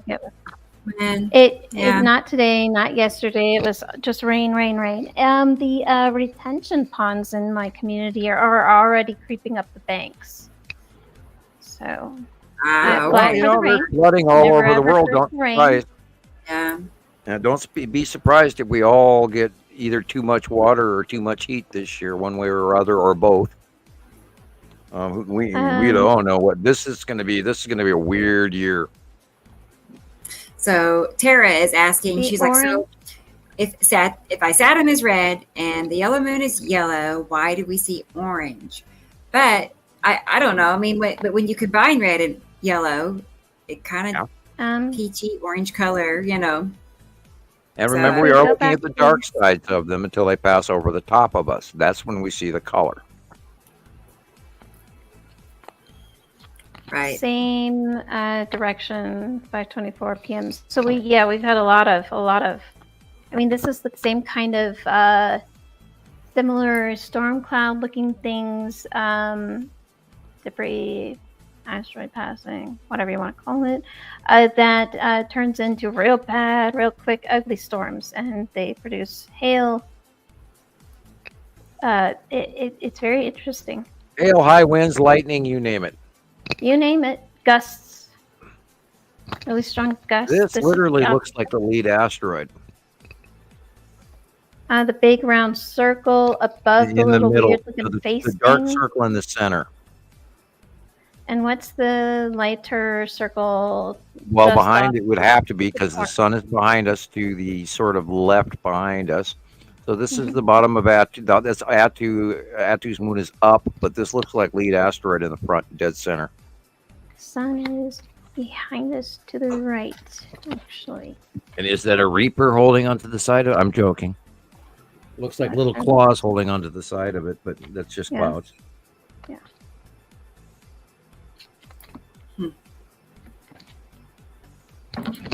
This was a gigantic structure right there.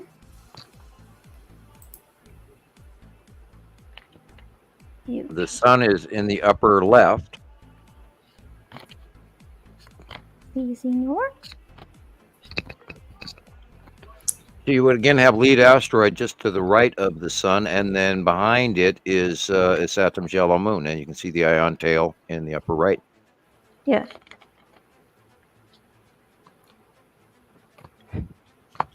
Easy peasy. And that was arrogant. I apologize, but it was pretty simple. To the left, the picture, it was incredible underneath it, standing underneath it, and you see the tannish color streaking down from the left side down towards the center of the screen there.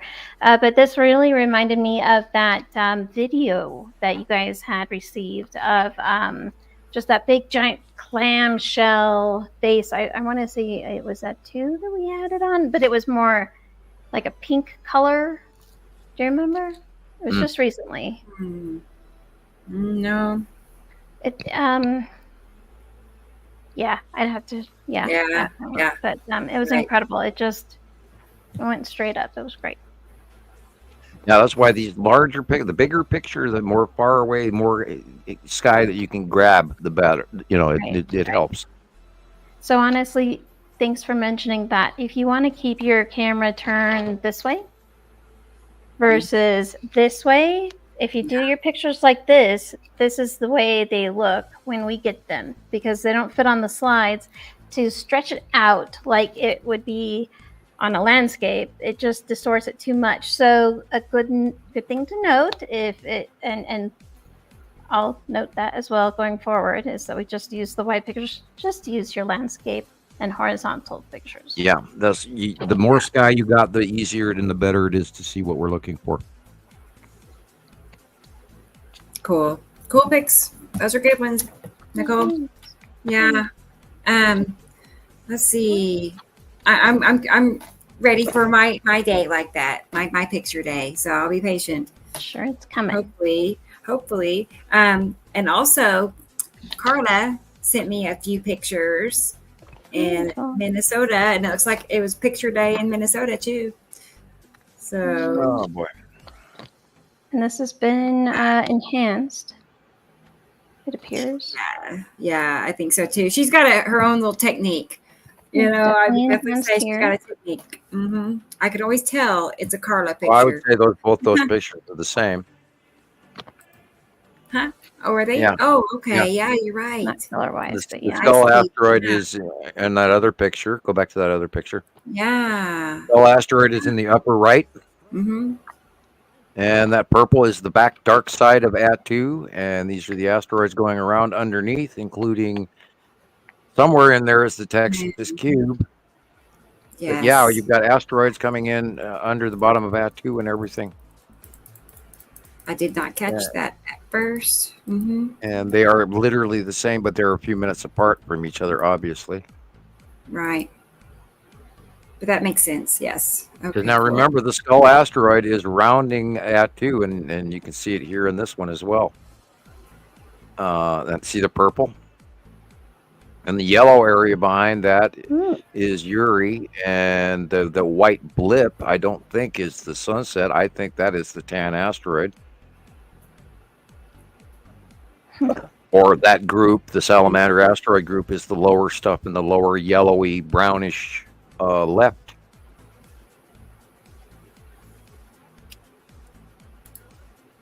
And that is a very quick transition. I don't know how close these pictures were taken together, but they're pretty much the same thing, but yet different. Yeah, that's what Carla is saying. It's like they're different pictures, but it looks like they were taken at the same time frame. Yes, same day. Yeah, I don't think that's the sun either. I think that's the illumination of the bottom of Uri. You're kidding. Wow. After sunset. Yeah. See that straight cloud in the middle going all the way across the page? That would be that base cloud of Uri. And that Atu above it, maybe? Yeah, that's why the purple. Yeah. That's and then cool, the dark band on the right-hand side of the light orange, white, yellow, would be Saru in the background behind the bottom of Uri, with her orange illuminated base cloud in the back. Just adds up all the time, and it's always the same patterns. And that's how I see stuff, is because I drill these patterns into my head all day, every day.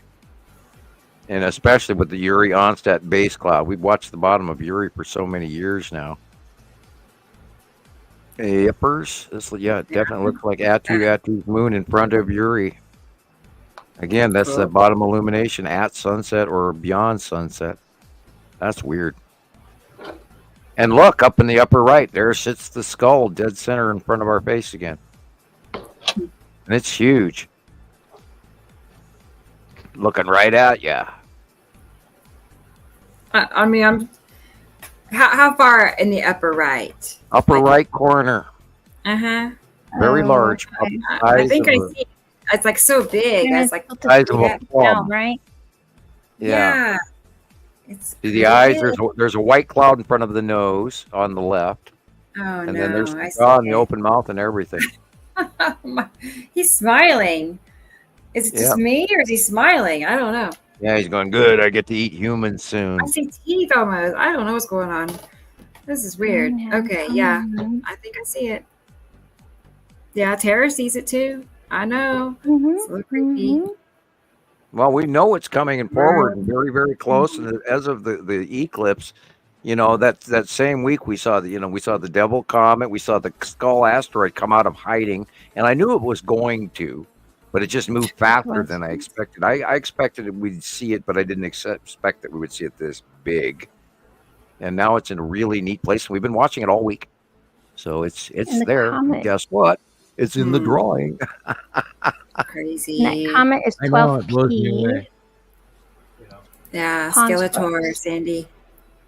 I mean, it fits. And we know that it is an asteroid, because actually NASA did release a photo of it, even though we saw it 4 years before they announced it.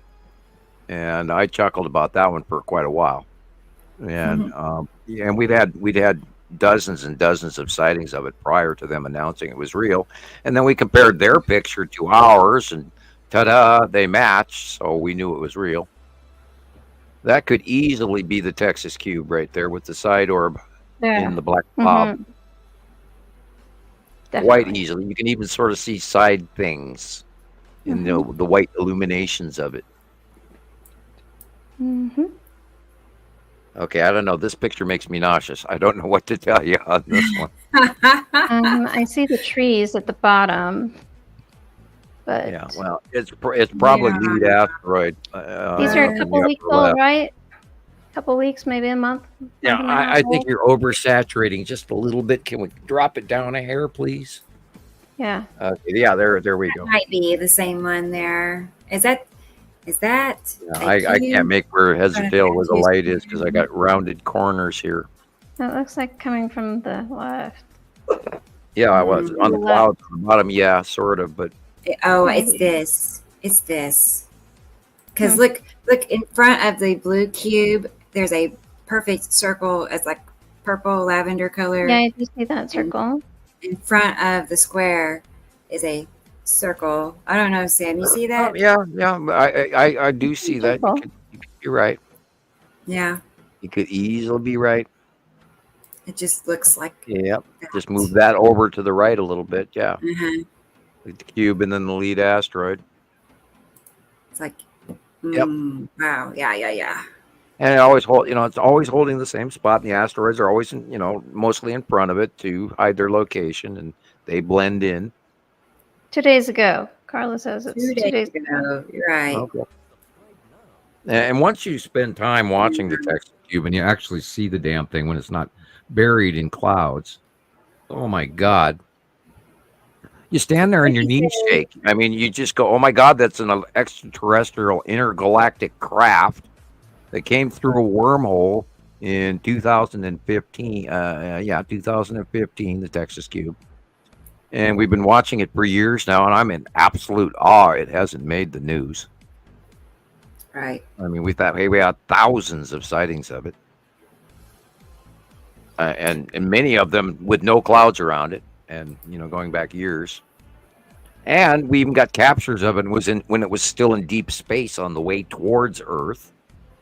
That goes all the way back to 2009. But nobody listens to me, man.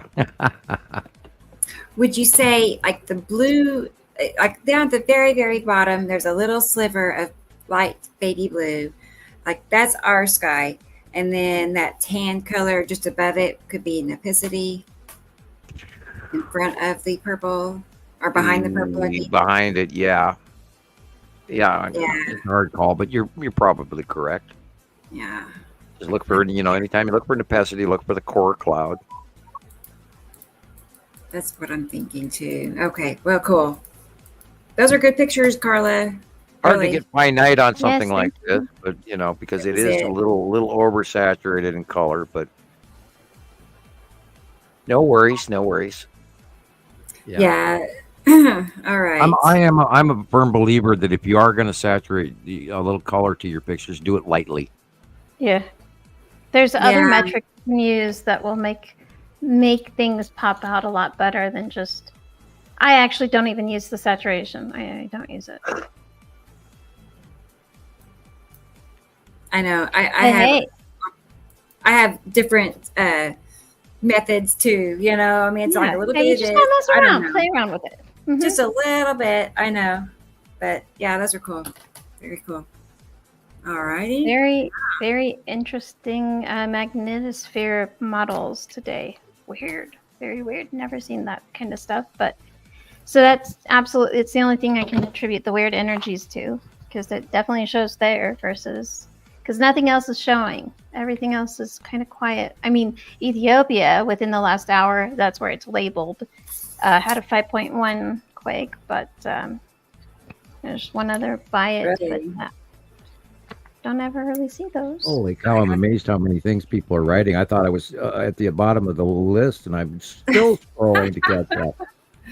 Wow, a lot of questions asked. I didn't get the answer. I'm still scrolling down to the bottom. Tara, one of your questions a long time ago was about the binary system. 83.3% of all solar systems have 2 or more stars. And we are not the exception to that. We're not this tiny little thing that Einstein portrayed. We are a binary system. We're normal. And we just happen to be the backwater factory side of a larger system. And there's other people of an older civilization that live on the bigger half. And we were placed here for factory planet Earth quite a long time ago, and we are not the first version of them. It does seem like we're just kind of like living in the pieces of something much bigger and better at some time or another, you know. Like, and this is why people know like something making inside it. them that they keep searching for that they can't quite touch, but they know is there. Right. Yeah. I don't know. That's what I see. Well, this is the dawning of that new information age where we find out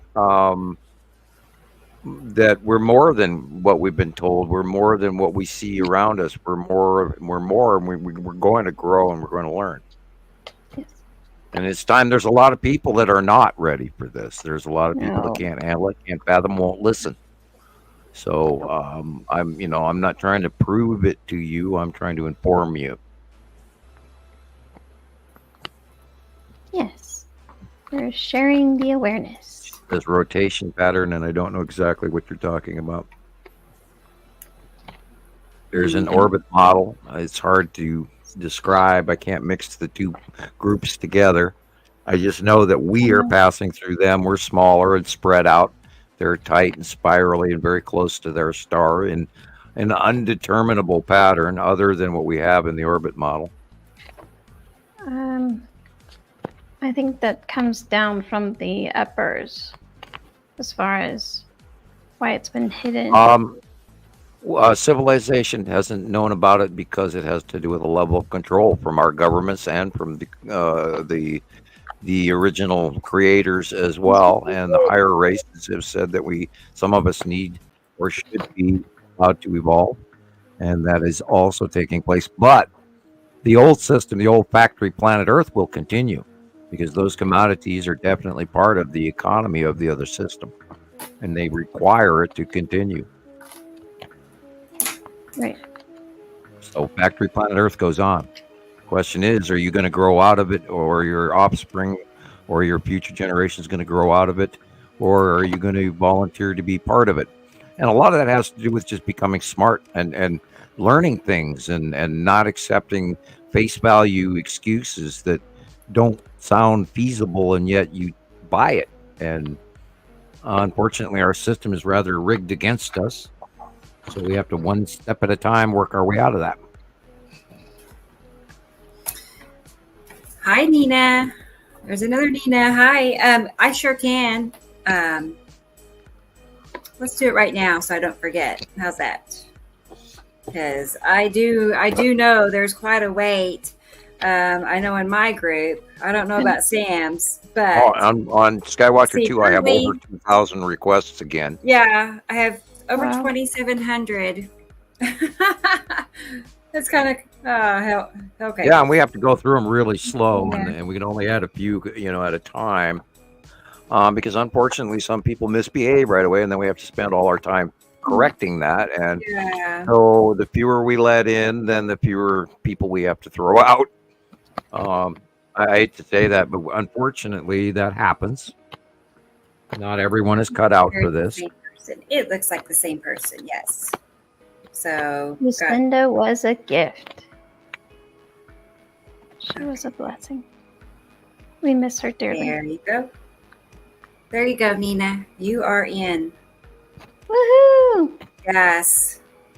Refresh and check. A lot of Let people us complained know. about Lucinda to me. They said, "Oh, she's so strict. She's so mean." She was not. She was simply like, if you understand that there are rules that you need to, like, this is a big deal. Take it seriously. This isn't some pretty sky, pretty cloud picture group. This is science. This is a project. There are controls. Stop taking pictures through windows. Don't take them through glass, please. And honestly, the best thing is just don't touch up the photos, because then it takes away from the credence, really. And if you found it on YouTube, don't post it on our site. We want your personal captures, because 87 people will post the same damn post. And so guess we want what? individual science.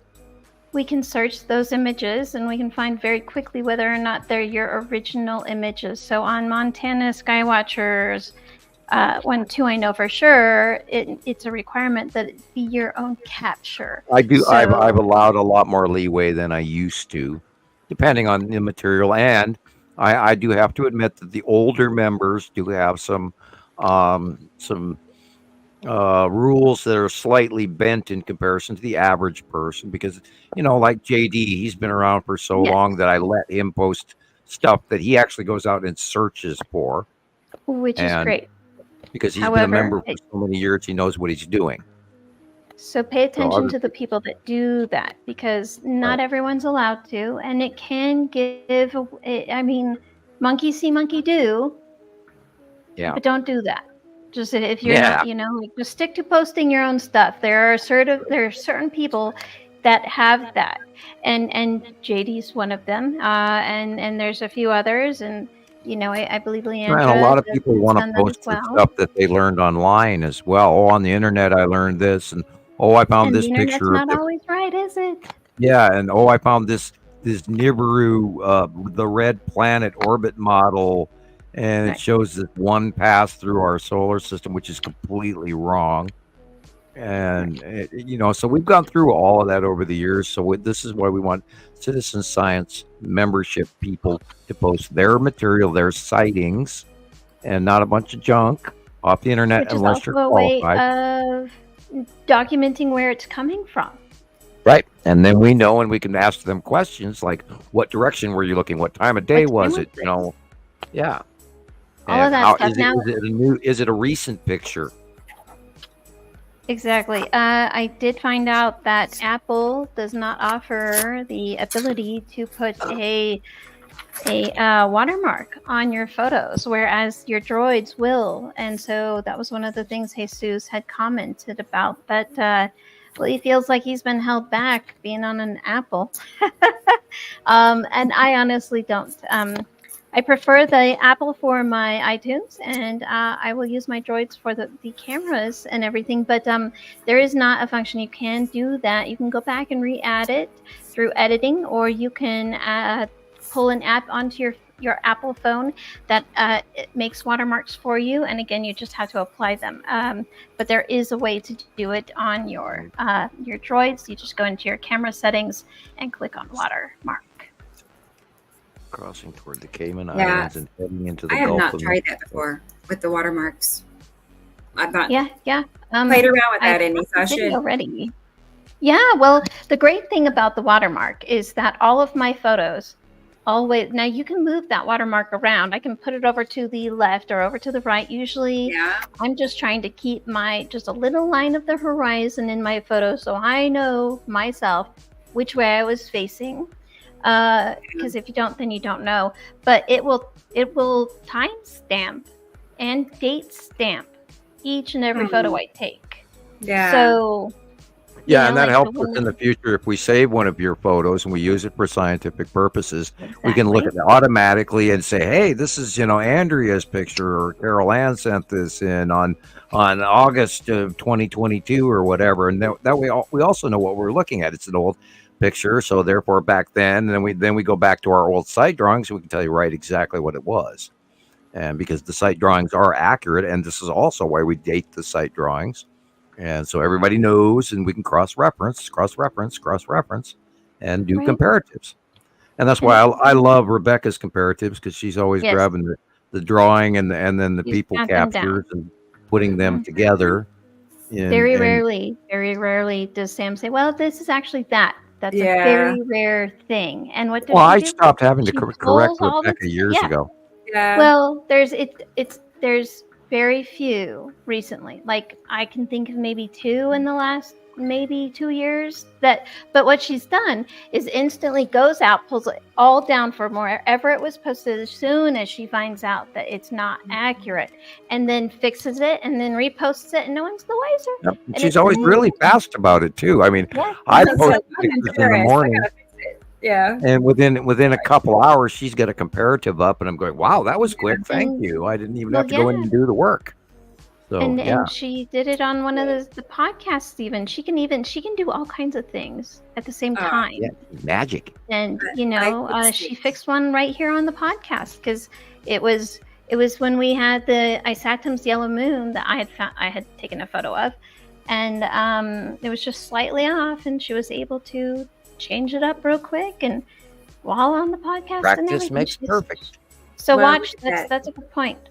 watch what Rebecca's posting, watch what anyone who's on the podcast generally is going to have a very good idea of what's going on. So if they're liking pictures, now it may be a case they don't have time to be in there, but if you see Sam liking a picture, if you see Rebecca, JD, Leandra, Jesus, Chris, if you see, and anyone else, Carla Max, all of Michelle, we've had so many people on, Katie Joe, they know. So if you just want to sit back and watch. And part of that is what even Jesus had to go through. He had to, he had ideas and stuff that he had learned, and he went through me sort of scolding him occasionally, and he had an issue with that. And then he took a step back, and then he spent some time watching, and then it dawned on him, and he took the time to learn, and then he became literally one of the top experts over time. Yeah. So just watch the people that you see here on the Facebook groups too. And pretty soon you're going to get it. Definitely Rebecca's comparisons are spot on. They don't get posted if they're not correct. And if it's very rarely that has anything. I have not had to correct her very often. Not at all. Years Not at now. all. Right. She's got it down. So again, it's just a matter of and if you're not sure yet, just keep posting your pictures and we'll get around to it. Well, darn. I was trying to show you something and it's not. I don't know why it's not there. Okay. It's strange. Anyway, I figured out the water. I know. It's like there's two pictures here. I don't know why it's not. That's a very white ghost. It's a very close-up picture of Casper the Friendly Ghost. It's there too. It's strange. Ooh, tornado warning expires in Oklahoma. Yeah, we have I don't know. My weather guy said we have a tornado watch or warning. I didn't catch till 3 a.m. So yeah, and they can develop at night too. Yes, absolutely. Yes. Do you guys recall? I don't know, Rebecca, if your kiddos read the book, but there was a book that came out when I was in elementary or so, but it was called Night of the Twisters. You remember that book? No. Well, it's chills all over.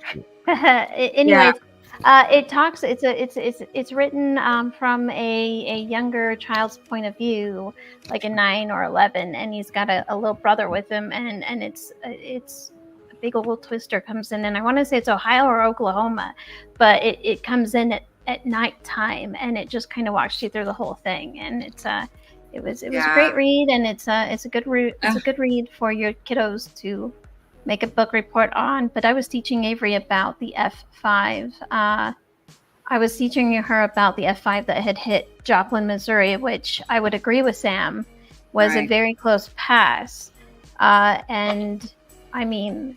There's Joplin, nothing Missouri, else that's going to drag debris up 65,000 feet. No way. 2011.